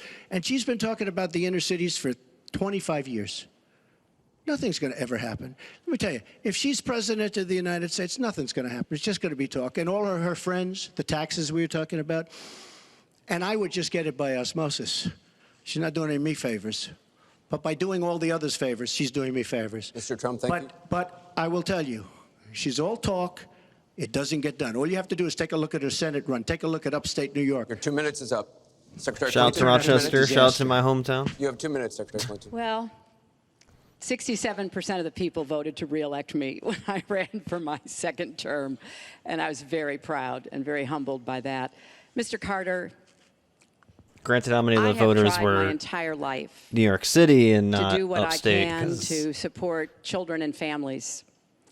You know, right out of law school, I went to work for the Children's Defense Fund, and Donald talks Clinton a did lot win about New York City, or not New York City, New York the 30 years I've been in public service. 2016 I'm proud of that. by a wide I margin. started off I as a believe. young lawyer working against discrimination against African American children in schools and in the criminal justice system.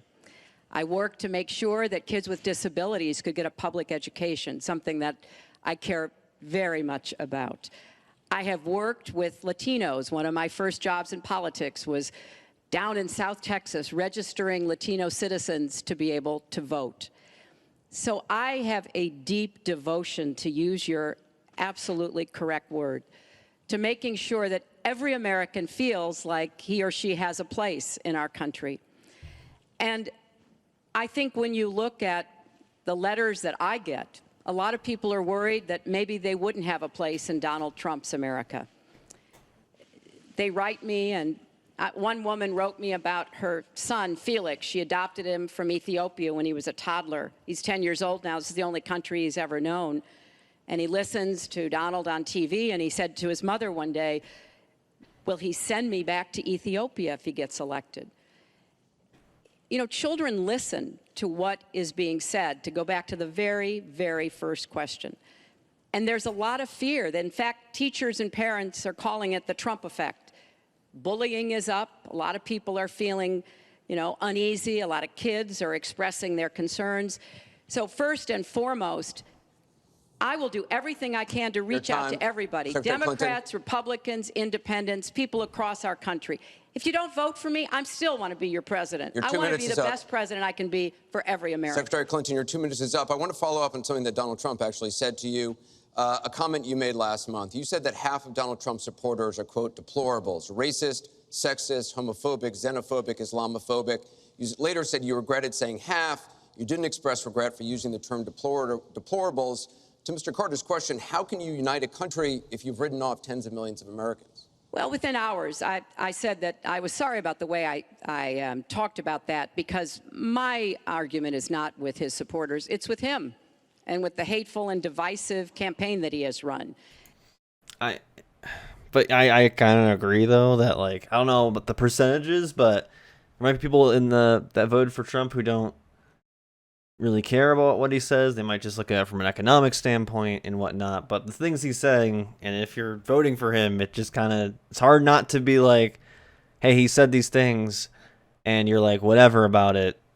Maybe it doesn't make you racist, but it makes you at least okay with racism happening. And I think that is bad still.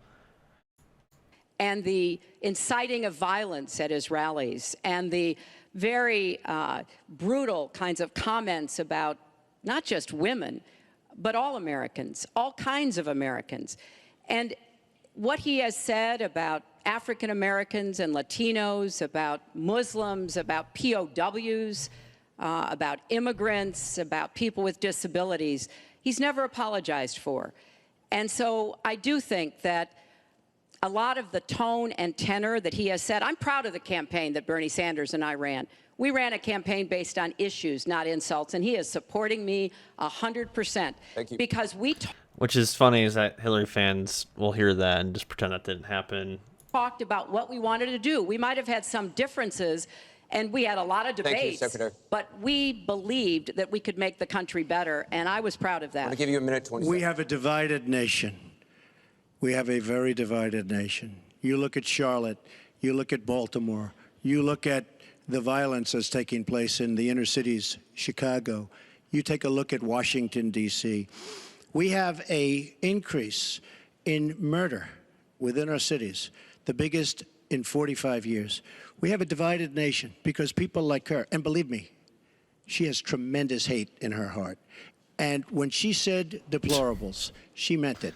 And when she said irredeemable, they're irredeemable. You didn't mention that. But when she said they're irredeemable, to me, that might have been even worse. She said some of them are irredeemable. She's got tremendous hatred.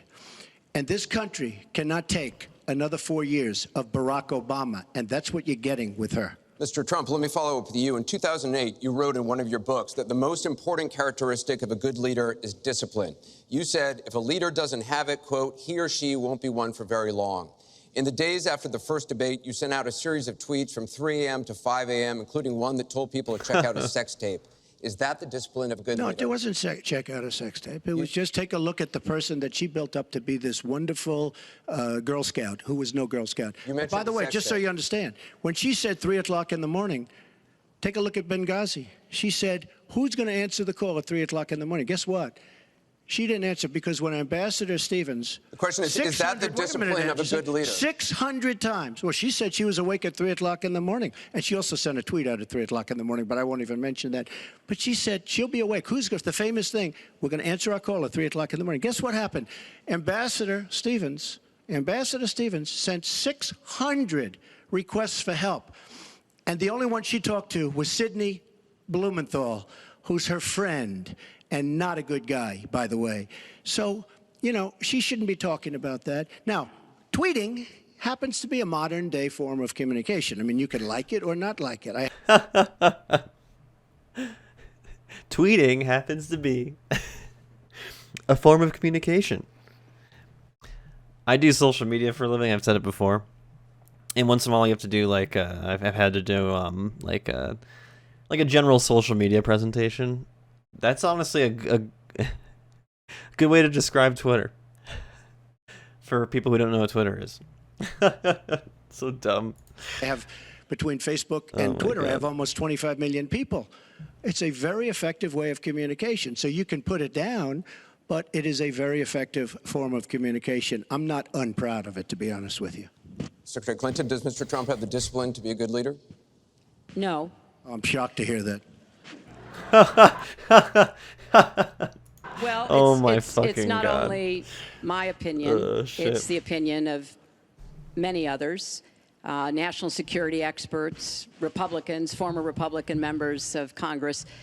But it's in part because those of us who have had You gotta give the Trump great credit too privilege that of when his seeing Twitter got his back job after up Elon close took over, and he know never how came back. difficult it is, and it's not just because I watched my husband take a $300 billion deficit and turn it into a $200 billion surplus, and 23 million new jobs were created, and incomes went up for everybody. Everybody. African-American incomes went up 33%. And it's not just because I worked with George W. Bush after 9/11.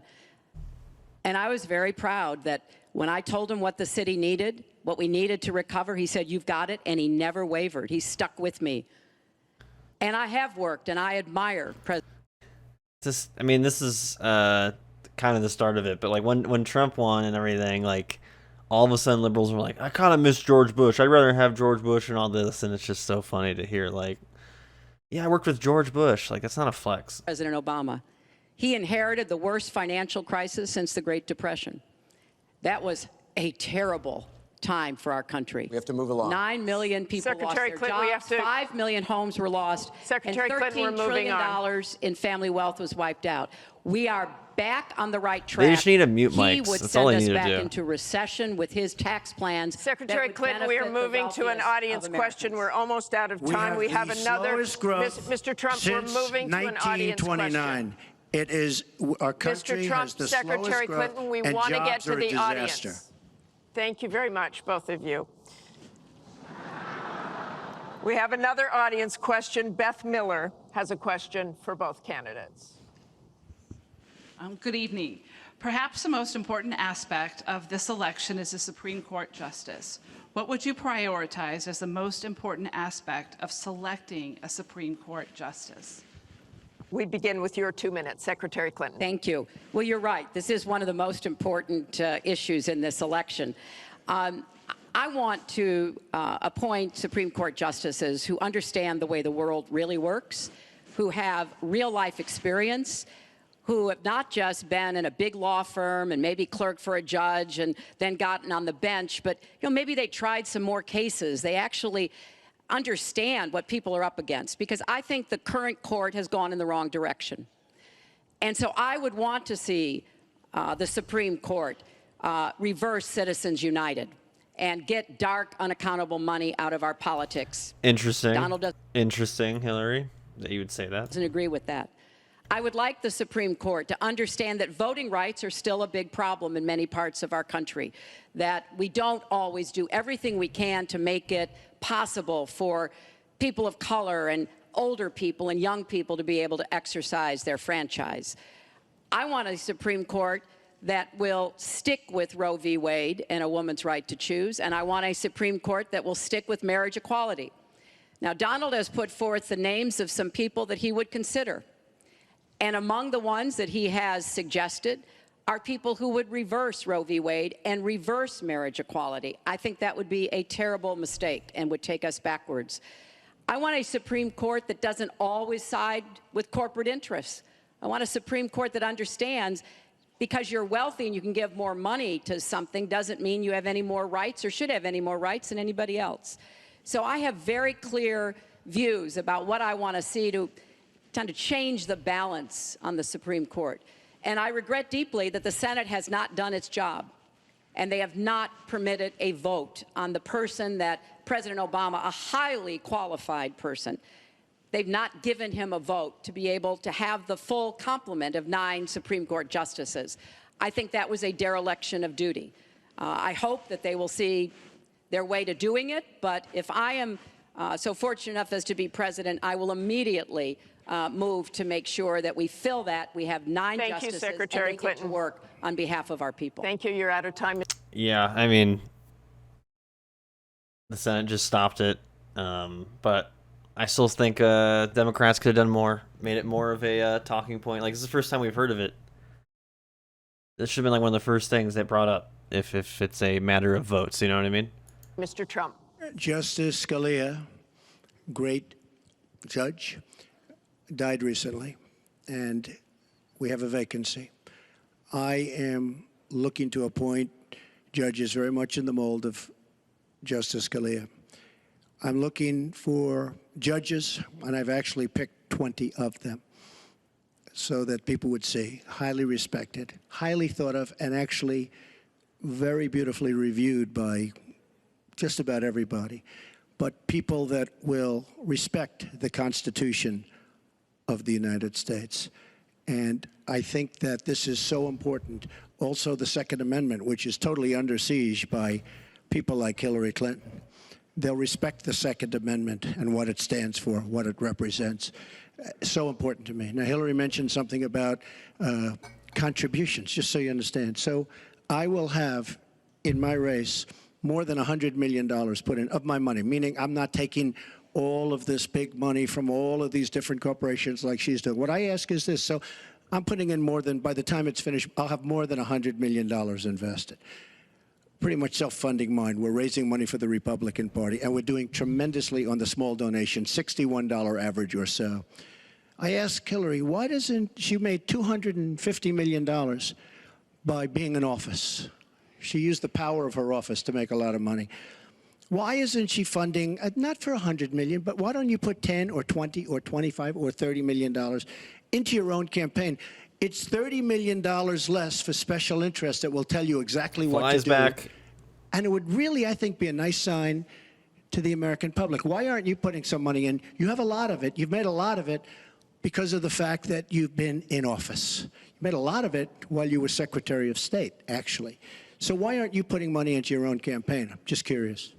Well, thank you very much. Thank you. We're going to get on to one more question. But the question was about the Supreme Court, and I just want to quickly say, very quickly, I respect the Second Amendment, but I believe there should be comprehensive background checks, and we should close the gun show loophole and close the online loophole. Thank you. We have one more question, as many Mrs. lives Clinton. as we possibly can. We have one more question from Ken Bone about Yes, energy policy. I was right. Ken Bone. See, Ken?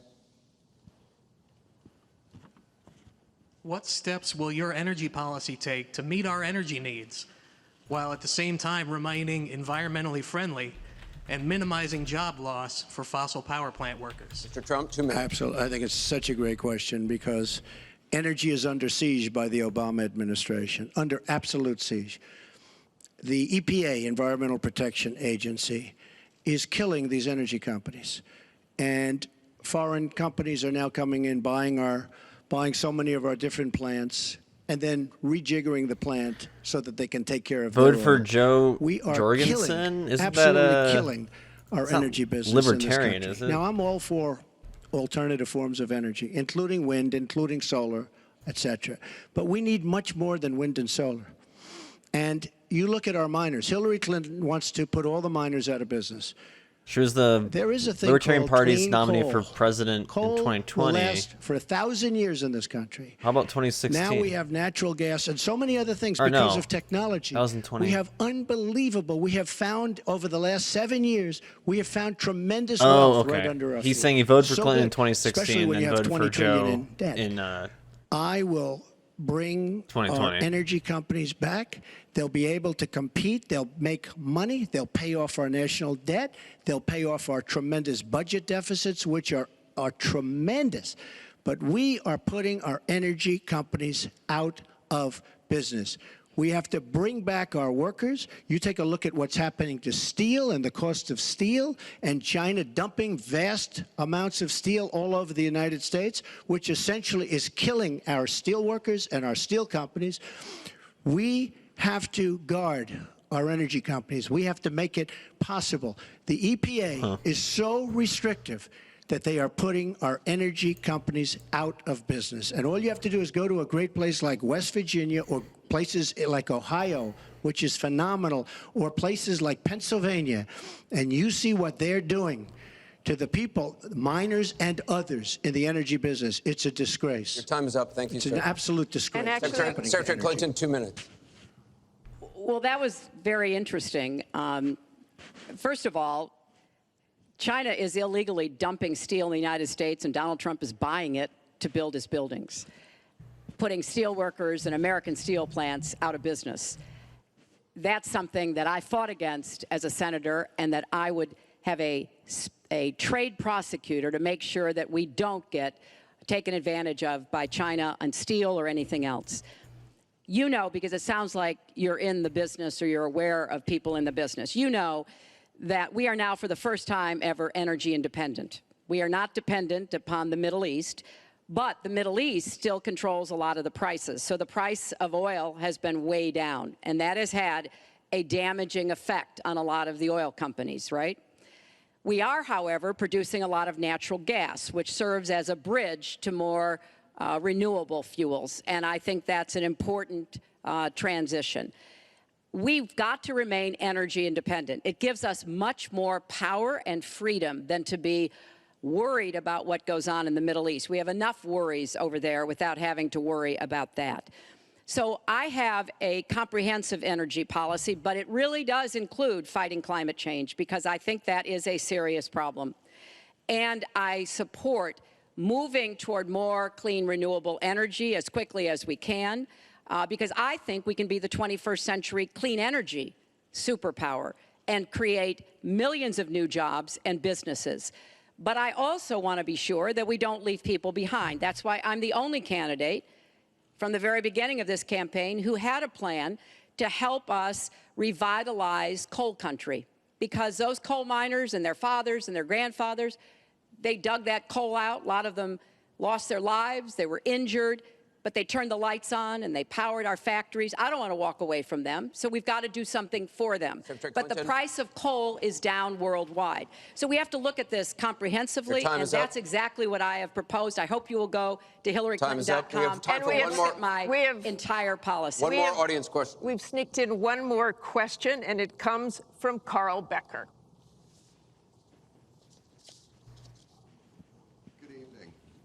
My question to both of you is, regardless of the current rhetoric, would either of you name one positive thing that you respect in one another?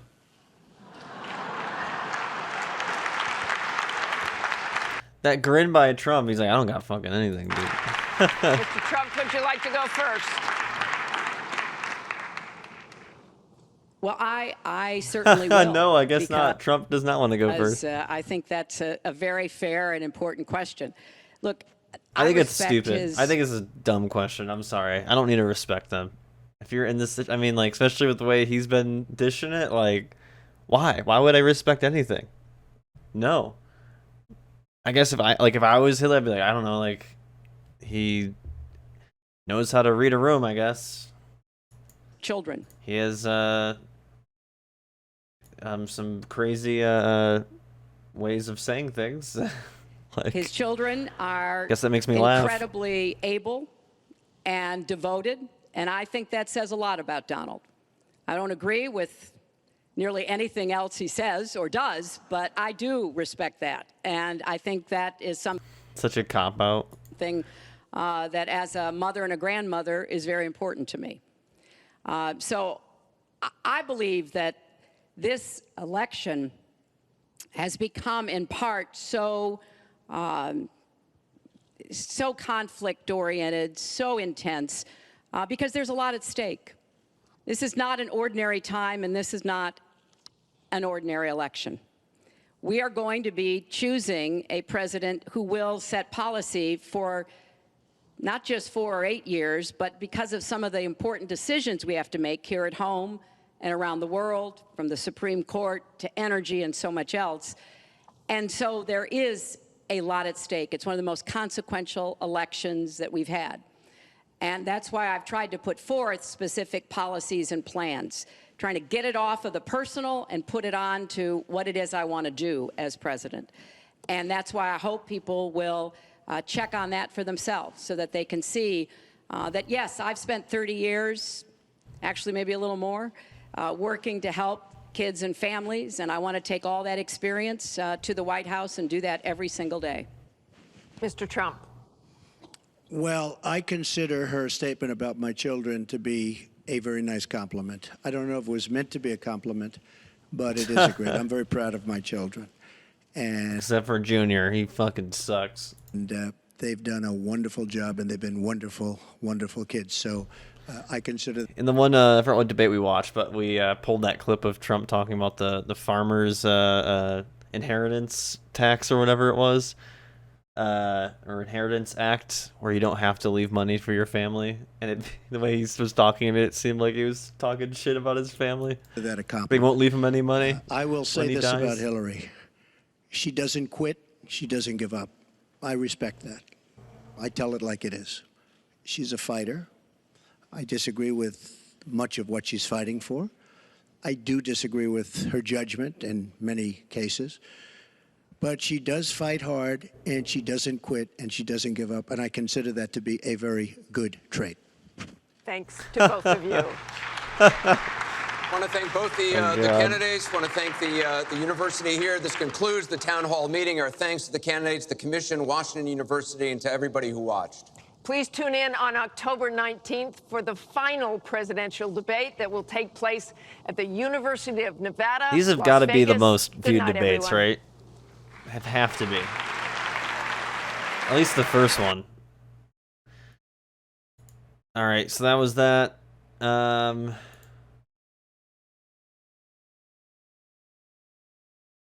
was that. Yeah, I like the town hall ones. All right, we're gonna keep powering through because it's already 10:40 my time, and my original goal was to get to bed by, when did I start this? At 6? I'm like 11:30, so that's not happening. Wait, is this one 2 hours? Or no, it's just post coverage. Okay. I don't think it's. Yeah, it's like an hour and a half. All right, let's get into it. Good evening from the Thomas and Mack Center at the University of Nevada, Las Vegas. October 19th. I'm Chris Wallace of. So it was still a good 3 weeks till voting. Usually we had some of the. I like the debates that are like a week before voting. I feel like that's better, but. Got fact checks. This was live streamed. 16 million views on this is NBC's version. Fox News. And I welcome you to the third and final of the 2016 presidential debates between Secretary of State Hillary Clinton and Donald J. Trump. This debate is sponsored by the Commission on Presidential Debates. The commission has designed the format, 6 roughly 15-minute segments with 2-minute answers to the first question, then open discussion for the rest of each segment. Both campaigns have agreed to those rules. So it's open discussion, so there's no time frame and the questions after in answering each topic. the question. None of those questions has been shared with the commission or the 2 candidates. The audience here in the hall has promised to remain silent. No cheers, boos, or other interruptions so we and you can focus on what the candidates have to say. No noise except right now, as we welcome the Democratic nominee for president, Secretary Clinton. Like how they say it's a distraction. It's not a distraction. Mr. Trump. They just want to show bias.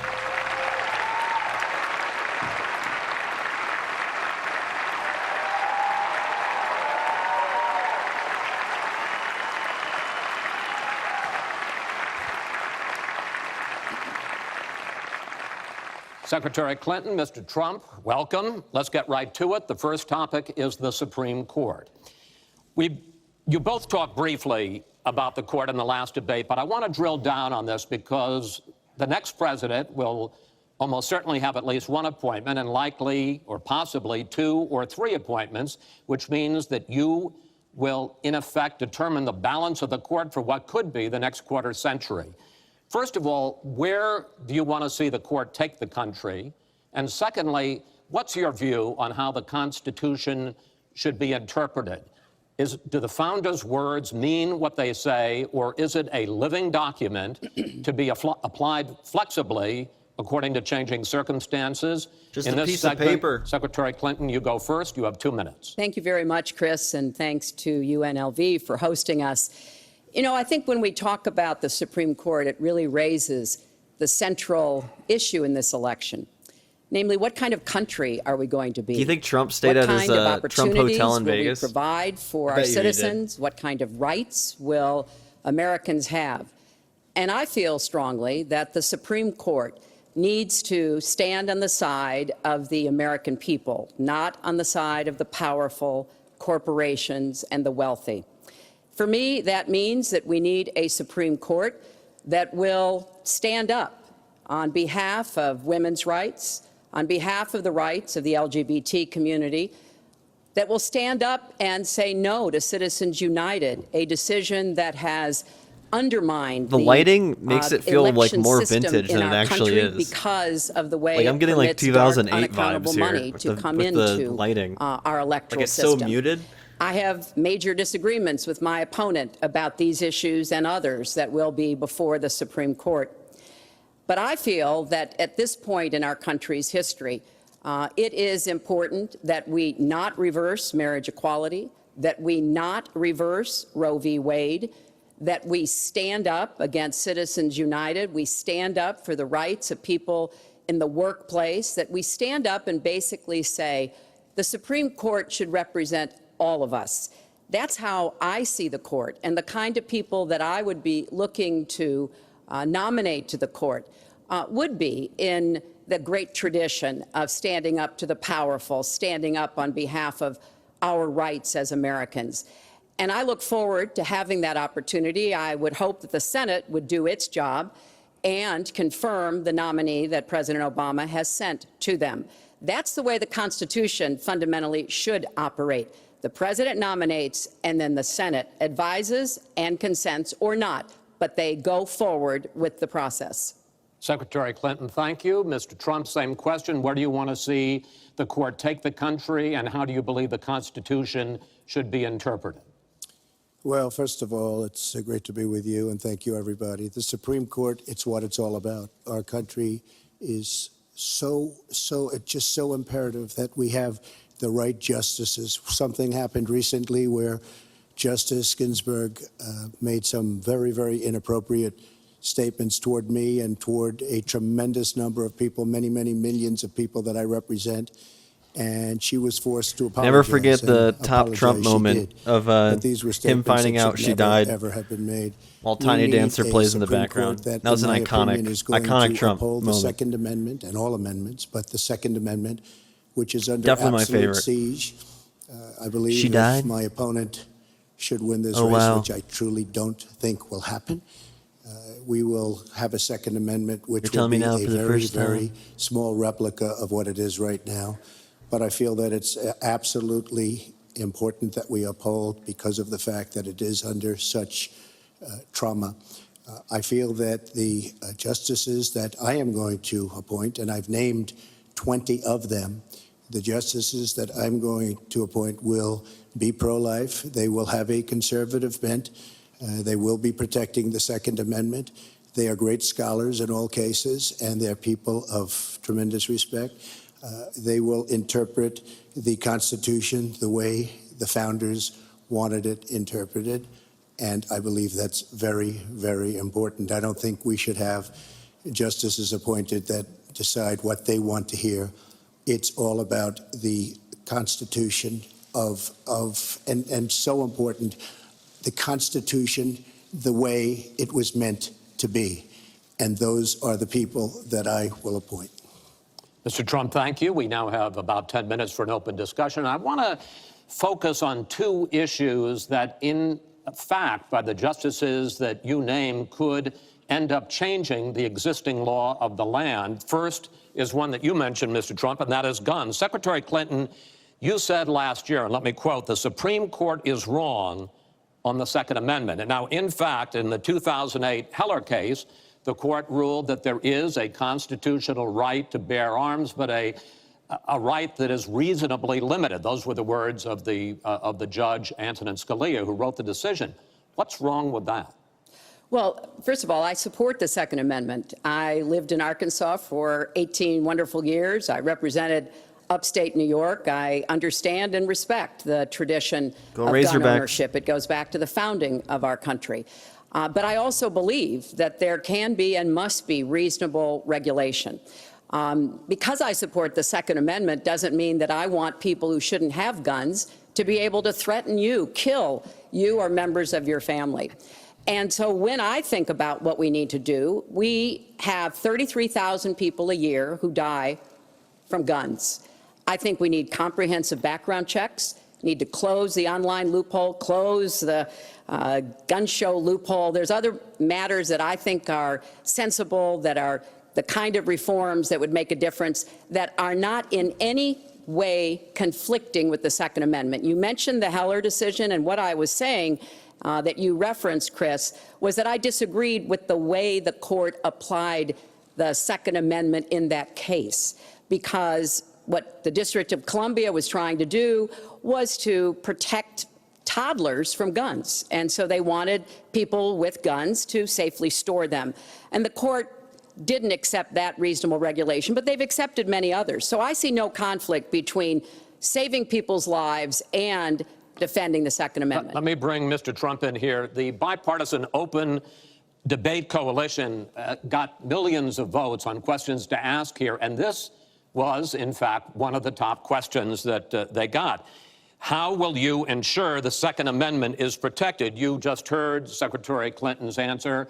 Does love she the persuade NRA. you that while you may disagree Me on and the NRA are regulation, best that in buds. fact she supports a Second Amendment right to bear arms? Well, the D.C. versus Heller decision was very strongly, and she was extremely angry about it. I watched. I mean, she was very, very angry when upheld. And Justice Scalia was so involved, and it was a well-crafted decision. But Hillary was extremely upset, extremely angry, and people that believe in the Second Amendment and believe in it very strongly were very upset with what she had to say. Well, let me bring in Secretary Clinton. Were you extremely upset? Well, I was upset because, unfortunately, dozens of toddlers injure themselves, even kill people with guns, because, unfortunately, not everyone who has loaded guns in their homes takes appropriate precautions. But there's no doubt that I respect the Second Amendment, that I also believe there's an individual right to bear arms. That is not in conflict with sensible, common sense regulation. And, you know, look, I understand that Donald's been strongly supported by the NRA. The gun lobby's on his side. They're running millions of dollars of ads against me. And I regret that, because what I would like to see is for people to come together and say, of course, we're going to protect and defend the Second Amendment, but we're going to do it in a way that tries to save some of these 33,000 lives that we lose every year. Let me bring Mr. Trump back into that, because in fact, you oppose. It's interesting too that, like, you know, conversation about guns, I feel like, was really big at this time, but and obviously escalated with under Obama just because of all the school shootings and whatnot. But we didn't see it as much too often during the Bush years, the Bush debates. I think it was maybe once or twice, and then, like, I feel like it's really escalated in these in the obvious, but for obvious reason. It makes sense. It's just interesting to hear about. Any limits on assault? To see how, like, it's become a it's the second question in this debate. Weapons. Any limits on high-capacity magazines you support? Also shows the power of the national NRA right to carry law in the 21st century. Well, let me just tell you, before we go any further, in Chicago, which has the toughest gun laws in the United States, probably you could say by far, they have more gun violence than any other city.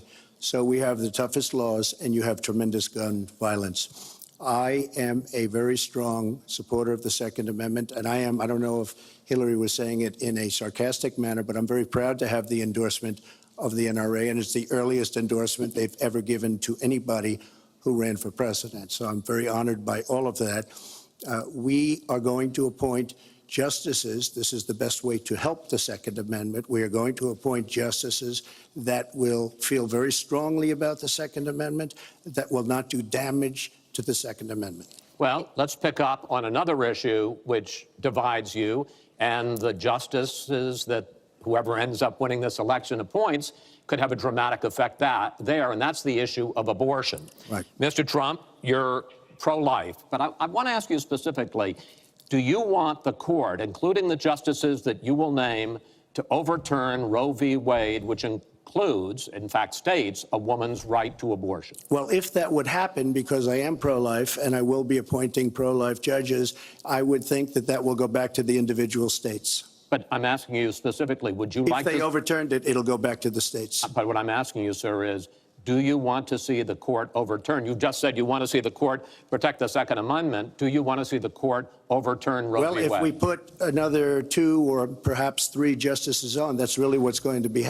will happen. And that'll happen automatically, in my opinion, because I am putting pro-life justices on the court. I don't know why he's like... I will say this. Why he's like wording it like that. He could just say, yeah. Like, it will go back to the... He's straightforward usually, but here it's like he's being around the bush for some reason. I don't know why. States, and the states will then make a determination.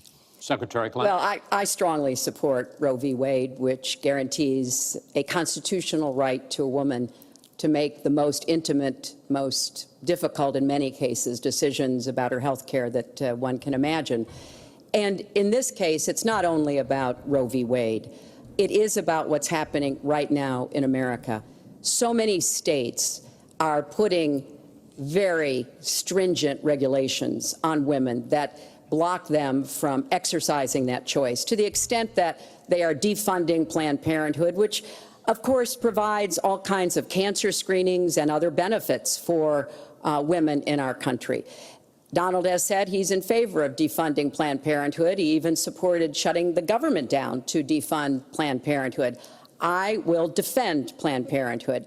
I will defend Roe v. Wade, and I will defend women's rights to make their own health care decisions. Secretary And we have come too far to have that turn back now. And indeed, he said women should be punished, that there should be some form of punishment for women who obtain abortions. And I could just not be more opposed to that kind of thinking. I'm going to give you a chance. Yeah, it's like it's already awful to be against Roe v. Wade, and then it's another thing to be like, and we should also, you know, put them in jail or something like that. Which in some states, there has been cases where, I forgot what state, but there was one I remember recently where it was a woman was charged for murder for getting an abortion. To respond, but I want to ask you, Secretary Clinton, I want to explore how far you believe the right to abortion goes. You have been quoted as saying that the fetus has no constitutional rights. You also voted against a ban on late-term partial birth abortions. Why?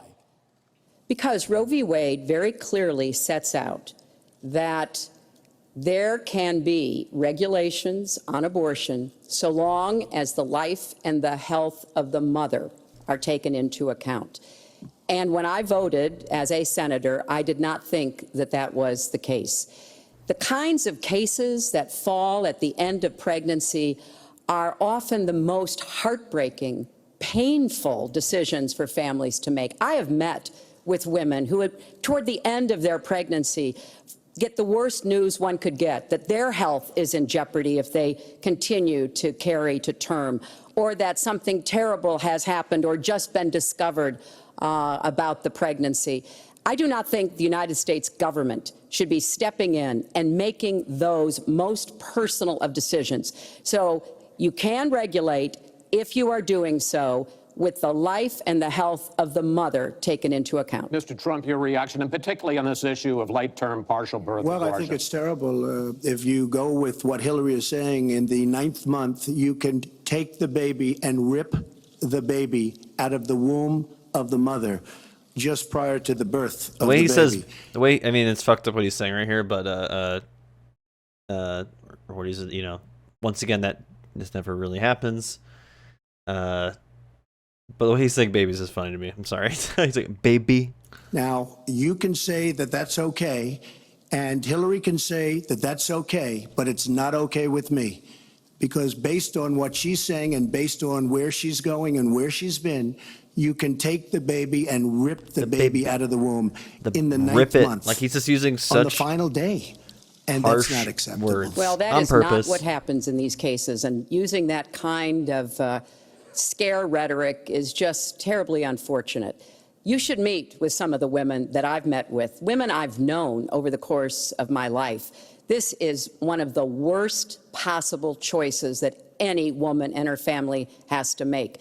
And I do not believe the government should be making it. You know, I've had the great honor of traveling across the world on behalf of our country. I've been to countries where governments either forced women to have abortions like they used to do in China, or forced women to bear children like they used to do in Romania. And I can tell you the government has no business in the decisions that women make with their families in accordance with their faith, with medical advice, and I will stand up for that right.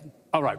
But just briefly, I want to move on to another honestly, segment. Nobody has business doing what I just said, doing that as late as 1 or 2 or 3 or 4 days prior to birth. Nobody has that. All right, let's move on. And that's to the like subject of immigration. 0.1% of abortions. And there is almost no issue that separates the two of you more than the issue of immigration. Actually, there are a lot of issues that separate the two of you. Vast majority of Mr. Trump, abortions are in the first trimester. But come on, we all know that. Build a wall. Secretary Clinton, you have offered no specific plan for how you want to secure our southern border. Mr. Trump, you are calling for major deportations. Secretary Clinton, you say that within your first 100 days as president, you're going to offer a package that includes a pathway to citizenship. The question really is, why are you right and your opponent wrong? Mr. Trump, you go first in this segment. You have 2 minutes. Well, first of all, she wants to give amnesty, which is a disaster and very unfair to all of the people that are waiting in line for many, many years. We need strong borders. In the audience tonight, we have 4 mothers of, I mean, these are unbelievable people that I've gotten to know over a period of years whose children have been killed, brutally killed by people that came into the country illegally. You have thousands of mothers and fathers and relatives all over the country. They're coming in illegally. Drugs are pouring in through the border. We have no country if we have no border. Hillary wants to give amnesty. She wants to have open borders. The border secure, as you know, the Border Patrol agents, 16,500 plus ICE last week endorsed me. First time they've ever endorsed a candidate.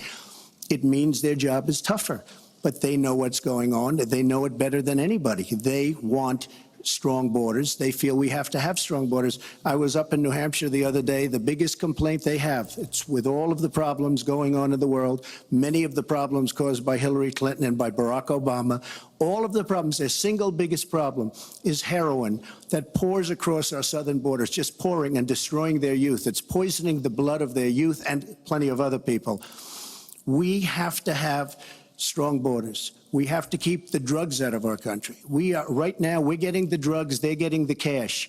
We need strong borders. We need we cannot give amnesty. Now, I want to build the wall. We need the wall. The Border Patrol, ICE, they all want the wall. We stop the drugs. We shore up the border. One of my first acts will be to get all of the drug lords, all of the bad ones. We have some bad, bad people in this country that have to go out. We're going to get them out. We're going to secure the border. And once the border is secured, at a later date, we'll make a determination as to the rest. But we have some bad hombres here, and we're going to get them out. Mr. Trump, thank you. Same question to you. Obviously, abolish ICE, fuck ICE. And yeah, ICE endorsed him because the people who love to brutalize people on a day-to-day basis want to be able to do more of it. Shocking. People who are abusing people want to do more abuse. It's crazy. Also find it interesting and kind of goofy that he's like doing the step-by-step of like he wants to get rid of the people first, then build the wall, instead of just building the wall. He wants to get rid of the people, build the wall, and then because if he builds the wall, it almost implies that they won't be able to like get people out. Like the wall's gonna be that good that people won't be able to leave into Mexico.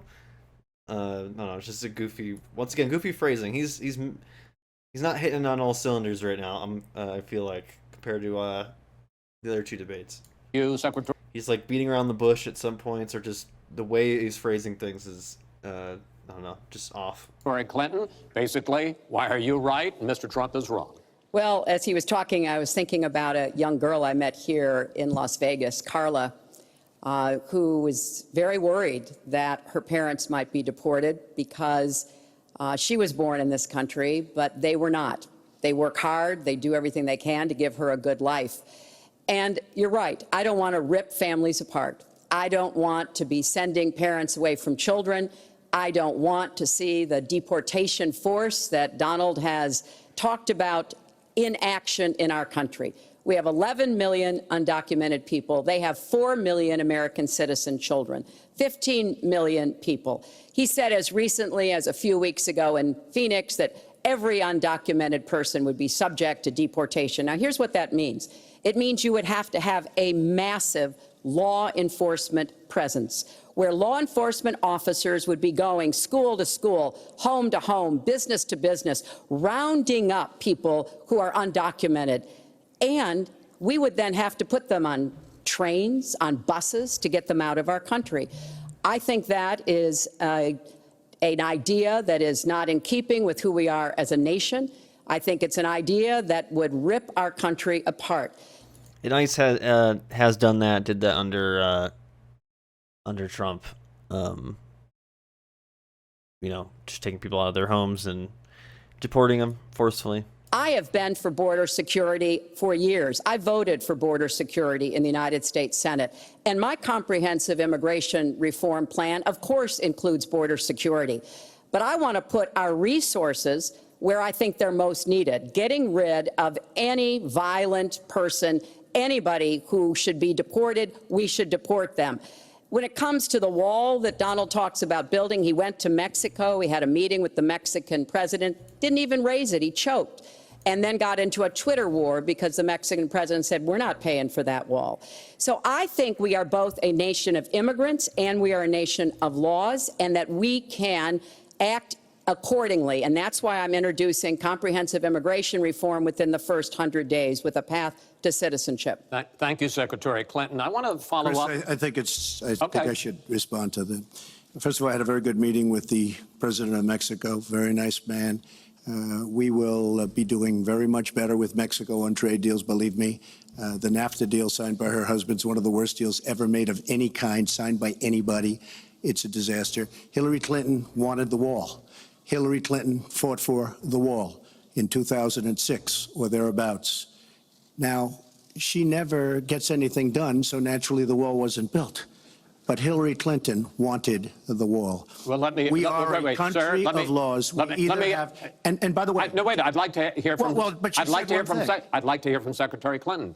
I voted for border security, and there are some limited places where that was appropriate. There also is necessarily going to be new technology. You build a wall like Game of Thrones. But it is clear when you look at what Donald has been proposing. He started his campaign bashing immigrants, calling Mexican immigrants rapists and criminals and drug dealers, that he has a very different view about what we should do to deal with immigrants. Now, what I am also arguing is that bringing undocumented immigrants out from the shadows, putting them into the formal economy will be good, because then employers can't exploit them and undercut Americans' wages. And Donald knows a lot about this. He used undocumented labor to build the Trump Tower. He underpaid undocumented workers, and when they complained, he basically said what a lot of employers do. You complain, I'll get you deported. I want to get everybody out of the shadows, get the economy working, and not let employers like Donald exploit undocumented work. A lot of farmers, like big farms, also rely on undocumented workers because they can pay them cheap as well. Which hurts them, but also hurts American workers. Mr. Trump. President Obama has moved millions of people out. Nobody knows about it. Nobody talks about it. But under Obama, millions of people have been moved out of this country. They've been deported. She doesn't want to say that, but that's what's happened, and that's what's happened big league. As far as moving these people out and moving, we either have a country or we don't. We're a country of laws. We either have a border or we don't. Now, you can come back in and you can become a citizen, but it's very unfair. We have millions of people that did it the right way. They're online, they're waiting. We're going to speed up the process, big league, because it's very inefficient. But they're online and they're waiting to become citizens. Very unfair that somebody runs across the border, becomes a citizen. Under her plan, you have open borders. You would have a disaster on trade, and you will have a disaster with your open borders. But what she doesn't say is that President Obama has deported millions and millions of people just the way it is. Secretary Clinton, I want to. We will not have open borders. Well, let me that is a rank mischaracterization. Secretary Clinton. We will have secure borders, but we will also have reform. And this used to be a bipartisan issue. Ronald Reagan was the last president to sign immigration reform, and George W. Bush supported it as well. Secretary Clinton, I want to clear up your position on this issue, because in a speech you gave to a Brazilian bank for which you were paid $225,000, we've learned from the WikiLeaks that you said this, and I want to quote, "My dream is a hemispheric common market with open trade and open borders." So that's the question. That's the question. Please quiet, everybody. Is that your dream, open borders? Well, if you went on to read the rest of the sentence, I was talking about energy. You know, we trade more energy with our neighbors than we trade with the rest of the world combined. And I do want us to have an electric grid, an energy system that crosses borders. I think that will be a great benefit to us. But you are very clearly quoting from WikiLeaks, and what's really important about WikiLeaks is that the Russian government has engaged in espionage against Americans. They have hacked American websites, American accounts of private people, of institutions. Then they have given that information to WikiLeaks for the purpose of putting it on the internet. This has come from the highest levels of the Russian government, clearly from Putin himself, in an effort, as 17 of our intelligence agencies have confirmed, to influence our election. So I actually think the most important question of this evening, Chris, is finally, will Donald Trump admit and condemn that the Russians are doing this and make it clear that he will not have the help of Putin in this election, that he rejects Russian espionage against America? Like I said, this is so weak because, like I've said, I fully believe countries have been trying to influence U.S. elections way before this. Maybe not over social media, but they've tried. And I'm not defending Trump because fuck Trump, obviously. But it's like, I just think it's a weak thing because it's just, okay, he condemns it. That's not going to stop the Russians from doing that. It's not going to stop people from consuming those ads, you know? Like, it's not going to, like, what would him conceding that mean? Like, what is that?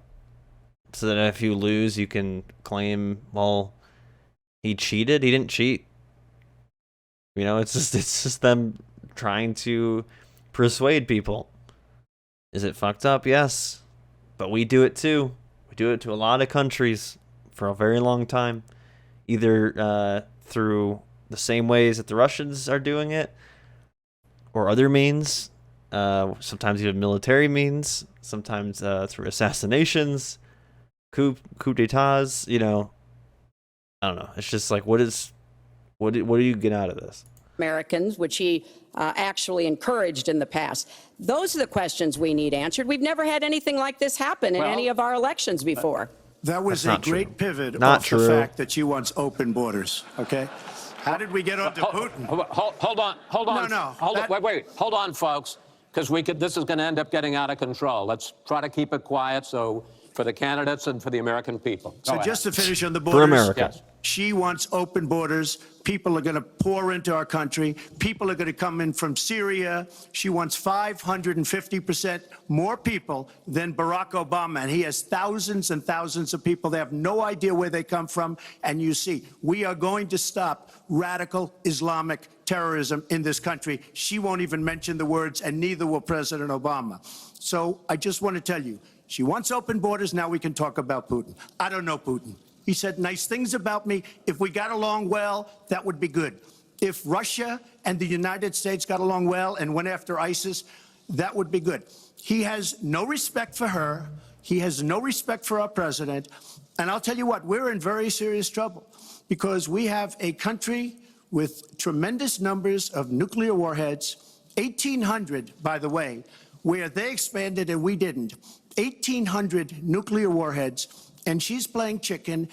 Look, Putin, from everything I see, has no respect for this person. Well, that's because he'd rather have a puppet as president of the United States. No puppet. And it's pretty clear. You're the puppet. It's pretty clear you won't admit that the Russians have engaged in cyber attacks against the United States of America, that you encouraged espionage against our people, that you are willing to spout the Putin line. See, that's what I guess she's trying to do, is trying to say that, like, he asked the Russians to do this. And maybe he did, maybe he didn't, but it's like, I don't know, just running a poor campaign if you're worried about people being persuaded by Facebook ads or whatever, you know?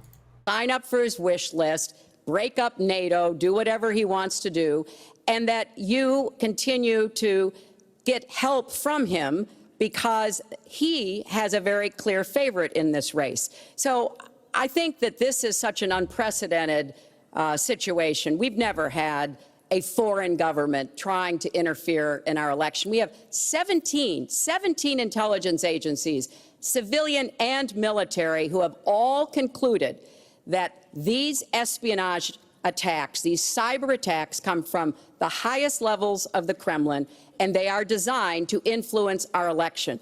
I find that deeply disturbing, Secretary and Clinton, I think it's She time has no that you idea take a whether it's stand, Russia, because China, or anybody else. I am not quoting she has myself. No idea. I am quoting Hillary, you 17, have no idea. 17 do you doubt 17 Our military country has and no idea. civilian agencies? Well, Yeah, I he'd doubt rather it. I doubt believe it. Vladimir Putin than the military and civilian intelligence professionals who are sworn to protect us. I find that just absolutely She doesn't like Putin because Putin has outsmarted her at every step of the way. Excuse me.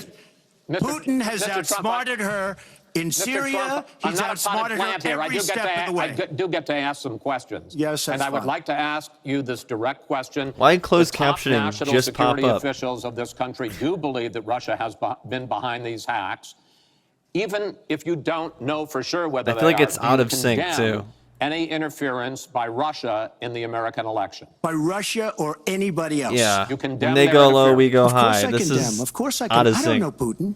I have I'm no not asking idea. you. I'm asking I you, never do you- met yeah. Putin. This is not my best The friend. head. But if the United States got along with Russia, wouldn't be so bad. Let me tell you, Putin has outsmarted her and Obama at every single step of the way. Whether it's Syria, no, you name it, missiles. Take a look at the startup that they signed. The Russians have said, according to many, many reports, I can't believe they allowed us to do this. They create warheads and we can't. The Russians can't believe it. She has been outsmarted by Putin, and all you have to do is look at the Middle East. They've taken over. We've spent $6 trillion. They've taken over the Middle East. She has been outsmarted and outplayed worse than anybody I've ever seen in any government whatsoever. We're a long way away from immigration, but I'm going to let you finish this topic. Well, You got about 45 seconds. Yeah, And she always will be. I find it ironic that he's raising nuclear weapons. This is a person who has been very cavalier, even casual, about the use of nuclear weapons. He's advocated more countries getting them, Japan, Korea, even Saudi Arabia. He's said, well, if we have them, why don't we use them, which I think is terrifying. But here's the deal. The bottom line on nuclear weapons is that when the president gives the order, it must be followed. There's about 4 minutes between the order being given and the people responsible for launching nuclear weapons to do so. And that's why 10 people who have had that awesome responsibility have come out and in an unprecedented way said they would. Did you say it's an awesome responsibility? I wouldn't use that adjective. Not trust Donald Trump with the nuclear codes That's such or an to have awesome his job. finger on the nuclear button. I have 200 generals and admirals, 21 endorsing me, 21. Wonder how you even get that job. And do you do other stuff, or do you just sit in like a room all day with the suitcase or whatever it is? I don't know if that's even a thing. Is that just like a movie thing where there's like a dude with a briefcase that's like handcuffed to him or whatever? I feel like it's more than just like one or two people. I feel like it's probably a whole team of people. In some war room somewhere. Congressional Medal of Honor recipients. As far as Japan and other countries, we are being ripped off by everybody in the world. We're defending other countries. We are spending a fortune doing it. They have the bargain of the century. All I said is we have to renegotiate these agreements because our country cannot afford to defend Saudi Arabia, Japan, Germany, South Korea, and many other places. We cannot continue to afford. She took that as saying nuclear weapons. Look, she's been proven to be a liar on so many different ways. This is just another lie. Well, I'm just quoting you when There's you were no asked quote. about You're not going to find a quote from me. Nuclear competition in Asia. You said, go ahead, enjoy yourselves, folks. That kind And defend of language, yourselves. And defend the United yourselves. I didn't say States has nuclear. kept And the defend peace. yourself. The United States has kept the peace through our alliances. Donald wants to tear up our alliances. I think it makes the world safer, and frankly, it makes the United States safer. I would work with our allies in Asia, in Europe, in the Middle East, and elsewhere. That's the only way we're going to be able to keep the peace. We are going to move on to the next topic, which is the economy, and I hope we handle that as well as we did immigration. You also have very different ideas about how to get the economy growing faster. Secretary Clinton, in your plan, government plays a big role. You see more government spending, more entitlements, more tax credits, more tax penalties. Mr. Trump, you want to get government out with lower taxes and less regulation. Yes. We're going to drill down into this a little bit more, but in this overview, please explain to me why you believe that your plan will create more jobs and growth for this country and your opponent's plan will not. In this round, you go first, Secretary Clinton. Well, I think when the middle class thrives, America thrives. And so my plan is based on growing the economy, giving middle class families many more opportunities. I want us to have the biggest jobs program since World War II, jobs in infrastructure and advanced manufacturing. I think we can compete with high-wage countries, and I believe we should. New jobs and clean energy, not only to fight climate change, which is a serious problem, but to create new opportunities and new businesses. I want us to do more to help small business. That's where 2/3 of the new jobs are going to come from. I want us to raise the national minimum wage because people who live in poverty should not... Damn, what happened to that too? Oh my fucking god. That conversation I feel like hasn't even happened. Like even in Congress, not even it's crazy to me. Like no one's even brought it up, I feel like, since Biden got into power. I don't even remember if he ran on it. I think he did. I think that was one thing he said, $15 minimum wage. And I just feel like it just hasn't been talked about at all or brought up. Maybe it has, I don't remember, but I feel like it hasn't. who work full-time. And by the time we finally get $15 minimum wage, it's going to be fucking dog shit. Should not still be in poverty. And I sure do want to make sure women get equal pay for the work we do. It already is dog shit. $15 an hour is that not we have to have an education system that starts with preschool and goes through college. That's why I want more technical education in high schools and in community colleges, real apprenticeships to prepare young people for the jobs of the future.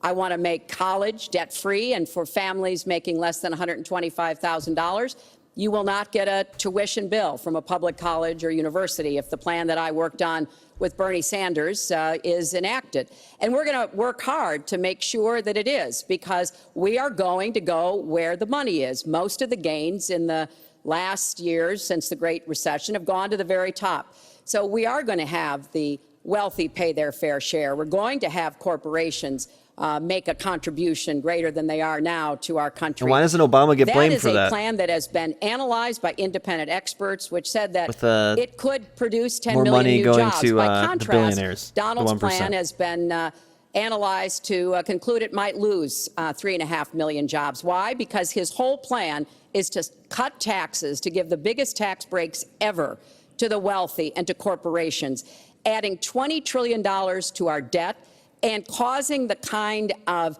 dislocation that we have seen before, because it truly will be trickle-down economics on steroids. So the plan I have, I think, will actually produce greater opportunities. The plan he has will cost us jobs and possibly lead to another great recession. Secretary, thank you. Mr. Trump, why will your plan create more jobs and growth than Secretary Clinton? With COVID, well, first of all, before I start on my plan, her plan I still is think going we already to are raise in a taxes recession. and even No double one your wants to call it taxes. Her that. tax plan is a disaster, and she can say all she wants about college tuition. And I'm a big proponent. And I know the Biden administration is doing everything it can to stop, whether it's the housing market to pop, which people keep talking about as if it will.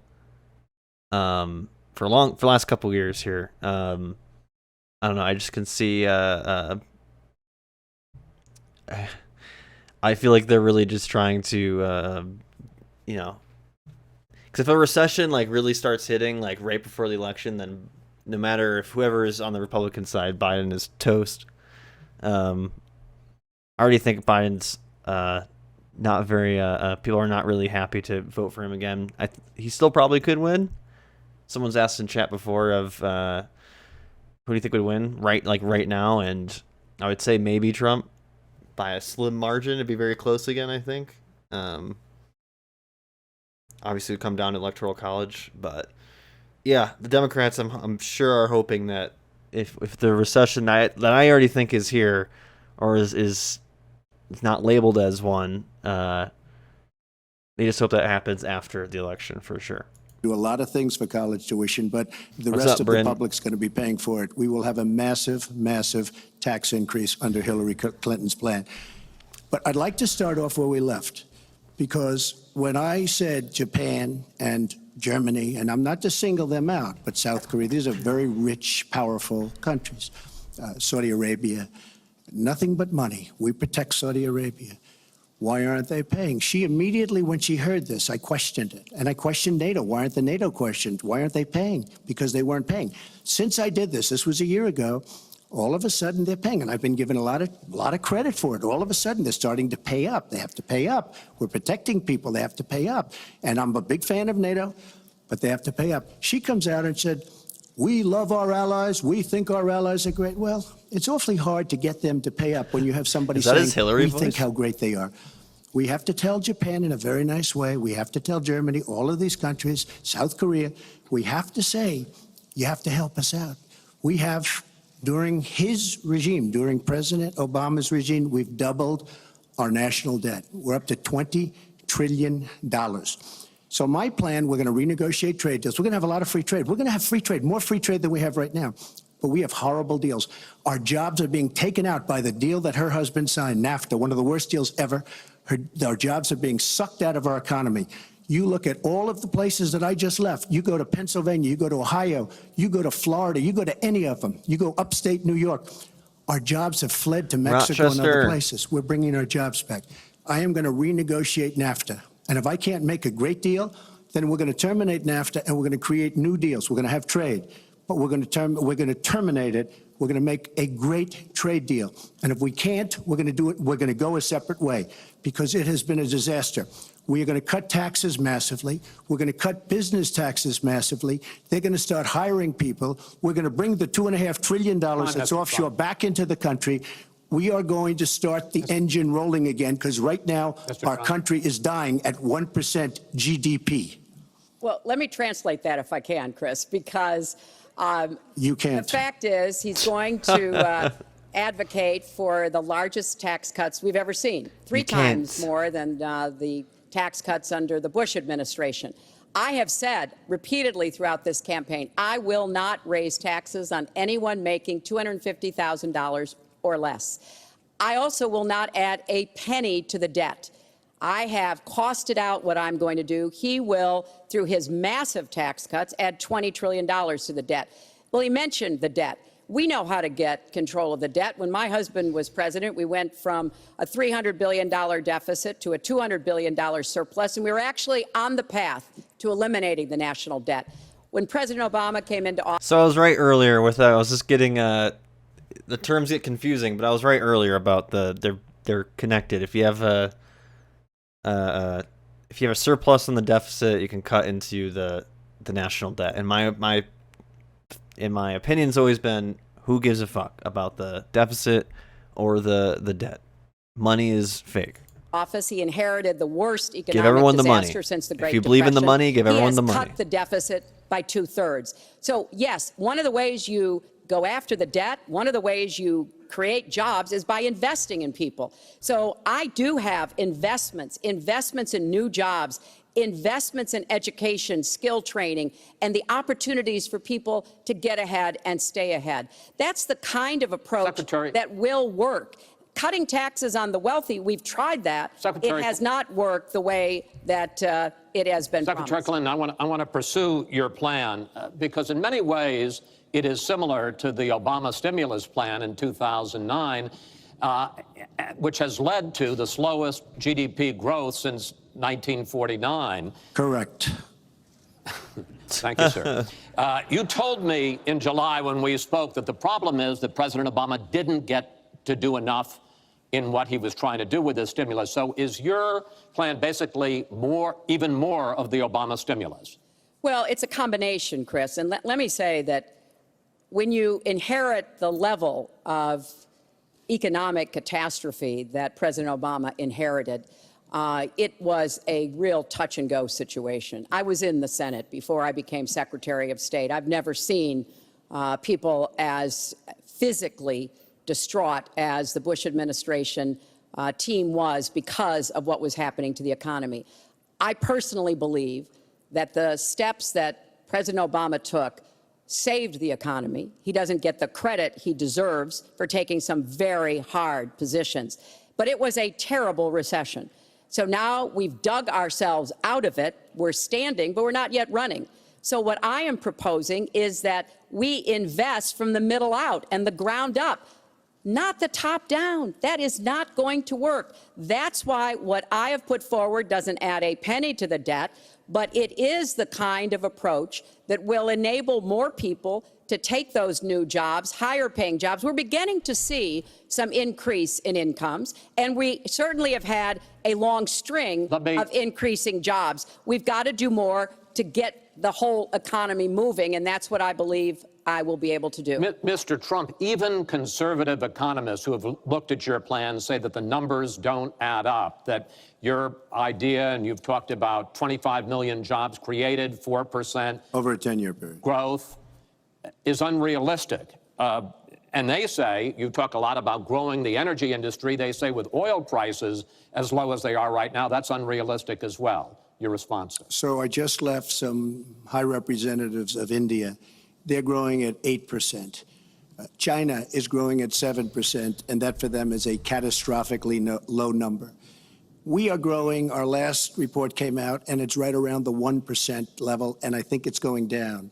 Last week, as you know, at the end of last week, they came out with an anemic jobs report, a terrible jobs report. In fact, I said, is that the last jobs report before the election? Because if it is, I should win easily. It was so bad.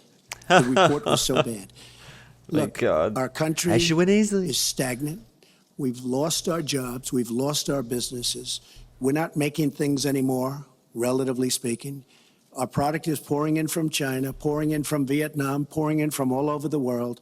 I've visited so many communities. This has been such an incredible education for me, Chris. I've gotten to know so many. I've developed so many friends over the last year, and they cry when they see what's happened. I passed factories that were thriving 20, 25 years ago, and because of the bill that her husband signed and she blessed 100%, it is just horrible what's happened to these people in these communities. Now, she can say that her husband did well, but boy, did they suffer as NAFTA kicked in, because it didn't really kick in very much, but it kicked in after they left. Boy, did they suffer. That was one of the worst things that's ever been signed by our country. Now she wants to sign Trans-Pacific Partnership, and she wants it. She lied when she said she didn't call it the gold standard in one of the debates. She totally lied. She did call it the gold standard, and they actually fact-checked, and they said I was right. I was so honored. I want to give you a chance to briefly speak to that, and then I want to pivot to... But if they're normally wrong about you, and then you say that they got it right, could that be wrong? 1/6 and that of will the be economy, as bad as which is Obamacare. But go ahead. Well, briefly. First, let me say, number one, when I saw the final agreement for TPP, I said I was against it. It didn't meet my tests. I've had the same tests. Does it create jobs, raise incomes, and further our national security? I'm against it now. I'll be against it after the election. I'll be against it when I'm president. There's only one of us on this stage who's actually shipped jobs to Mexico, because that's Donald. He's shipped jobs to 12 countries, including Mexico. But he mentioned China. And, you know, one of the biggest problems we have with China is the illegal dumping of steel and aluminum into our markets. I have fought against that as a senator. I've stood up against it as Secretary of State. Donald has bought Chinese steel and aluminum. What is the legal hotel right here dumping? in Las Vegas was made with Chinese steel. So he goes Is that around just like with them like crocodile tears importing about how it terrible is, illegally? but he has given jobs like to on the Chinese down low? steel workers, not American steel workers. Trump? That's the kind of approach that is just not going to work. We're going to pull the country together. We're going to have trade agreements that we enforce. That's why I'm going to have a trade prosecutor for the first time in history. And we're going to enforce those agreements. And we're going to look for businesses to help us by buying American products. I ask a simple question. I just want to know what it is. She's been doing this for 30 years. Why the hell didn't you do it over the last 15, 20 Why years? the hell? You were very much involved. Excuse me. My turn. You were very much involved in every aspect of this country. Very much. And you do have experience. I have to say, the one thing you have over me is experience, but it is not what I was saying. This makes more sense. A standard technical definition of dumping is the act of charging a lower price for the like product in a foreign market than the normal value of the product. For example, the price of the same product in a domestic market or the exporter in a third country market. Yeah, so basically China is just selling their steel products in the United States, and people are buying them instead of buying American steel. Just sounds like they're doing capitalism. I don't know. Bad experience, because what you've done has turned out badly. For 30 years, you've been in a position to help, and if you say that I use steel or I use something else, I make it impossible for me to do that. I wouldn't mind. The problem is you talk, but you don't get anything done, Hillary. Yeah, this is the deal maker. He knows how to get the deals. State Department, he knows how to use coupons. $6 billion was missing. How do you miss $6 billion? You ran the State Department. $6 billion was either stolen, they don't know. It's gone. $6 billion. If you become president, this country is going to be in some mess, believe me. Well, first of all, what he just said about the State Department is not only untrue, it's been debunked numerous times.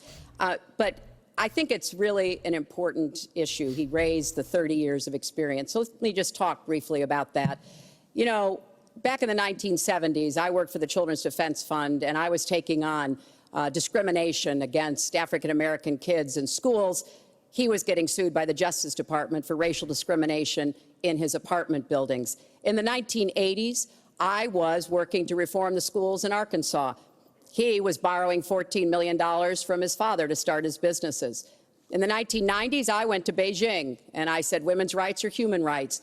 He insulted a former Miss Universe, Alicia Machado, called her an eating machine. And on the day when I was in the Situation Room, monitoring the raid that brought Osama bin Laden to justice, he was hosting the Celebrity Apprentice. So I'm happy to compare my 30 years of experience, what I've done for this country, trying to help in every way I could, especially kids and families, get ahead and stay ahead, with your 30 years, and I'll let the American people make that decision.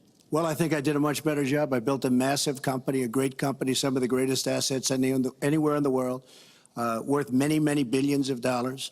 I started with a $1 million loan. I agree with that. It's a $1 million loan, but I built a phenomenal company. And if we could run our country the way I've run my company, we would have a country that you would be so proud of. You would even be proud of it. And frankly, when you look at her real record, take a look at Syria, take a look at the migration, take a look at Libya, take a look at Iraq. She gave us ISIS because her and Obama created this huge vacuum. And a small group came out of that huge vacuum because we should have never been in Iraq, but once we were there, we should have never got out the way they wanted to get out. She gave us ISIS as sure as you are sitting there. And what happened is now ISIS is in 32 countries. And now I listen how she's going to get rid of ISIS. She's going to get rid of nobody. All right, we are going to get to foreign hotspots in a few moments, but the next segment is fitness to be president of the United States. Mr. Trump, at the last debate, all right, you guys have to do. You said your talk about gotta do some bench reps. How many bench reps can you do? Talk, and that you'd never actually done it. And since then, as what's your PR? Know, what's your 5K PR? Women have come forward. I want to know the fitness you either stats. Them or what's your 40-yard dash without time? Their consent. Why would so many different women, gotta put them so through the many NFL combine over so many different years, why would they all in this last couple of weeks? How far can they throw the pigskin? Deny this. Why would they all make up these stories? And since this is a question for both of you, Secretary Clinton, Mr. Trump says what your husband did and that you defended was even worse. Mr. Trump, you go first. Well, first of all, those stories have been largely debunked. Those people, I don't know those people. I have a feeling how they came. I believe it was her campaign that did it. Just like if you look at what came out today on the clips, where I was wondering what happened with my rally in Chicago and other rallies where we had such violence. She's the one in Obama that caused the violence. They hired people, they paid them $1,500, and they're on tape saying, be violent, cause fights, do bad things. I would say the only way, because those stories are all totally false. I have to say that. And I didn't even apologize to my wife, who's sitting right here, because I didn't do anything. I didn't know any of these women. I didn't see these women. These women, the woman on the plane, the woman, I think they want either fame or her campaign did it. And I think it's her campaign, because when I saw what they did, which is a criminal act, by the way, where they're telling people to go out and start fistfights and start violence. And I'll tell you what, in particular in Chicago, people were hurt and people could have been killed in that riot. And that was now all on tape, started by her. I believe, Chris, that she got these people to step forward. If it wasn't, they get their 10 minutes of fame. But they were all totally, it was all fiction. It was lies and it was fiction. Well, Secretary Clinton. at the last debate, we heard Donald talking about what Hillary he, also, funded did to women. Antifa to And storm the after Capitol that, a and number dressed of as women have MAGA come supporters, forward, right? saying that's exactly what he did to them. Now, what was his response? Well, he held a number of big rallies where he said that he could not possibly have done those things to those women because they were not attractive enough for I did not them say to be that. assaulted. I did not say that. In fact, he went on to say... Her 2 minutes, sir, her 2 minutes. But did not say that. It's her 2 minutes. He went on to say, look at her. I don't think so. About another woman, he said, that wouldn't be my first choice. He attacked the woman reporter writing the story, called her disgusting, as he has called a number of women during this campaign. Donald thinks belittling women makes him bigger. He goes after their dignity, their self-worth, and I don't think there is a woman anywhere who doesn't know what that feels like. So we now know what Donald thinks and what he says and how he acts toward women. That's who Donald is. I think it's really up to all of us to demonstrate who we are and who our country is, and to stand up and be very clear about what we expect from our next president, how we want to bring our country together, where we don't want to have the kind of pitting of people one against the other, where instead we celebrate our diversity, we lift people up, and we make our country even greater. America is great because America is good. And it really is up to all of us to make that true now and in the future, and particularly for our children and our grandchildren. Mr. Trump. Nobody has more respect for women than I do. Nobody. Nobody has more respect. Please, everybody. And it's just, no, I don't like the, no. Yeah, the crowd should laugh at that because it's obviously bullshit. Obviously bullshit. I'm sure even some Trump supporters would agree. It's bullshit, but who cares, right? Who cares? Frankly, those stories have been largely debunked, and I really want to just talk about something slightly different. She mentions this, which is all fiction, all fictionalized, probably or possibly started by her and her very sleazy campaign. And I go back to this, that, we've seen it escalate over the last, decade or so of they said this, they said that, my fact checkers say you're wrong, and usually it's about policy, right? We haven't really seen it with, no, we really haven't seen it at all with personal attacks, and this is where, like I said, it changed. The kind of the same rules are there. Trump is breaking a lot of them with, interrupting and whatnot. He's not afraid to interrupt. But yeah, it's changed in the sense that, personal attacks are okay, but also, he'll just deny everything. Because that's all he has to do. No one will, the supporters won't look it up, or they don't care. That's it. Those are the two things. They either won't look it up or they don't care. It doesn't matter. But I will tell you, what isn't fictionalized are her emails, where she destroyed 33,000 emails criminally, after getting a subpoena from the United States Congress. What happened to the FBI? I don't know. We have a great general, 4-star general, today, you read it in all the papers, going to potentially serve 5 years in jail for lying to the FBI. One lie. She's lied hundreds of times to the people, to Congress, and to the FBI. He's going to probably go to jail. This is a 4-star general, and she gets away with it, and she can run for the presidency of the United States. That's really what you should be talking about, not fiction where somebody wants fame or where they come out of her crooked campaign. Secretary Clinton. Well, Crooked Hillary. Every time Donald is pushed on something which is obviously uncomfortable, like what these women are saying, he immediately goes to denying responsibility. And it's not just about women. He never apologizes or says he's sorry for anything.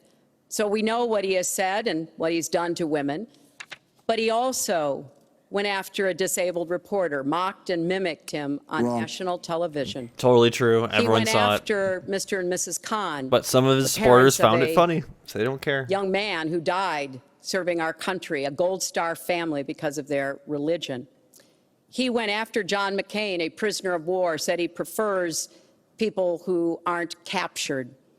He went after a federal judge, born in Indiana, but who Donald said couldn't be trusted to try the fraud and racketeering case against Trump University because his parents were Mexican. So it's not one thing. This is a pattern of divisiveness, of a very dark and in many ways dangerous vision of our country, where he incites violence, where he applauds people who are pushing and pulling and punching at his rallies. That is not who America is. And I think it is. That I think it is, as we Hillary, move in the last weeks of this campaign, more and more people will definitely feels that way more now. What's at stake in this election. It really does come down to what kind of country we are going to have. So sad when she talks about violence at my rallies, and she caused the violence. It's on tape. The other things are false, but honestly, I'd love to talk about getting rid of ISIS, and I'd love to talk about other things. Okay. But those other charges, as she knows, are false. In this bucket about fitness to be president, there's been a lot of developments over the last 10 days since the last debate. I'd like to ask you about them. These are questions that the American people have. Secretary Clinton, during your 2009 Senate confirmation hearing, you promised to avoid even the appearance of a conflict of interest with your dealing with the Clinton Foundation while you were Secretary of State. But emails show that donors got special access to you. Those seeking grants for Haiti relief were considered separately from non-donors, and some of those donors got government contracts, taxpayer money. Can you really say that you kept your pledge to that Senate committee? And why isn't what happened and what went on between you and the Clinton Foundation, why isn't it what Mr. Trump calls pay to play? Well, everything I did as Secretary of State was in furtherance of our country's interests and our values. The State Department has said that. I think that's been proven. But I am happy. In fact, I'm thrilled to talk about the Clinton Foundation because it is a world-renowned charity. And I am so proud of the work that it does. Whatever. You know, I could talk for the rest of the debate. I know I don't have the time to do that. But just briefly, the Clinton Foundation made it possible for 11 million people around the world with HIV/AIDS to afford treatment, and that's about half of all the people in the world who are getting treatment. Every president has a with the charity American, afterwards. Health Association. We have made environments in schools healthier After for their, children, including healthier lunches. Respectfully, this is an open discussion. Well, it is an open discussion. I understand, and the specific question went to pay for play. Do you want to talk about that? But there is no evidence. But there is a lot of evidence about the very good work and it's a criminal enterprise, and so many people know it. It's a criminal enterprise. Oh my God, I can't fucking Saudi hear Arabia anything. giving $25 million, Qatar, all of these countries. You talk about women and women's rights.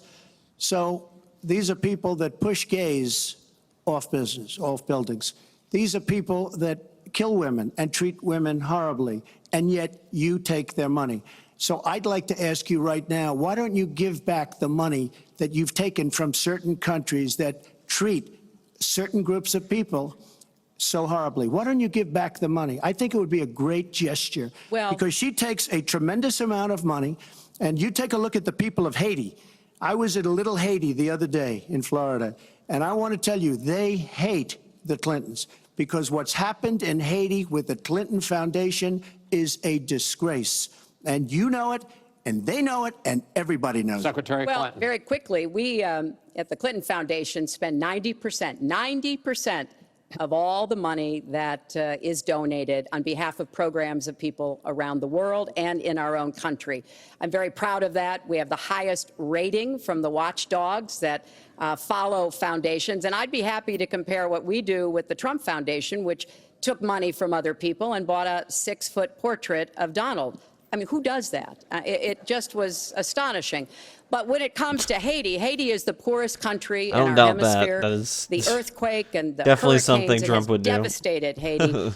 Bill and I have been involved in trying to help Haiti Yeah, for many charities are years. still The Clinton Foundation raised looking for $30 million profit. to help Haiti after the catastrophic A lot of, earthquake.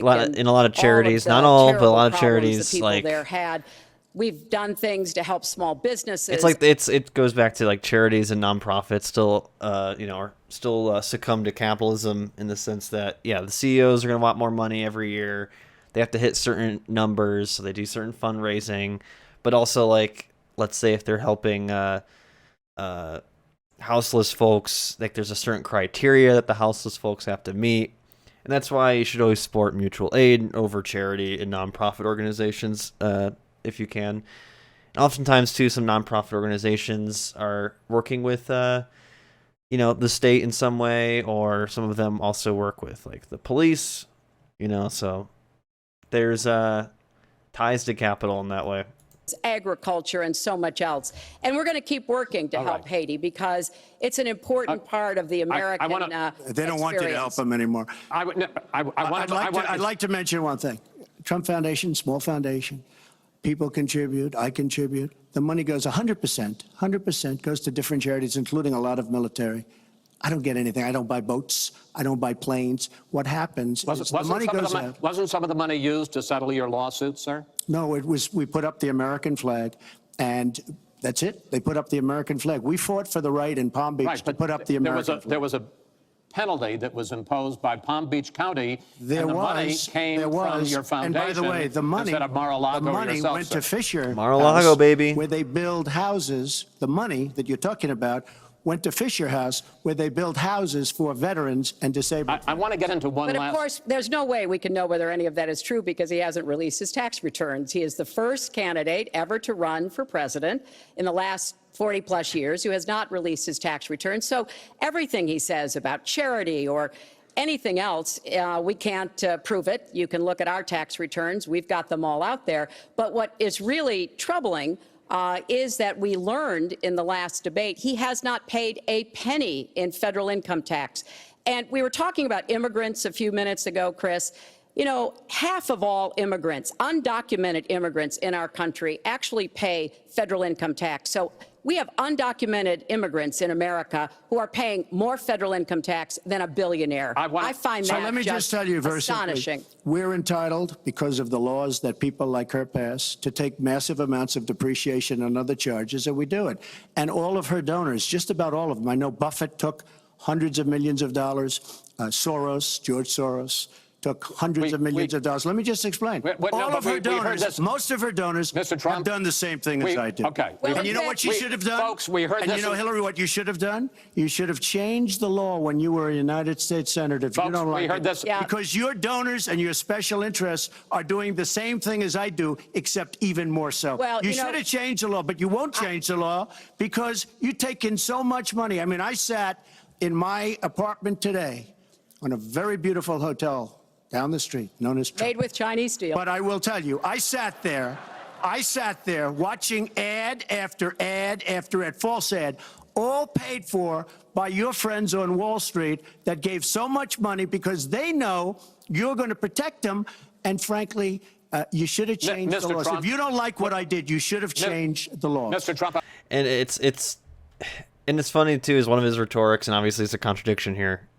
He contradicts himself all the time. One of my favorite ones is that he talks about draining the swamp and getting rid of special interests when he's just admitting here, he's like, I am part of the special interests. I'm in the same group of people. You know, he's saying he wants to fight against them, but why would he fight against them? You know, main reason he's running for president is, I think, both because has a huge ego and, you know, it also helps him, you know, it helps him get more money for less taxes, doing the Reaganomics again. I want to ask you about one last question in this topic. You have been warning at rallies recently. Needs to pull the that country this further to the right. It election helps is him rigged and his family. And that Hillary Clinton is in the process of trying to steal it from you. Your running mate, Governor Pence, pledged on Sunday that he and you, his words, will absolutely accept the result of this election. Today, your daughter Ivanka said the same thing. I want to ask you here on the stage tonight, do you make the same commitment that you will absolutely, sir, that you will absolutely accept the result of this election? I will look at it at the time. I'm not looking at anything now. I'll look at it at the time. What I've seen is so bad. First of all, the media is so dishonest and so corrupt, and the pile-on is so amazing. So much the New York foreshadowing. Times actually wrote an article about it. It's what's so funny about all this. Watching all these debates is like, indirectly, there's like foreshadowing. We heard Donald Trump's name drop twice in the Mitt Romney versus Obama debates. Like, it's just so funny to me. Like, it's almost like a weird, fucked up sitcom or something. You know, it feels written. You know, because of the name drops. Nancy Pelosi was dropped in the Mitt Romney debates as well. It's like establishing the new characters, the new villains that are going to come. You know? But they don't even care. It's so dishonest, and they've poisoned the minds of the voters. But unfortunately for them, I think the voters are seeing through it. I think they're going to see through it. We'll find out on November 8th, but I think they're going to see through it. But sir, there's if you look, excuse me, Chris, if you look at your voter rolls, you will see millions of people that are registered to vote. Millions. This isn't coming from me. This is coming from Pew Report and other places. Millions of people that are registered to vote that shouldn't be registered to vote. So let me just give you one other thing. So I talk about the corrupt media. I talk about the millions of people. Tell you one other thing. She shouldn't be allowed to run. She's guilty of a very, very serious crime. She should not be allowed to run. And just in that respect, I say it's rigged. Because she should never, Chris, she should never have been allowed to run for the presidency based on what she did with emails and. And where is this rhetoric going to? Will this rhetoric return when he runs? Well, if there, I don't know if there'll be debates with him or not. I hope so. But will this come up again? No, it won't, because the contradictions don't matter towards Donald Trump. His fans don't care. They didn't pay attention. Whatever reason, it doesn't matter. It doesn't matter. So many other things. But, sir, there is a tradition in this country. In fact, one of the prides of this country is the peaceful transition of power, and that no matter how hard fought a campaign is, that at the end of the campaign, that the loser concedes to the winner. Not saying that you're necessarily going to be the loser or the winner, but that the loser concedes to the winner, and that the country comes together in part for the good of the country.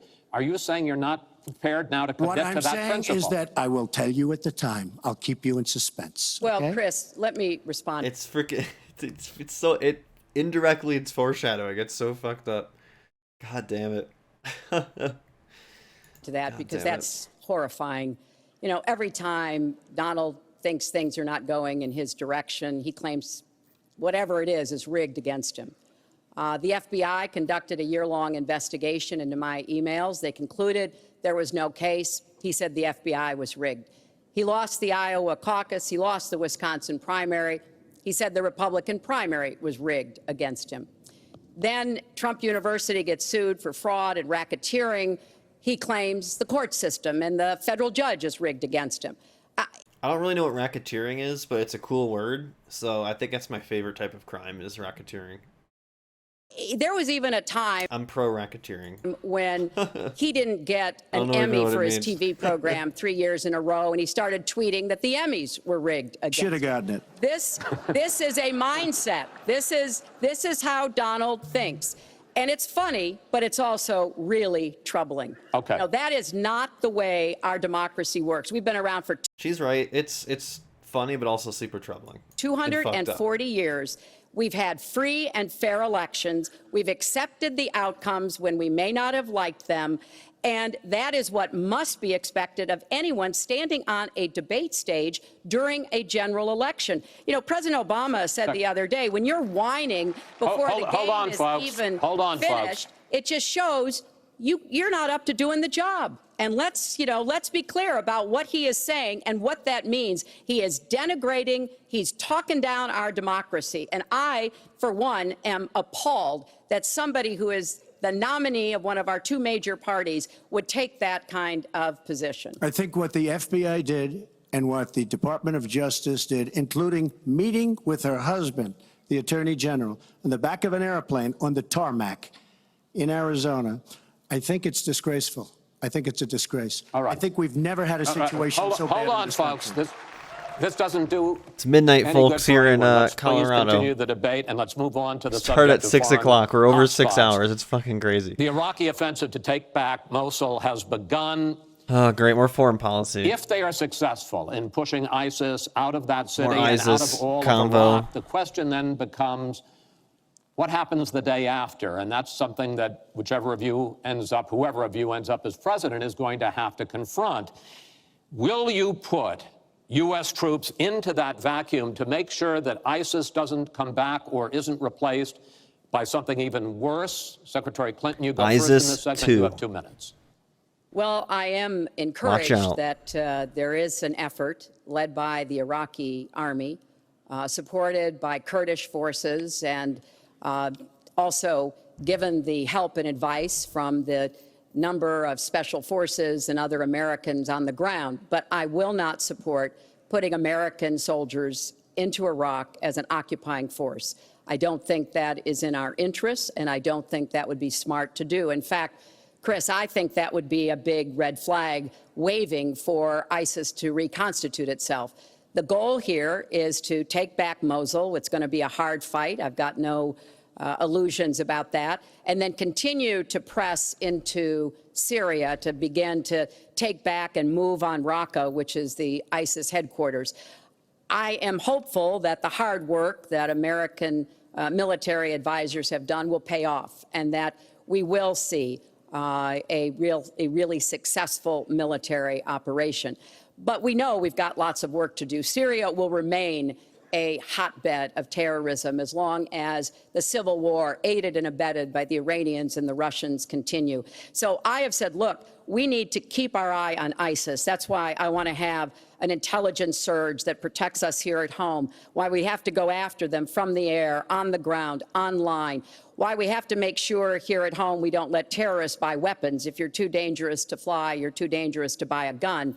And I'm going to continue to push for a no-fly zone and safe havens within Syria, not only to help protect the Syrians and prevent the constant outflow of refugees, but to frankly gain some leverage on both the Syrian government and the Russians so that perhaps we can have the kind of serious negotiation necessary to bring the conflict to an end and go forward on a political track. Mr. Trump, same question. If we are able to push ISIS out of Mosul and out of Iraq, would you be willing to put U.S. troops in there to prevent their return or something else? Let me tell you, Mosul's so sad. We had Mosul. But when she left, when she took everybody out, we lost Mosul. Now we're fighting again to get Mosul. The problem with Mosul and what they wanted to do is they wanted to get the leaders of ISIS who they felt were in Mosul. About 3 months ago, I started reading that they want to get the leaders, and they're going to attack Mosul. Whatever happened to the element of surprise? Okay? We announced we're going after Mosul. I've been reading about going after Mosul now for about, how long? I go back to 3 it. months? Trump is, These people have all left. he plays rogue. They've all left. The In element D&D. of surprise. He likes his stealth. MacArthur, George Patton, spinning in their graves when they see the stupidity of our country. So we're now fighting for Mosul. It's even more fucked up when he says spinning versus just rolling. Spinning is like, I imagine, a little bit faster than, like cartoonishly more faster than just rolling. That we had. All she had to do is stay there. Now we're going in to get it. But you know who the big winner in Mosul is going to be after we eventually get it? And the only reason they did it is because she's running for the office of president. And they want to look tough. They want to look good. He violated the red line in the sand. And he made so many mistakes, made all mistakes. That's why we have the Great Migration. But she wanted to look good for the election. So they're going in. But who's going to get Mosul, really? We'll take Mosul eventually. By the way, if you look at what's happening, much tougher than they thought. Much, much tougher, much more dangerous, going to be more deaths than they thought. But the leaders that we wanted to get are all gone because they're smart. They said, what do we need this for? So Mosul is going to be a wonderful thing, and Iran should write us a letter of thank you, just like the really stupid, the stupidest deal of all time. A deal that's going to give Iran absolutely nuclear weapons. Iran should write Trump us is definitely the first presidential candidate to say stupid Iran, in a debate. As I said many years ago, And Iran dumb. is taking over Iraq, something they've wanted to do forever, but we've made it so easy for them. So we're now going to take Mosul, and you know who's going to be the beneficiary? Iran. Boy, are they making, I mean, they are outsmarting. Look, you're not there. You might be involved in that decision, but you were there when you took everybody out of Mosul and out of Iraq. You shouldn't have been in Iraq, but you did vote for it. You shouldn't have been in Iraq, but once you were in Iraq, you should have never left the way. The point is, the big winner is going to be Iran. Well, you know, once again, Donald is implying that he didn't support the invasion of Iraq. I said it was a mistake. I've said that years ago. He has consistently denied what is a very clear fact, that before the invasion, he supported it.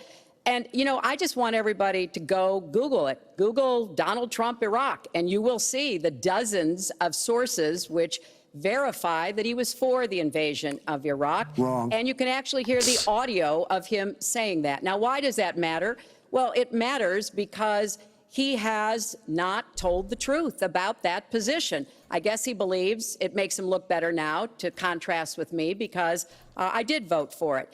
But what's really important here is to understand all the interplay. Mosul is a Sunni city.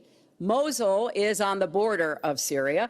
And yes, we do need to go after Baghdadi, and just like we went after bin Laden while you were doing Celebrity Apprentice, and we brought him to justice. We need to go after the leadership, but we need to get rid of them, get rid of their fighters. They're estimated several thousand fighters in Mosul. They've been digging underground. They've been prepared to defend. It's going to be tough fighting, but I think we can take back Mosul, and then we can move on into Syria and take back Raqqa.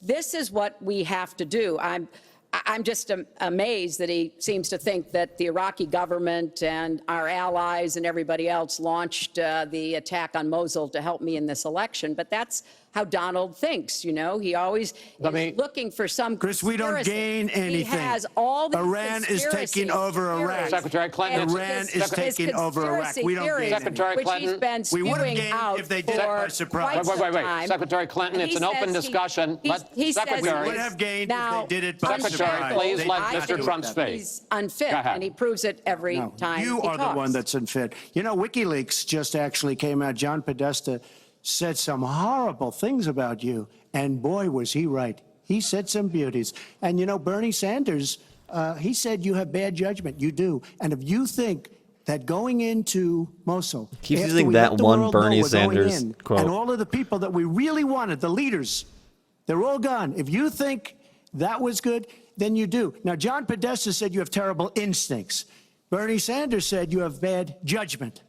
I agree with both. Well, you should ask Bernie Sanders who he's supporting for president, and he has said, Which is as a he big has mistake. campaigned for me around the country, you are the most dangerous person to run for president in the modern history of America. I think he's right. Let's turn to Aleppo. Mr. Trump, in the last debate, you were both asked about the situation in the Syrian city of Aleppo, and I want to follow up on that because you said several things in that debate which were not true, sir. You said that Aleppo has basically fallen. In fact, there are. It's a catastrophe. It is a catastrophe, but there are a quarter. Have you seen it? Have you seen it? Sir, have you seen what's happened to Aleppo? If I may finish my question. Okay, so it hasn't fallen. Have Take you a look seen at it? it. Well, there are 250,000 people still Have you living there seen and being Oppenheimer? slaughtered. That's right. You also and they are being slaughtered Yeah. Have you because of seen bad Barbie? decisions. If I may just finish here. And you also said that ISIS, that Syria and Russia are busy fighting ISIS. In fact, they have been the ones who've been bombing and shelling eastern Aleppo, and they just announced a humanitarian pause, in effect admitting that they have been bombing and shelling Aleppo. Would you like to clear that up, sir? Well, Aleppo is a disaster. It's a humanitarian nightmare, but it has fallen from from any standpoint. I mean, what do you need, a signed document? Take a look at Aleppo. It is so sad when you see what's happened. And a lot of this is because of Hillary Clinton. I'll give him that one for sure. Because what's happened is by fighting Assad, who turned out to be a lot tougher than she thought, and now she's going to say that about America. Be like, America has fallen. He's just I mean, come on, look at it. tougher and much smarter. Do we need a document to say it? And Obama. And everyone thought he was gone 2 years ago, 3 years ago. He aligned with Russia. He now also aligned with Iran, who we made very powerful. We gave them $150 billion back. Damn it, I just thought of a good idea.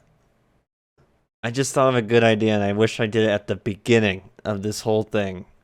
I should have, because that one poster I made, this is the most pretty poster I know, but that one poster I made to like announce that this series happening, where it's like Joe Biden like in a dark shadow and there's fire and then the American flag. I should have added fire that like is on the bottom here. Like I should have just added it subtly. That's just constantly burning. See if there was like a video on like a PNG version of fire I could have added. $1.7 billion in cash. And maybe it gets worse every time. Every debate gets higher and higher. They gave them $1.7 billion. Now, should have did it. They have aligned. He has aligned with Russia and with Iran. They don't want ISIS. I'm sure Storyblocks has it. If I still had Storyblocks, I could have looked on there. We're backing rebels. We don't know who the rebels are. We're giving them lots of money, lots of everything. We don't know who the rebels are. And when and if, and it's not going to happen because you have Russia and you have Iran now, but if they ever did overthrow Assad, you might end up with as bad as Assad is. And he's a bad guy. But you may very well end up with worse than Assad. Assad Jr. If she did nothing, we'd be in much better shape. And this is what's caused the Great Migration, where she's taken in tens of thousands of Syrian refugees who probably, in many cases, not probably, who are definitely, in many cases, ISIS aligned. And we now have them in our country. And wait till you see, this is going to be the great Trojan horse. And wait till you see what happens in the coming years. Lots of luck, Hillary. Thanks a lot for doing a great job. Secretary Clinton, you have talked He did that in the about, first debate, and in the it last still debate, works. and again today, that you would impose a no-fly zone to try to protect the people of Aleppo and to stop the killing there. President Obama has refused to do that because he fears it's going to draw us closer or deeper into the conflict. And General Joseph Dunford, the chairman of the Joint Chiefs of Staff, says, you impose a no-fly zone, chances are you're going to get into a war, his words, with Syria and Russia. So the question I have is, if you impose a no-fly zone, first of all, how do you respond to their concerns? Secondly, if you impose a no-fly zone and a Russian plane violates that, does President Clinton shoot that plane down? Well, Chris, first of all, I think a no-fly zone could save lives and could hasten the end of the conflict. Twitter's so bad now, I am dude. well aware of the really garbage. legitimate concerns that you have expressed from both the president and the general. This would not be done just on the first day. This would take a lot of negotiation. It would also take making it clear to the Russians and the Syrians that our purpose here was to provide safe zones on the ground. We've had millions of people leave Syria, and those millions of people inside Syria who've been dislocated. So I think we could strike a deal and make it very clear to the Russians and the Syrians that this was something that we believed was in the best interests of the people on the ground in Syria. It would help us with our fight against ISIS. But I want to respond to what Donald said about refugees. He's made these claims repeatedly. I am not going to let anyone into this country who is not vetted, who we do not have confidence in, but I am not going to slam the door on women and children. That picture of that little 4-year-old boy in Aleppo with the blood coming down his face while he sat Like you give a shit, though. Come on, Hillary. Fucking war criminal. in an ambulance is haunting. And so I feel like I haven't shot enough on Hillary. Just Trump's obviously so bad, but war criminal, you know? we are going to do very careful, thorough vetting. That does not solve our internal challenges with ISIS and our need to stop That is arguably the biggest controversy for Hillary is the war crimes. radicalization, to work with American Muslim communities who are on the front lines to identify and prevent attacks. In fact, the killer of the dozens of people at the nightclub in Orlando, the Pulse nightclub, was born in Queens, the same place Donald was born. So let's be clear about what the threat is and how we are best going to be able to meet it. And yes, some of that threat emanates from over in Syria and Iraq, and we've got to keep fighting, and I will defeat ISIS. And some of it is we have to up our game and be much smarter here Folks, at home. I want to get into our final segment. But I just have to, it's Real so quick. ridiculous what she will defeat ISIS. We should have never let ISIS happen in the first place. And right now they're in 32 countries. You Okay. should have never. Wait 1 second. They had a ceasefire 3 weeks ago. A ceasefire, United States, Russia, Syria. And during the ceasefire, Russia took over vast swatches of land. And then they said, we don't want the ceasefire anymore. We are so outplayed on missiles, on ceasefires. They are outplayed. Now, she wasn't there. I assume she had nothing to do with it. But our country is so outplayed by Putin and Assad and, by the way, and by Iran. Nobody can believe how stupid our leadership is. Mr. Trump, Secretary Clinton, no, we need to move on to our final segment, and that is the national debt, which has not been discussed until tonight. Our national debt as a share of the economy, our GDP, is now 77%. That's the highest since just after World War II. But the nonpartisan Committee for a Responsible Federal Budget says, Secretary Clinton, under your plan, debt would rise to 86% of GDP over the next 10 years. Mr. Trump, under your plan, they say it would rise to 105% of GDP over the next 10 years. Pick your poison. Question is, why That's are the both whole of you theme ignoring this of this, problem? of all Trump, you go of first. this Well, I said whole they will because I'm going to create election. tremendous jobs. And we're bringing GDP from really 1%, which is what it is now. And if she got in, it'll be less than zero. But we're bringing it from 1% up to 4%. And I actually think we can go higher than 4%. I think you can go to 5 or 6%. And if we do, you don't have to bother asking your question because we have a tremendous machine. We will have created a tremendous economic machine once again. To do that, we're taking back jobs. We're not going to let our companies be raided by other countries where we lose all our jobs. We don't make our product anymore. It's very sad. But I'm going to create the kind of a country that we were from the standpoint of industry. We used to be there. We've given it up. We've become very, very sloppy. We've had people that are political hacks making the biggest deals in the world, bigger than companies. You take these big companies, these trade deals are far bigger than these companies. And yet we don't use our great leaders, many of whom back me and many of whom back Hillary, I must say. But we don't use those people. Those are the people, these are the greatest negotiators in the world. We have the greatest business people in the world.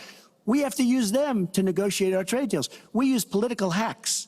We use people that get the position because they made a campaign contribution. And they're dealing with China and people that are very much smarter than they are. So we have to use our great people. But with that being said, we will create an economic machine, the likes of which we haven't seen in many decades. And people, Chris, will again go back to work, and they'll make a lot of money, and we'll have companies that will grow and expand and start from new. Secretary Clinton. Well, first, when I hear Donald talk like that and know that his slogan is "Make America Great Again," I wonder when he thought America was great. And before he rushes and says, you know, before you and President Obama were there, I think it's important to recognize that he has been criticizing our government for decades. You know, back in 1987, he took out a $100,000 ad in the New York Times during the time when President Reagan was president and basically said exactly what he just said now, that we were the laughing stock of the world. He was criticizing President Reagan. This is the way Donald thinks about himself, puts himself into, you know, the middle. I get the argument she's trying to make, but I feel like he can just reverse it and be like, yeah, I've had enough. That's why I'm running. You know, I've been critical of the government and everyone's been doing it wrong. And I'm right. That's how he could easily spin that. So I don't know if this is a strong argument, sort of. I get what she's trying to say, and she's, right. It's all about his ego. And says, I alone can fix it, as he said on the convention stage. But if you look at the debt, which is the issue you asked about, Chris, I pay for everything I'm proposing. I do not add a penny to the national debt. I take that very seriously because I do think it's one of the issues we've got to come to grips with.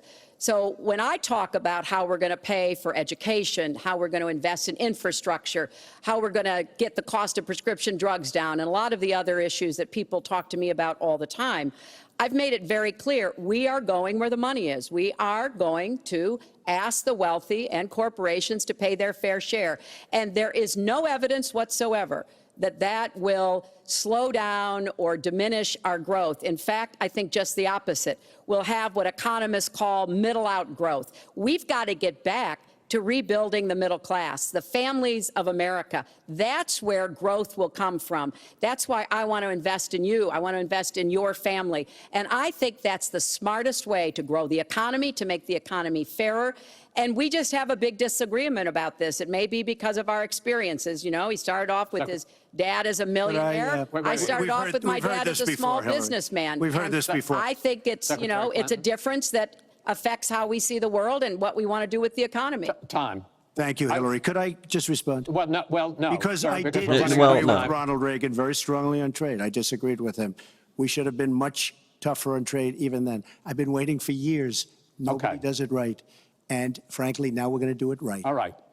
The one last area I want to get into with you in Easy this debate spin. is the fact that the biggest driver of our debt is entitlements, which is 60% of all federal spending. Now, the Committee for Responsible Federal Budget has looked at both of your plans, and they say neither of you has a serious plan that is going to solve the fact that Medicare is going to run out of money in the 2020s, Social Security is going to run out of money in the 2030s, and at that time, recipients are going to take huge cuts in their benefits. So, in effect, the final question I want to ask you in this regard is, and let me start with you, Mr. Trump, would President Trump make a deal to save Medicare and Social Security that included both tax increases and benefit cuts, in effect, a grand bargain on entitlements? I'm cutting taxes. We're going to grow the economy. It's going to grow at a record rate. But that's not going to help on entitlements. It's going to totally help you. And one thing we have to do, repeal and replace the disaster known as Obamacare. It's destroying our country. It's destroying our businesses, our small business, and our big businesses. We have to repeal and replace Obamacare. You take a look at the kind of numbers that will cost us in the year 17. It is a disaster. If we don't repeal and replace, in the year it's probably going to 17, die of its own never way. heard anyone say But that. Obamacare has to go. The premiums are going up 60, 70, 80%. Next year, they're going to go up over 100%. And I'm really glad that the premiums have started. At least the people see what's happening, because she wants to keep Obamacare and she wants to make it even worse. And it can't get any worse. Bad health care at the most expensive price. We have to repeal and replace Obamacare. And Secretary Clinton, same question, because at this point, Social Security and Medicare are going to run out. The trust funds are going to run out of money. Will you, as president, will you consider a grand bargain, a deal that includes both tax increases and benefit cuts to try to save both programs? Well, Chris, I am on record as saying that we need to put more money into the Social Security Trust Fund. That's part of my commitment to raise taxes on the wealthy. My Social Security payroll contribution will go up, as will Donald's, assuming he can't figure out how to get out of it.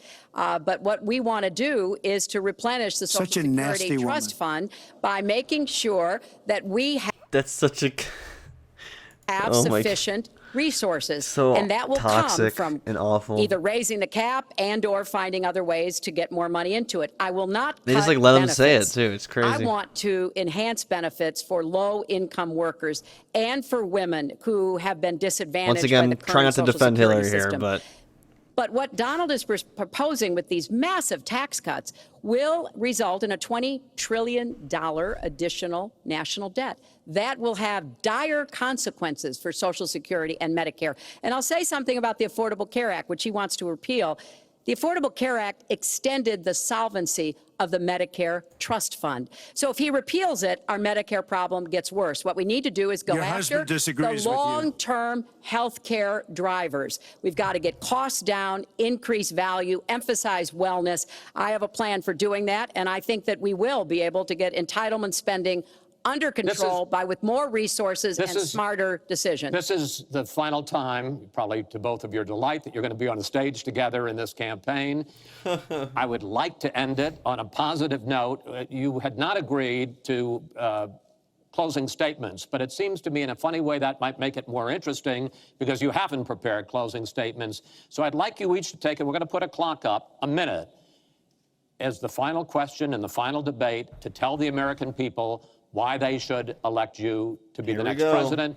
This is another new mini segment. Secretary Clinton, it's your turn to go first. Well, I would like to say to everyone watching tonight that I'm reaching out to all Americans, Democrats, Republicans, and independents, because we need everybody to help make our country what it should be, to grow the economy, to make it fairer, to make it work for everyone. We need your talents, your skills, your commitment, your energy, your ambition. You know, I've been privileged to see the presidency up close, and I know the awesome responsibility of protecting our country and the incredible opportunity of working to try to make life better for all of you. I have made the cause of children and families really my life's work. That's what my mission will be in the presidency. I will stand up for families against powerful interests, against corporations. I will do everything that I can to make sure that you have good jobs with rising incomes, that your kids have good educations from preschool through college. I hope you will give me a chance to serve as your president. Secretary Clinton, thank you. Mr. Trump? She's raising the money from the people she wants to control. It doesn't work that way. But when I started this campaign, I started it very strongly. It's called Make America Great Again. We're going to make America great. We have a depleted military. It has to be helped, has to be fixed. We have the greatest people on earth in our military. We don't take care of our veterans. We take care of illegal immigrants, people that come into the country illegally, better than we take care of our vets. That can't happen. Our policemen and women are disrespected. We need law and order, but we need justice too. Our inner cities are a disaster. You get shot walking to the store. They have no education. They have no jobs. I will do more for African Americans and Latinos than she can ever do in 10 lifetimes. All she's done is talk to the African Americans and to the Latinos. But they get the vote, and then they come back. They say, we'll see you in 4 years. We are going to make America strong again, and we are going to make America great again, and it has to start now. We cannot take 4 more years of Barack Obama, and that's what you get when you get her. Thank you both. Secretary Clinton, hold on just a moment, folks. Secretary Clinton, Mr. Trump, I want to thank you both for participating in all 3 of these debates. That brings to an end this year's debate sponsored by the Commission on Presidential Debates. We want to thank the University of Nevada, Las Vegas, and its students for having us. Now the decision is up to you. While millions have already voted, Election Day, November 8th, is just 20 days away. One thing everyone here can agree on: we hope you will go vote. It is one of the honors and obligations of living in this great country. Thank you, and good night. There we go. Well, it was billed as the final debate, but there might have been 2 debates here tonight. There was the first 30 minutes that could almost be described as subdued. Then there was the next hour, not so subdued. This is Lester Holt along with Chuck Todd, Savannah Guthrie, Tom Brokaw, as we began to discuss what just happened there, especially in the last hour. They even shake hands at the end there. Of the debate. Chuck? Well, look, and I wouldn't either. This was the closest thing we had to a normal debate. Okay, there was issue questions, there was issue back and forth, so there was moments there where it almost felt like a normal presidential election. And the first 30 minutes in All right, well, GG on that. So how'd this turn out? Oh, we know. Oh, we know, but let's look at the.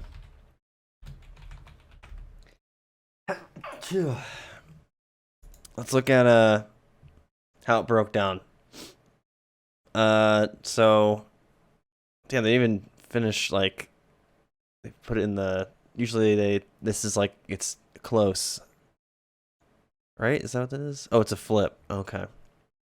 But as you can see, Hillary just didn't do well in the Electoral College. Important thing to note, though, and some Hillary fans, blame Bernie, some blame Russia. It doesn't matter what you want to say. The real thing you should be blaming is the Electoral College. Hillary won by over 3 million votes. This is the, second time in 20 years, less than 20 years, that the Democrat presidential candidate has lost despite having the popular vote. Trump just crushed the Electoral College despite having 3 million less. 48% of the vote. Obviously losing Pennsylvania by a slim margin for Hillary. That's awful. Michigan, Ohio, all the battleground states, Florida. Yeah, you have this as well, the Midwest here. Mid and Southwest. Or sorry, the West and Southwest here. But yeah, Rust Belt, Trump won. Let's actually look at the Wikipedia version, just because we can quickly look to see the difference from 2012. Look at the Electoral College, or the electoral map here. You can see there's not too much of a difference, but it's Florida, it's Pennsylvania, it's Ohio, it's Michigan. Yeah, lost Wisconsin as well.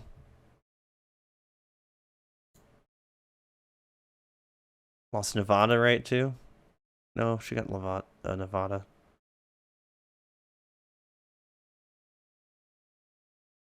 Wait, Sanders did get an electoral vote? I didn't even know that.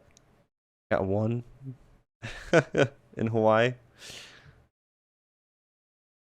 So did Paul and Kasich.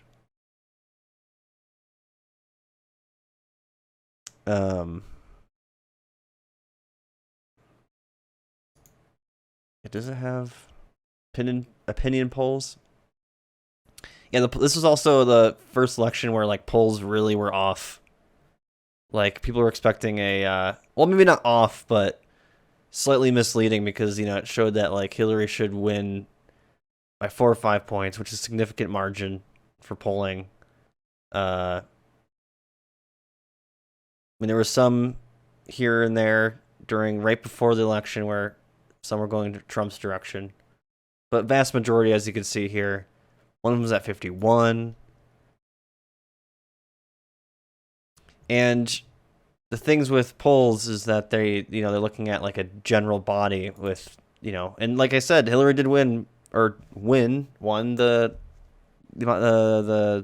popular vote. So the polls reflect that, but did not reflect the Electoral College. But yeah, if you lose Pennsylvania and Florida, usually you're in tough water. And then North Carolina as well, South Carolina, yeah, just awful. But a lot of the places that Hillary lost was where Obama did really well in, so there was big flips there.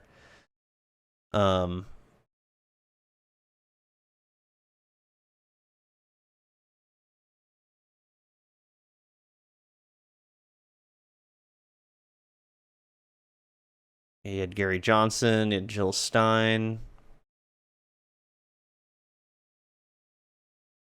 A lot of people blame third-party voters as well. But it really just comes down to the Electoral College.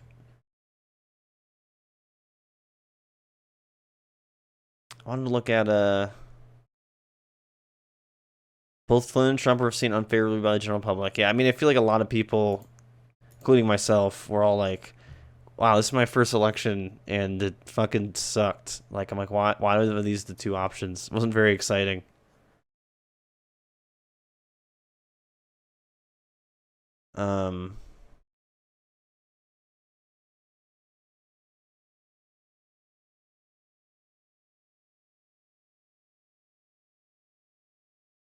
Trump falsely stated that the election would be rigged against him on Twitter before it happened.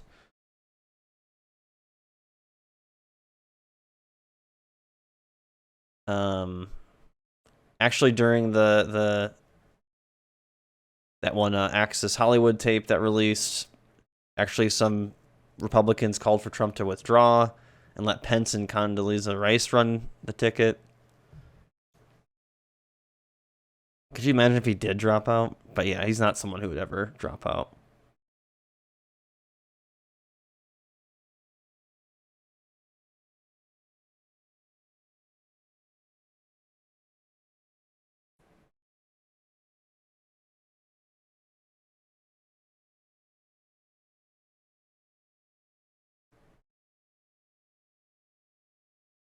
Response to Johnson's growing poll numbers, Clinton campaign Democratic allies said voting for third parties vote for Donald Trump.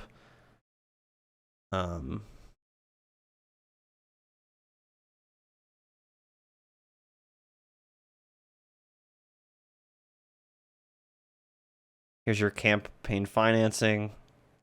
Frickin' Hillary raised almost $300 million more. It's crazy. 182 bucks in debt? What the hell?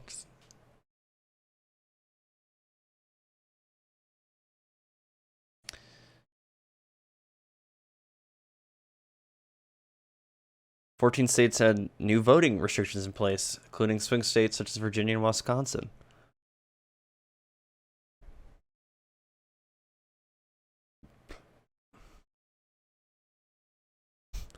Notable expressions, phrases, and statements. You have a whole bunch here. Crooked Hillary, Little Marco, Low Energy Jeb, Lion Ted. Pokemon go to the polls, yep.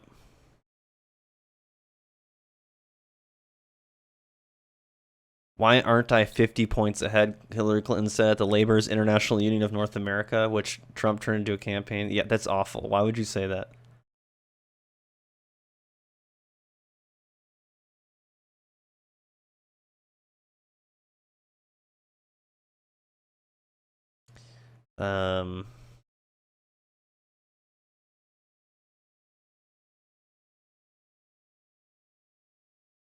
Yeah, so on the eve of the vote, betting firm SpreadX had Clinton at an electoral college of 307 to 322. I think it's also another reason why some people didn't vote. Actually, let's look at that too. We will actually in a second. Like the turnout too was low. One, because both candidates were very popular. Hillary doesn't excite the Democratic base as much as they would like to believe. But I also think part of it too was that all the polls are just showing that, yeah, Hillary has this in the bag. It's her to lose, you know what I mean? And I remember going in and being like, okay, like I remember the night, like I was on a call with like I think David and Ethan, and it was just like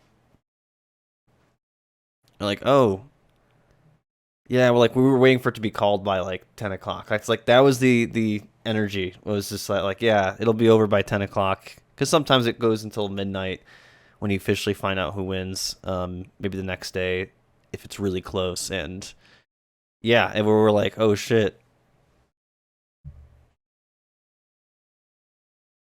Yeah, so it was around 2 o'clock in the morning Eastern is when they made it impossible for Clinton to reach 270.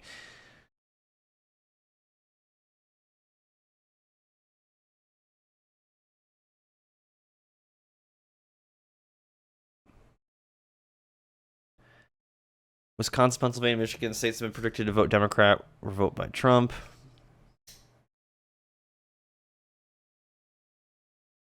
The White House then concluded by late Tuesday night that Trump would win the election. Obama's political director, David Simas, called Clinton campaign manager Robbie Mook to persuade Clinton to concede the election with no success. Obama then called Clinton directly, saying the importance of continuity of government, to ask her to publicly acknowledge that Trump had won. Believing that Clinton was still unwilling to concede, the president then called her campaign chair, John Podesta, but the call to Clinton had likely persuaded her. See, even then, she was like, she didn't want to believe it.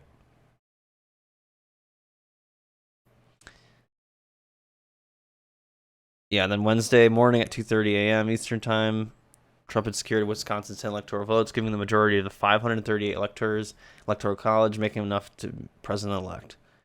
Trump gave his victory speech at 2:50 in the morning. Later that day, Clinton asked for supporters to accept the role and hoped that Trump would be a successful president for all Americans. In his speech, Trump appealed for unity, saying it's time for us to come together as one united people, and praised Clinton as someone who is owed a major debt of gratitude for his service in his country.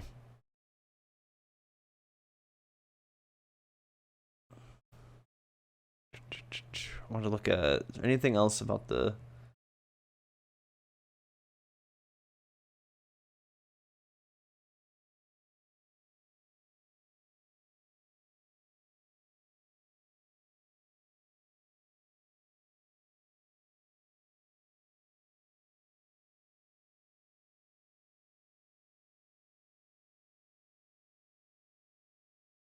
Just wanted to see if there was anything about the Democratic primaries, just anything else that we missed.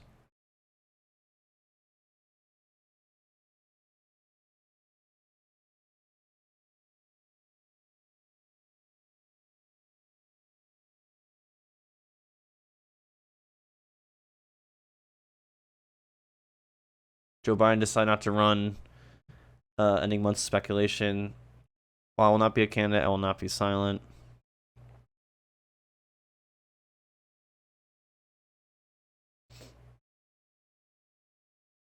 Yeah, Clinton won the Iowa caucuses by a margin of 0.2 over Sanders.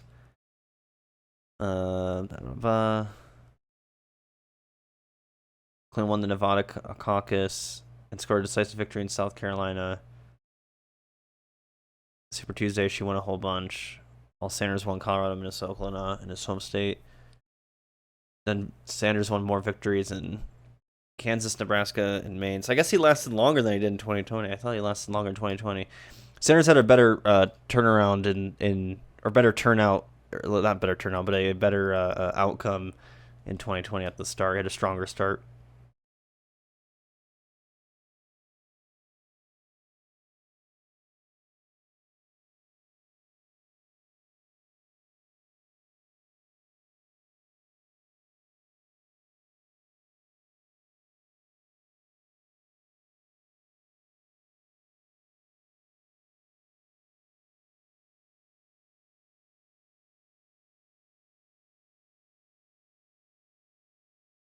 July 12th, Sanders formally endorsed Clinton as a rally in New Hampshire, which he appeared with her.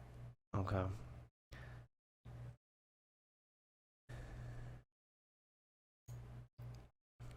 Triple check. We didn't. I wanted to see. I thought we saw it earlier, but I don't remember if we actually looked at it. I wanted to see if there's anything about. I guess it wouldn't be under primaries. I just wanted to see if there's anything about Hillary, like the Democratic Party, at least, rather, was trying to push for Trump.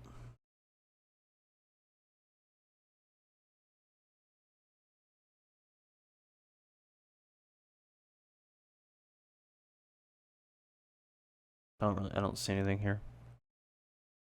Maybe it was just a online Twitter thing.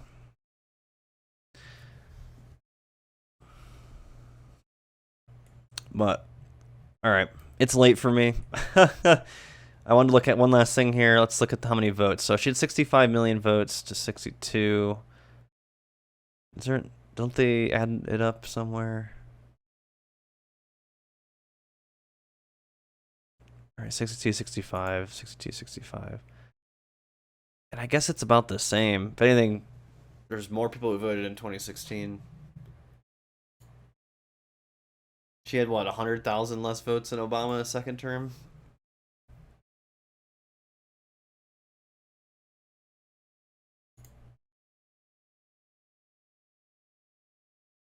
But once again, Obama got the votes in the states that it mattered. Yeah, I mean, this was still crazy, 69 million. And obviously we'll get to 2020, which I think was the most. Yeah, 81 to 74. Fucking huge jump. Obama was the most in a long time. Then he had this huge jump thanks to mail-in voting, COVID, and I think a lot of people were pissed at, were tired of Trump. I really do believe that. Most people just, were like, I'm done with Trump. But you also saw a big increase in Trump because, one, like I said, access to mail-in votes, but also I just think that no one gave Trump a chance. All the people who were on the fence, maybe didn't vote for Trump in the first time, came out in the second time. Had 4 years to build up a bigger base. But yeah, should be mad at the Electoral College if you're mad at this election. And I would have rather have Hillary won. But the Democrats were obviously playing a fire. Their response to, we saw it building up with at this time with the Tea Party. It was around the McCain-Romney era. You saw the rise of a more further right movement. Trump was able to activate that. Also, it was able to activate, populism, right-wing populism, those two things. Gets the job done, unfortunately, in this country. So, and neoliberalism. That's what'll get you. But yeah, we'll see. Actually, well, I guess technically we did watch the debates on stream, the 2020 debates on stream, back in 2020. So it'll be fun to revisit those. Revisit those, considering I feel like I am more further left now than I was then. So it'll be interesting to watch that again, especially with the hindsight of like January 6th and stuff like that. It'll be definitely interesting. But yeah, we almost did it. We're almost doing it. Just 2 more debates, and we did all 35. Fucking crazy. But this was the big one for sure. But we'll get another solid one with Biden and Trump for sure. But that is it, folks. It is almost 1 a.m. my time here, even later for folks on the East Coast.